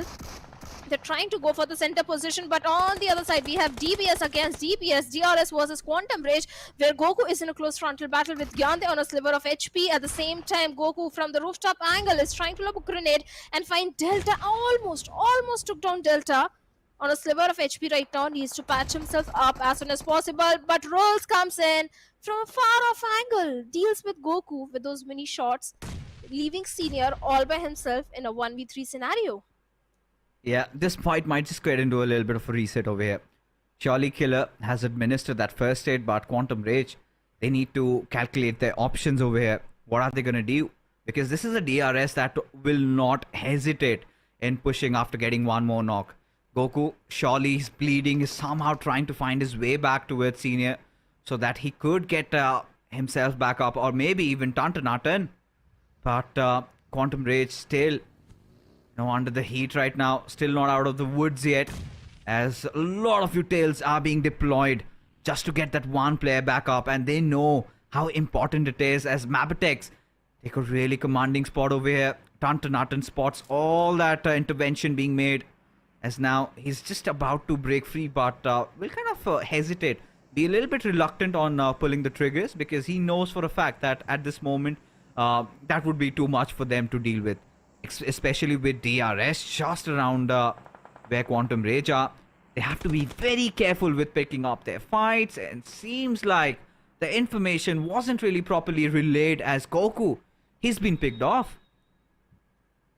Well, certainly he has been, and Senior is going for the crucial rescue mission, and Killer YT with a grenade is looking for the confirmation point. Goku is again back on his feet. He needs to patch himself up, but somewhere else. Oh, Killer YT finally finds Goku with a grenade. But we have 7th element also, Tabby, who knows exactly where the players of Stalwart Esports are, and he's not looking at the best of the position right now.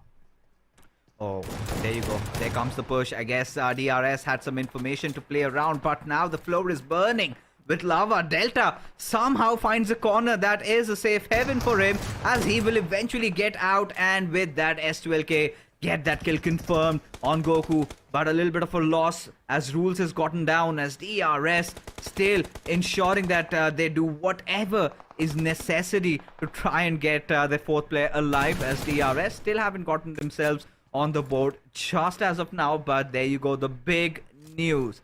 For Medical Vibes take a very early exit, as Stalwart find themselves quite a pristine, quite a loving position inside the circle.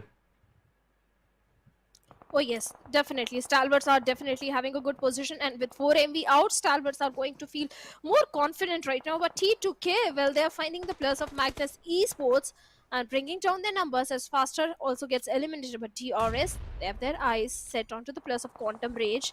The grenades, the smokes, all the throwables are being invested, but no connection whatsoever.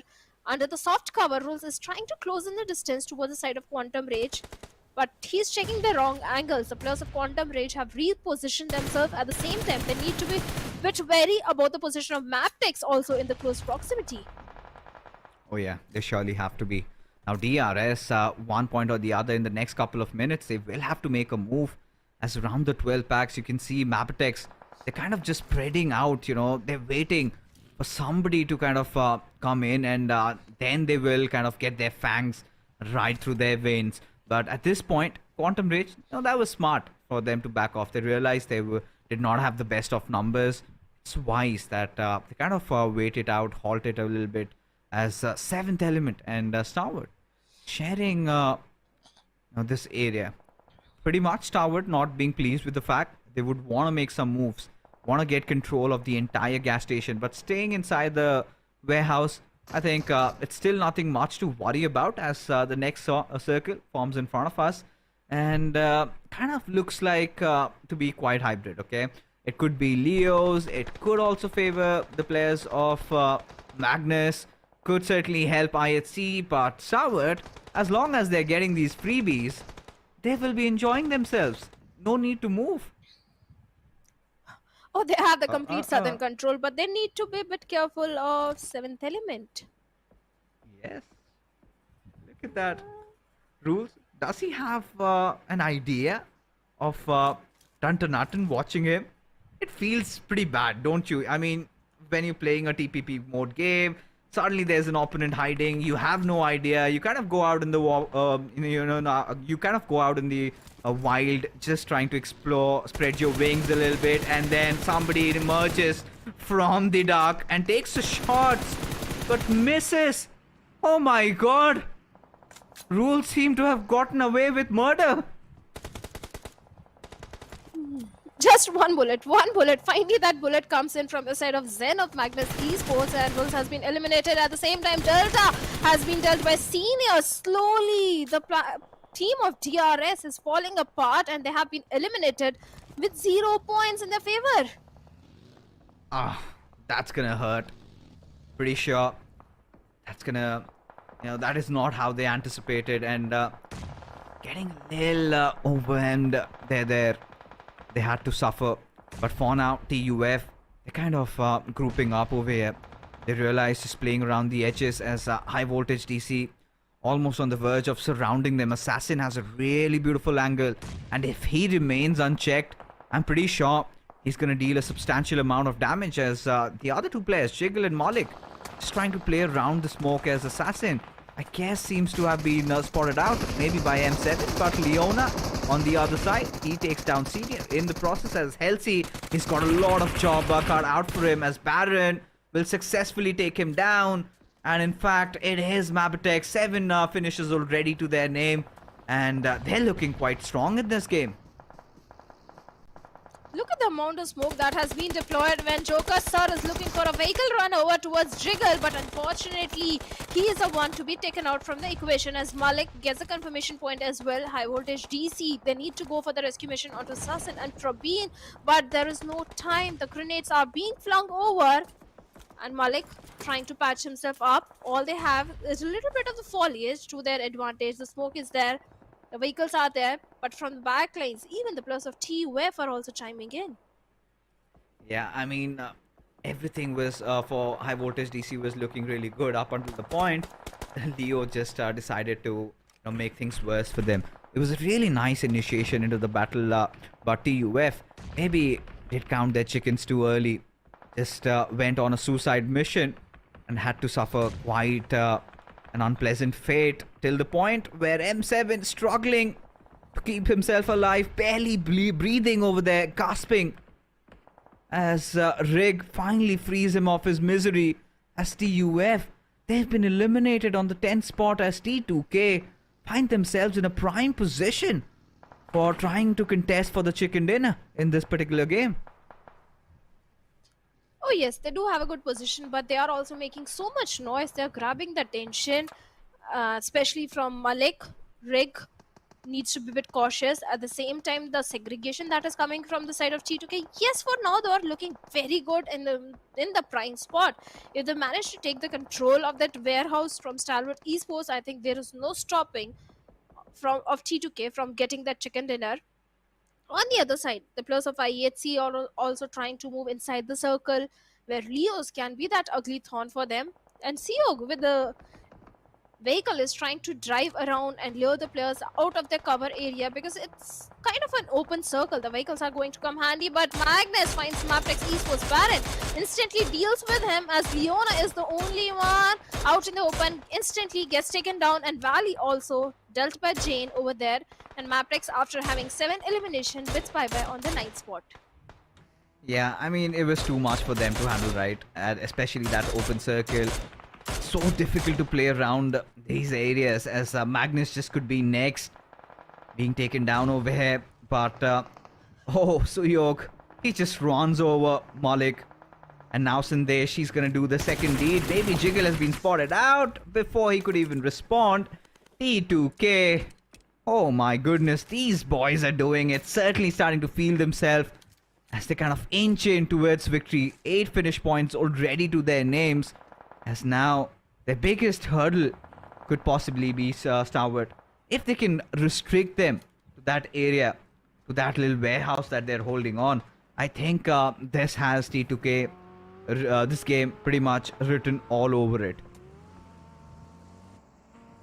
For all the good reasons, it's Erangel, and T2K, they shine the most in the map of Erangel, but at the same time they have to have the controlled aggression. The way they are scouting the area, being a little overconfident, things can go against them. They have to stick together as a pack, as a unit. That is how they can take the chicken dinner, because there's still 6 teams and 18 players remaining. Even Leos are looking very confident. They're not making too much noise, not grabbing too much attention. They have all the 4 players alive in the lobby. Even Leos have been having a very good run, and the amount of resources, the grenades which the players of Leo are having, they can certainly capitalize. But Rig with that M416 instantly deals with Haidami. Yeah, I kind of like how Leo positioned themselves. The only part where they kind of are lacking out or missing is in their firepower. You know, they need a player who kind of gets onto the face of the enemies, tries to force out those fights, get those entry fragging done for this team. As now, Leo Esports, well, they're just being rained down by those Grens, and Rake finds yet another success. Now, Vida kind of falls down onto its Liquid's nimble shoulders. He needs to do what needs to be done over here. Get those revives, but T2K, the way they are rolling, they're not gonna let him leave for long, as Zyol, I think, deals with Slipknot from the far of Frey. Just that one player surviving. Surely he's managed to get Haidami back alive and breathing. But look at Jane, that flank angle he's creating. This could cause a lot of trouble, as there you go, the final nade. And Leo, they are history.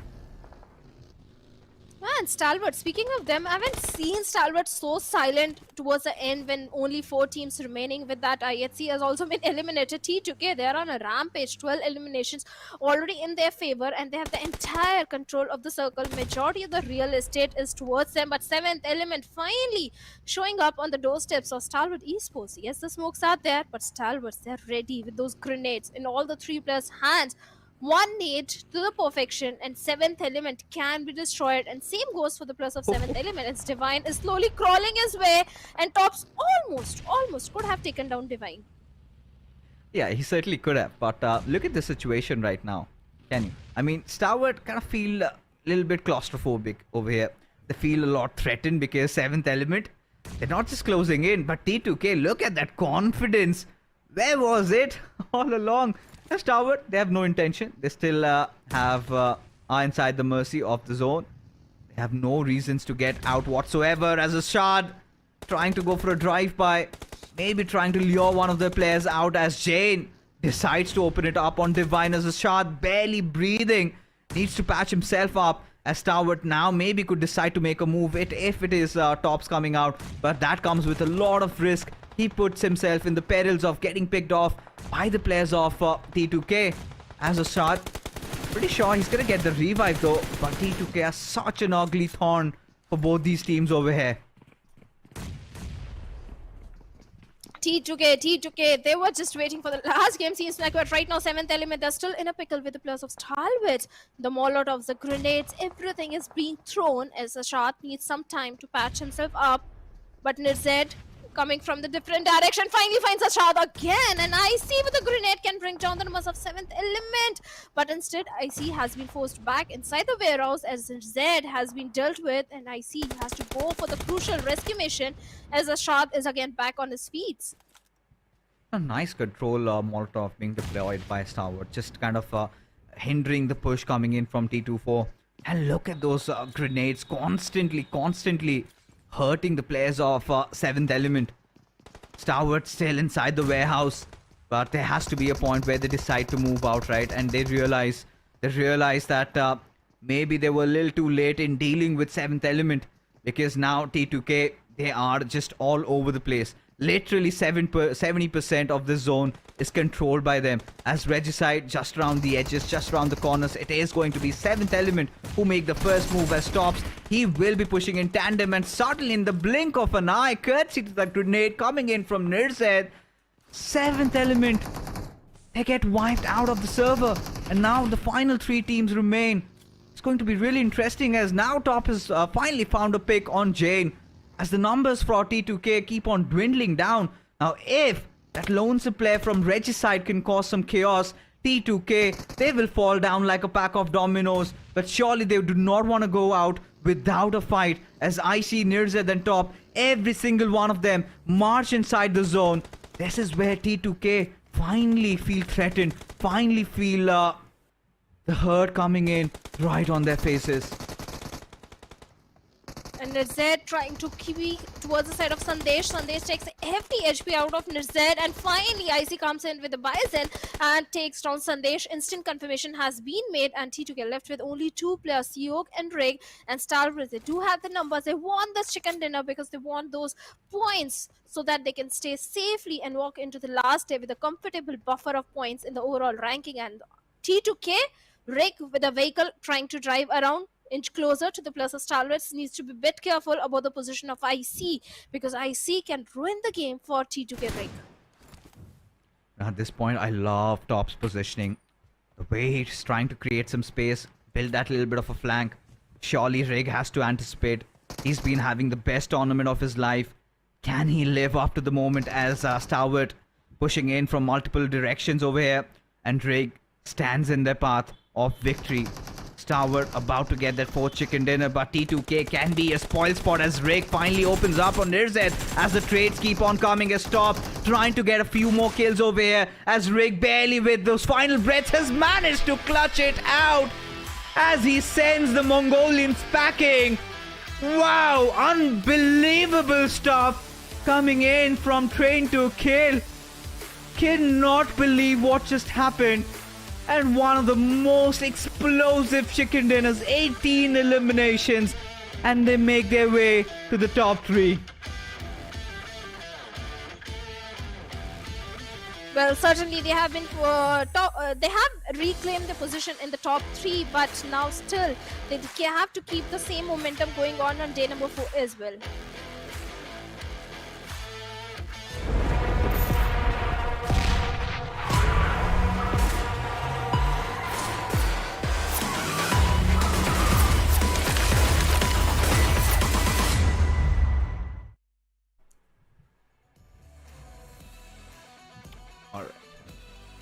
What a match it was. I'm pretty sure a lot of people who were feeling a little sleepy down there, you know, of course, the body clock not getting adjusted, suddenly seem to have woken. And now, you know, you're left with wanting for a few more matches. But unfortunately, this was the final game of the evening. And what a performance by T2K. And I've been talking about Rig all along. And this man has delivered. I mean, I did not see Stalwart messing that one up, but the DBS in the close range, we know the damage that it can deal, and seems like Stalwart were on the receiving end of it. Oh, they They were. The moment they took down Z over there, kind of brought an opening for the players of T2K, and we can always rely on the DBS in the close quarters, which Rig was having. And T2K, they were facing a downfall in the performance since the second half of yesterday. Finally, T2K, they have reclaimed the position in the overall ranking. They are still in the competition top 3 position, and now they can comfortably walk on day number 4 and try and give competition to the second position team. Oh, they certainly can, right? I mean, at this point, it's still a kind of a quite a longer climb, because I guess almost 40, 50 points of difference remains. But hey, Shadow, let's be honest. If Stalwart can do it, why not T2K? But for that, they really need to have a fairy tale run. Of course, the more the merrier. We would want this game, in fact, this championship going down to the last game. And look at this man. I mean, 8 eliminations, 1156 points of damage. He was the epitome of death and destruction inside the lobby. T2K, take a bow the way they played this one, right? Absolute domination, just taking control over the circle and not letting it go. For a moment, I felt in the last moment they might have had a hiccup, but no, as long as Rig was alive, he did not let that happen. Oh, certainly. T2K, Rig, Jane, CEO, they have been sticking together, even Sandesh, since a very long time, and the synergy between the players is so perfect. Even Tops did a very good job in this one, but Stalwarts, they were pretty silent. The moment they got the control of that warehouse, they were completely silent in the game, but Tops still having a very high damage number, 3 elims in his favor. MABETEX, unfortunate things happened, but still Leo OP was giving a lot of damage inside the lobby, 62 damage and 4 elims to this lad.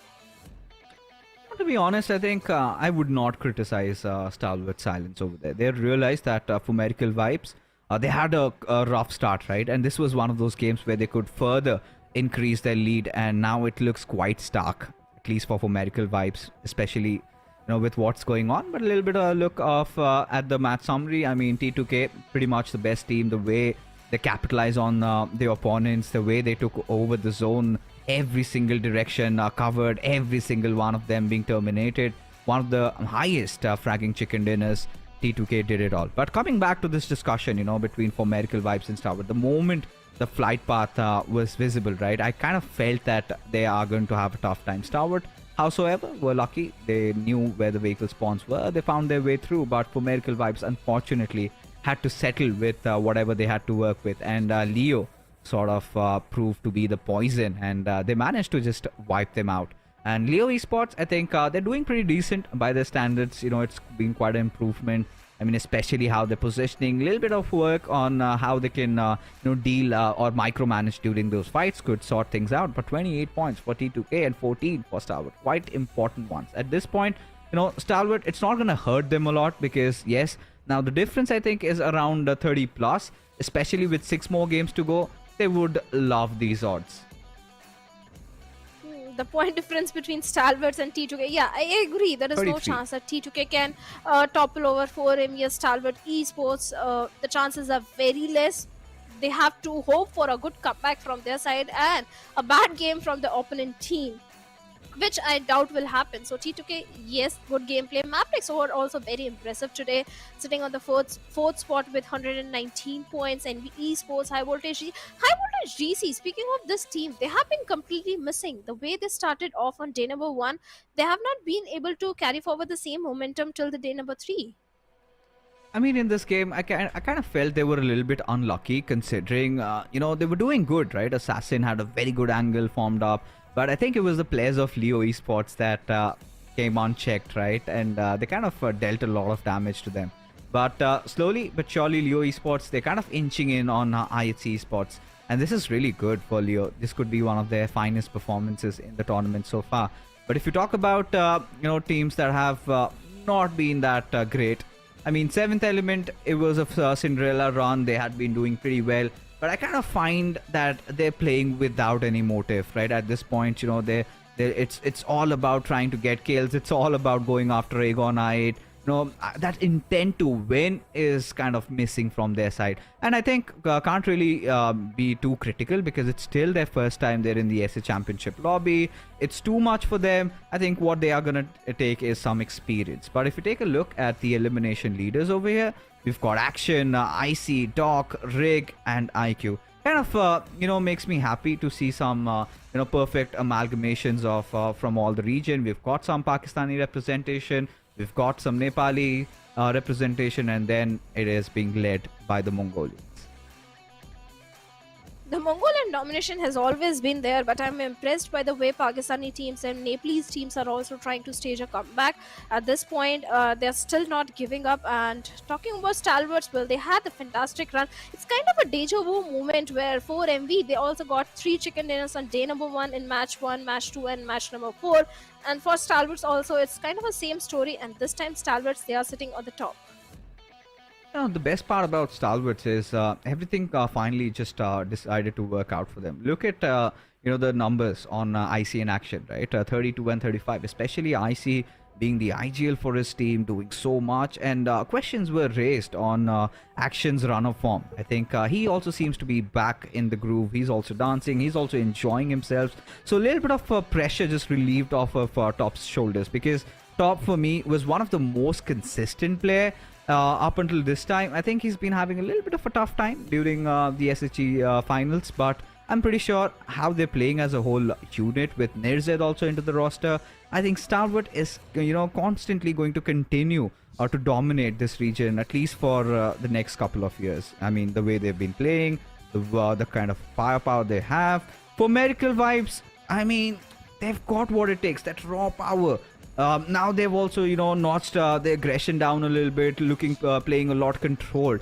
But I think they will have to stop choking during the grand finals. I mean, if they can somehow keep their calm, I'm pretty sure we've got quite an interesting day tomorrow. Oh, agreed. For MV, they tend to, not just this time, even during the league plays, PMPL, SA playoffs time as well. For MV, the entire 3-4 days, they had a good run, but when it comes to the finals day or the second last day, they start choking on those close range fights, and that is where Stalwarts, they capitalize, because Stalwarts, they know how to handle a pressure situation. They keep their calm and composure. They know when to show the aggression, when to be the cautious ones, and this is something for MV they also need to realize, because the way they started on day number 1, look like there is no team that can touch 4MV in the overall standings.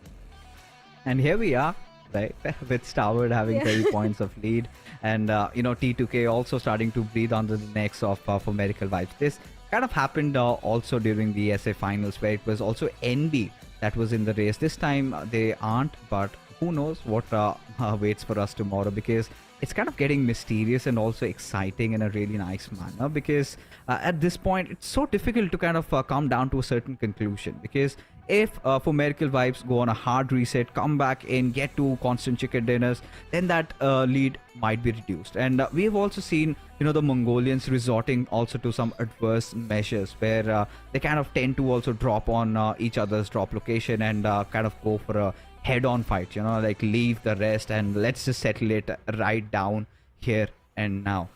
Things are getting really exciting with just one day to go.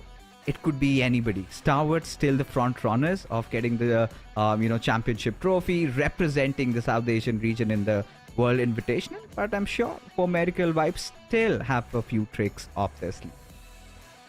Oh yes, in the previous game we can blame the flight path as well, because the flight path was not favoring the drop location of 4MV. So 4MV, they need to figure out a route to their drop location in these kind of northern flight paths, because that is where they struggle usually. Had they gone towards the side of military base, they could have stick to their in rotations that usually comes in, but this time they were struggling. They were caught off guard. Unfortunate things happened with the players of 4MV this time, so I think they'll come more prepared on the last day. Hopefully so, because a lot of homework needs to be done, especially for Stalwart and for Miracle Vibes, and even for T2K if they're also eyeing for the prize. But that is going to be a long road that needs to be traveled. But that being said, folks, we are finally done with all the matches for the evening. Shando and I, we're going to be calling it a night. We will see you tomorrow with the final day.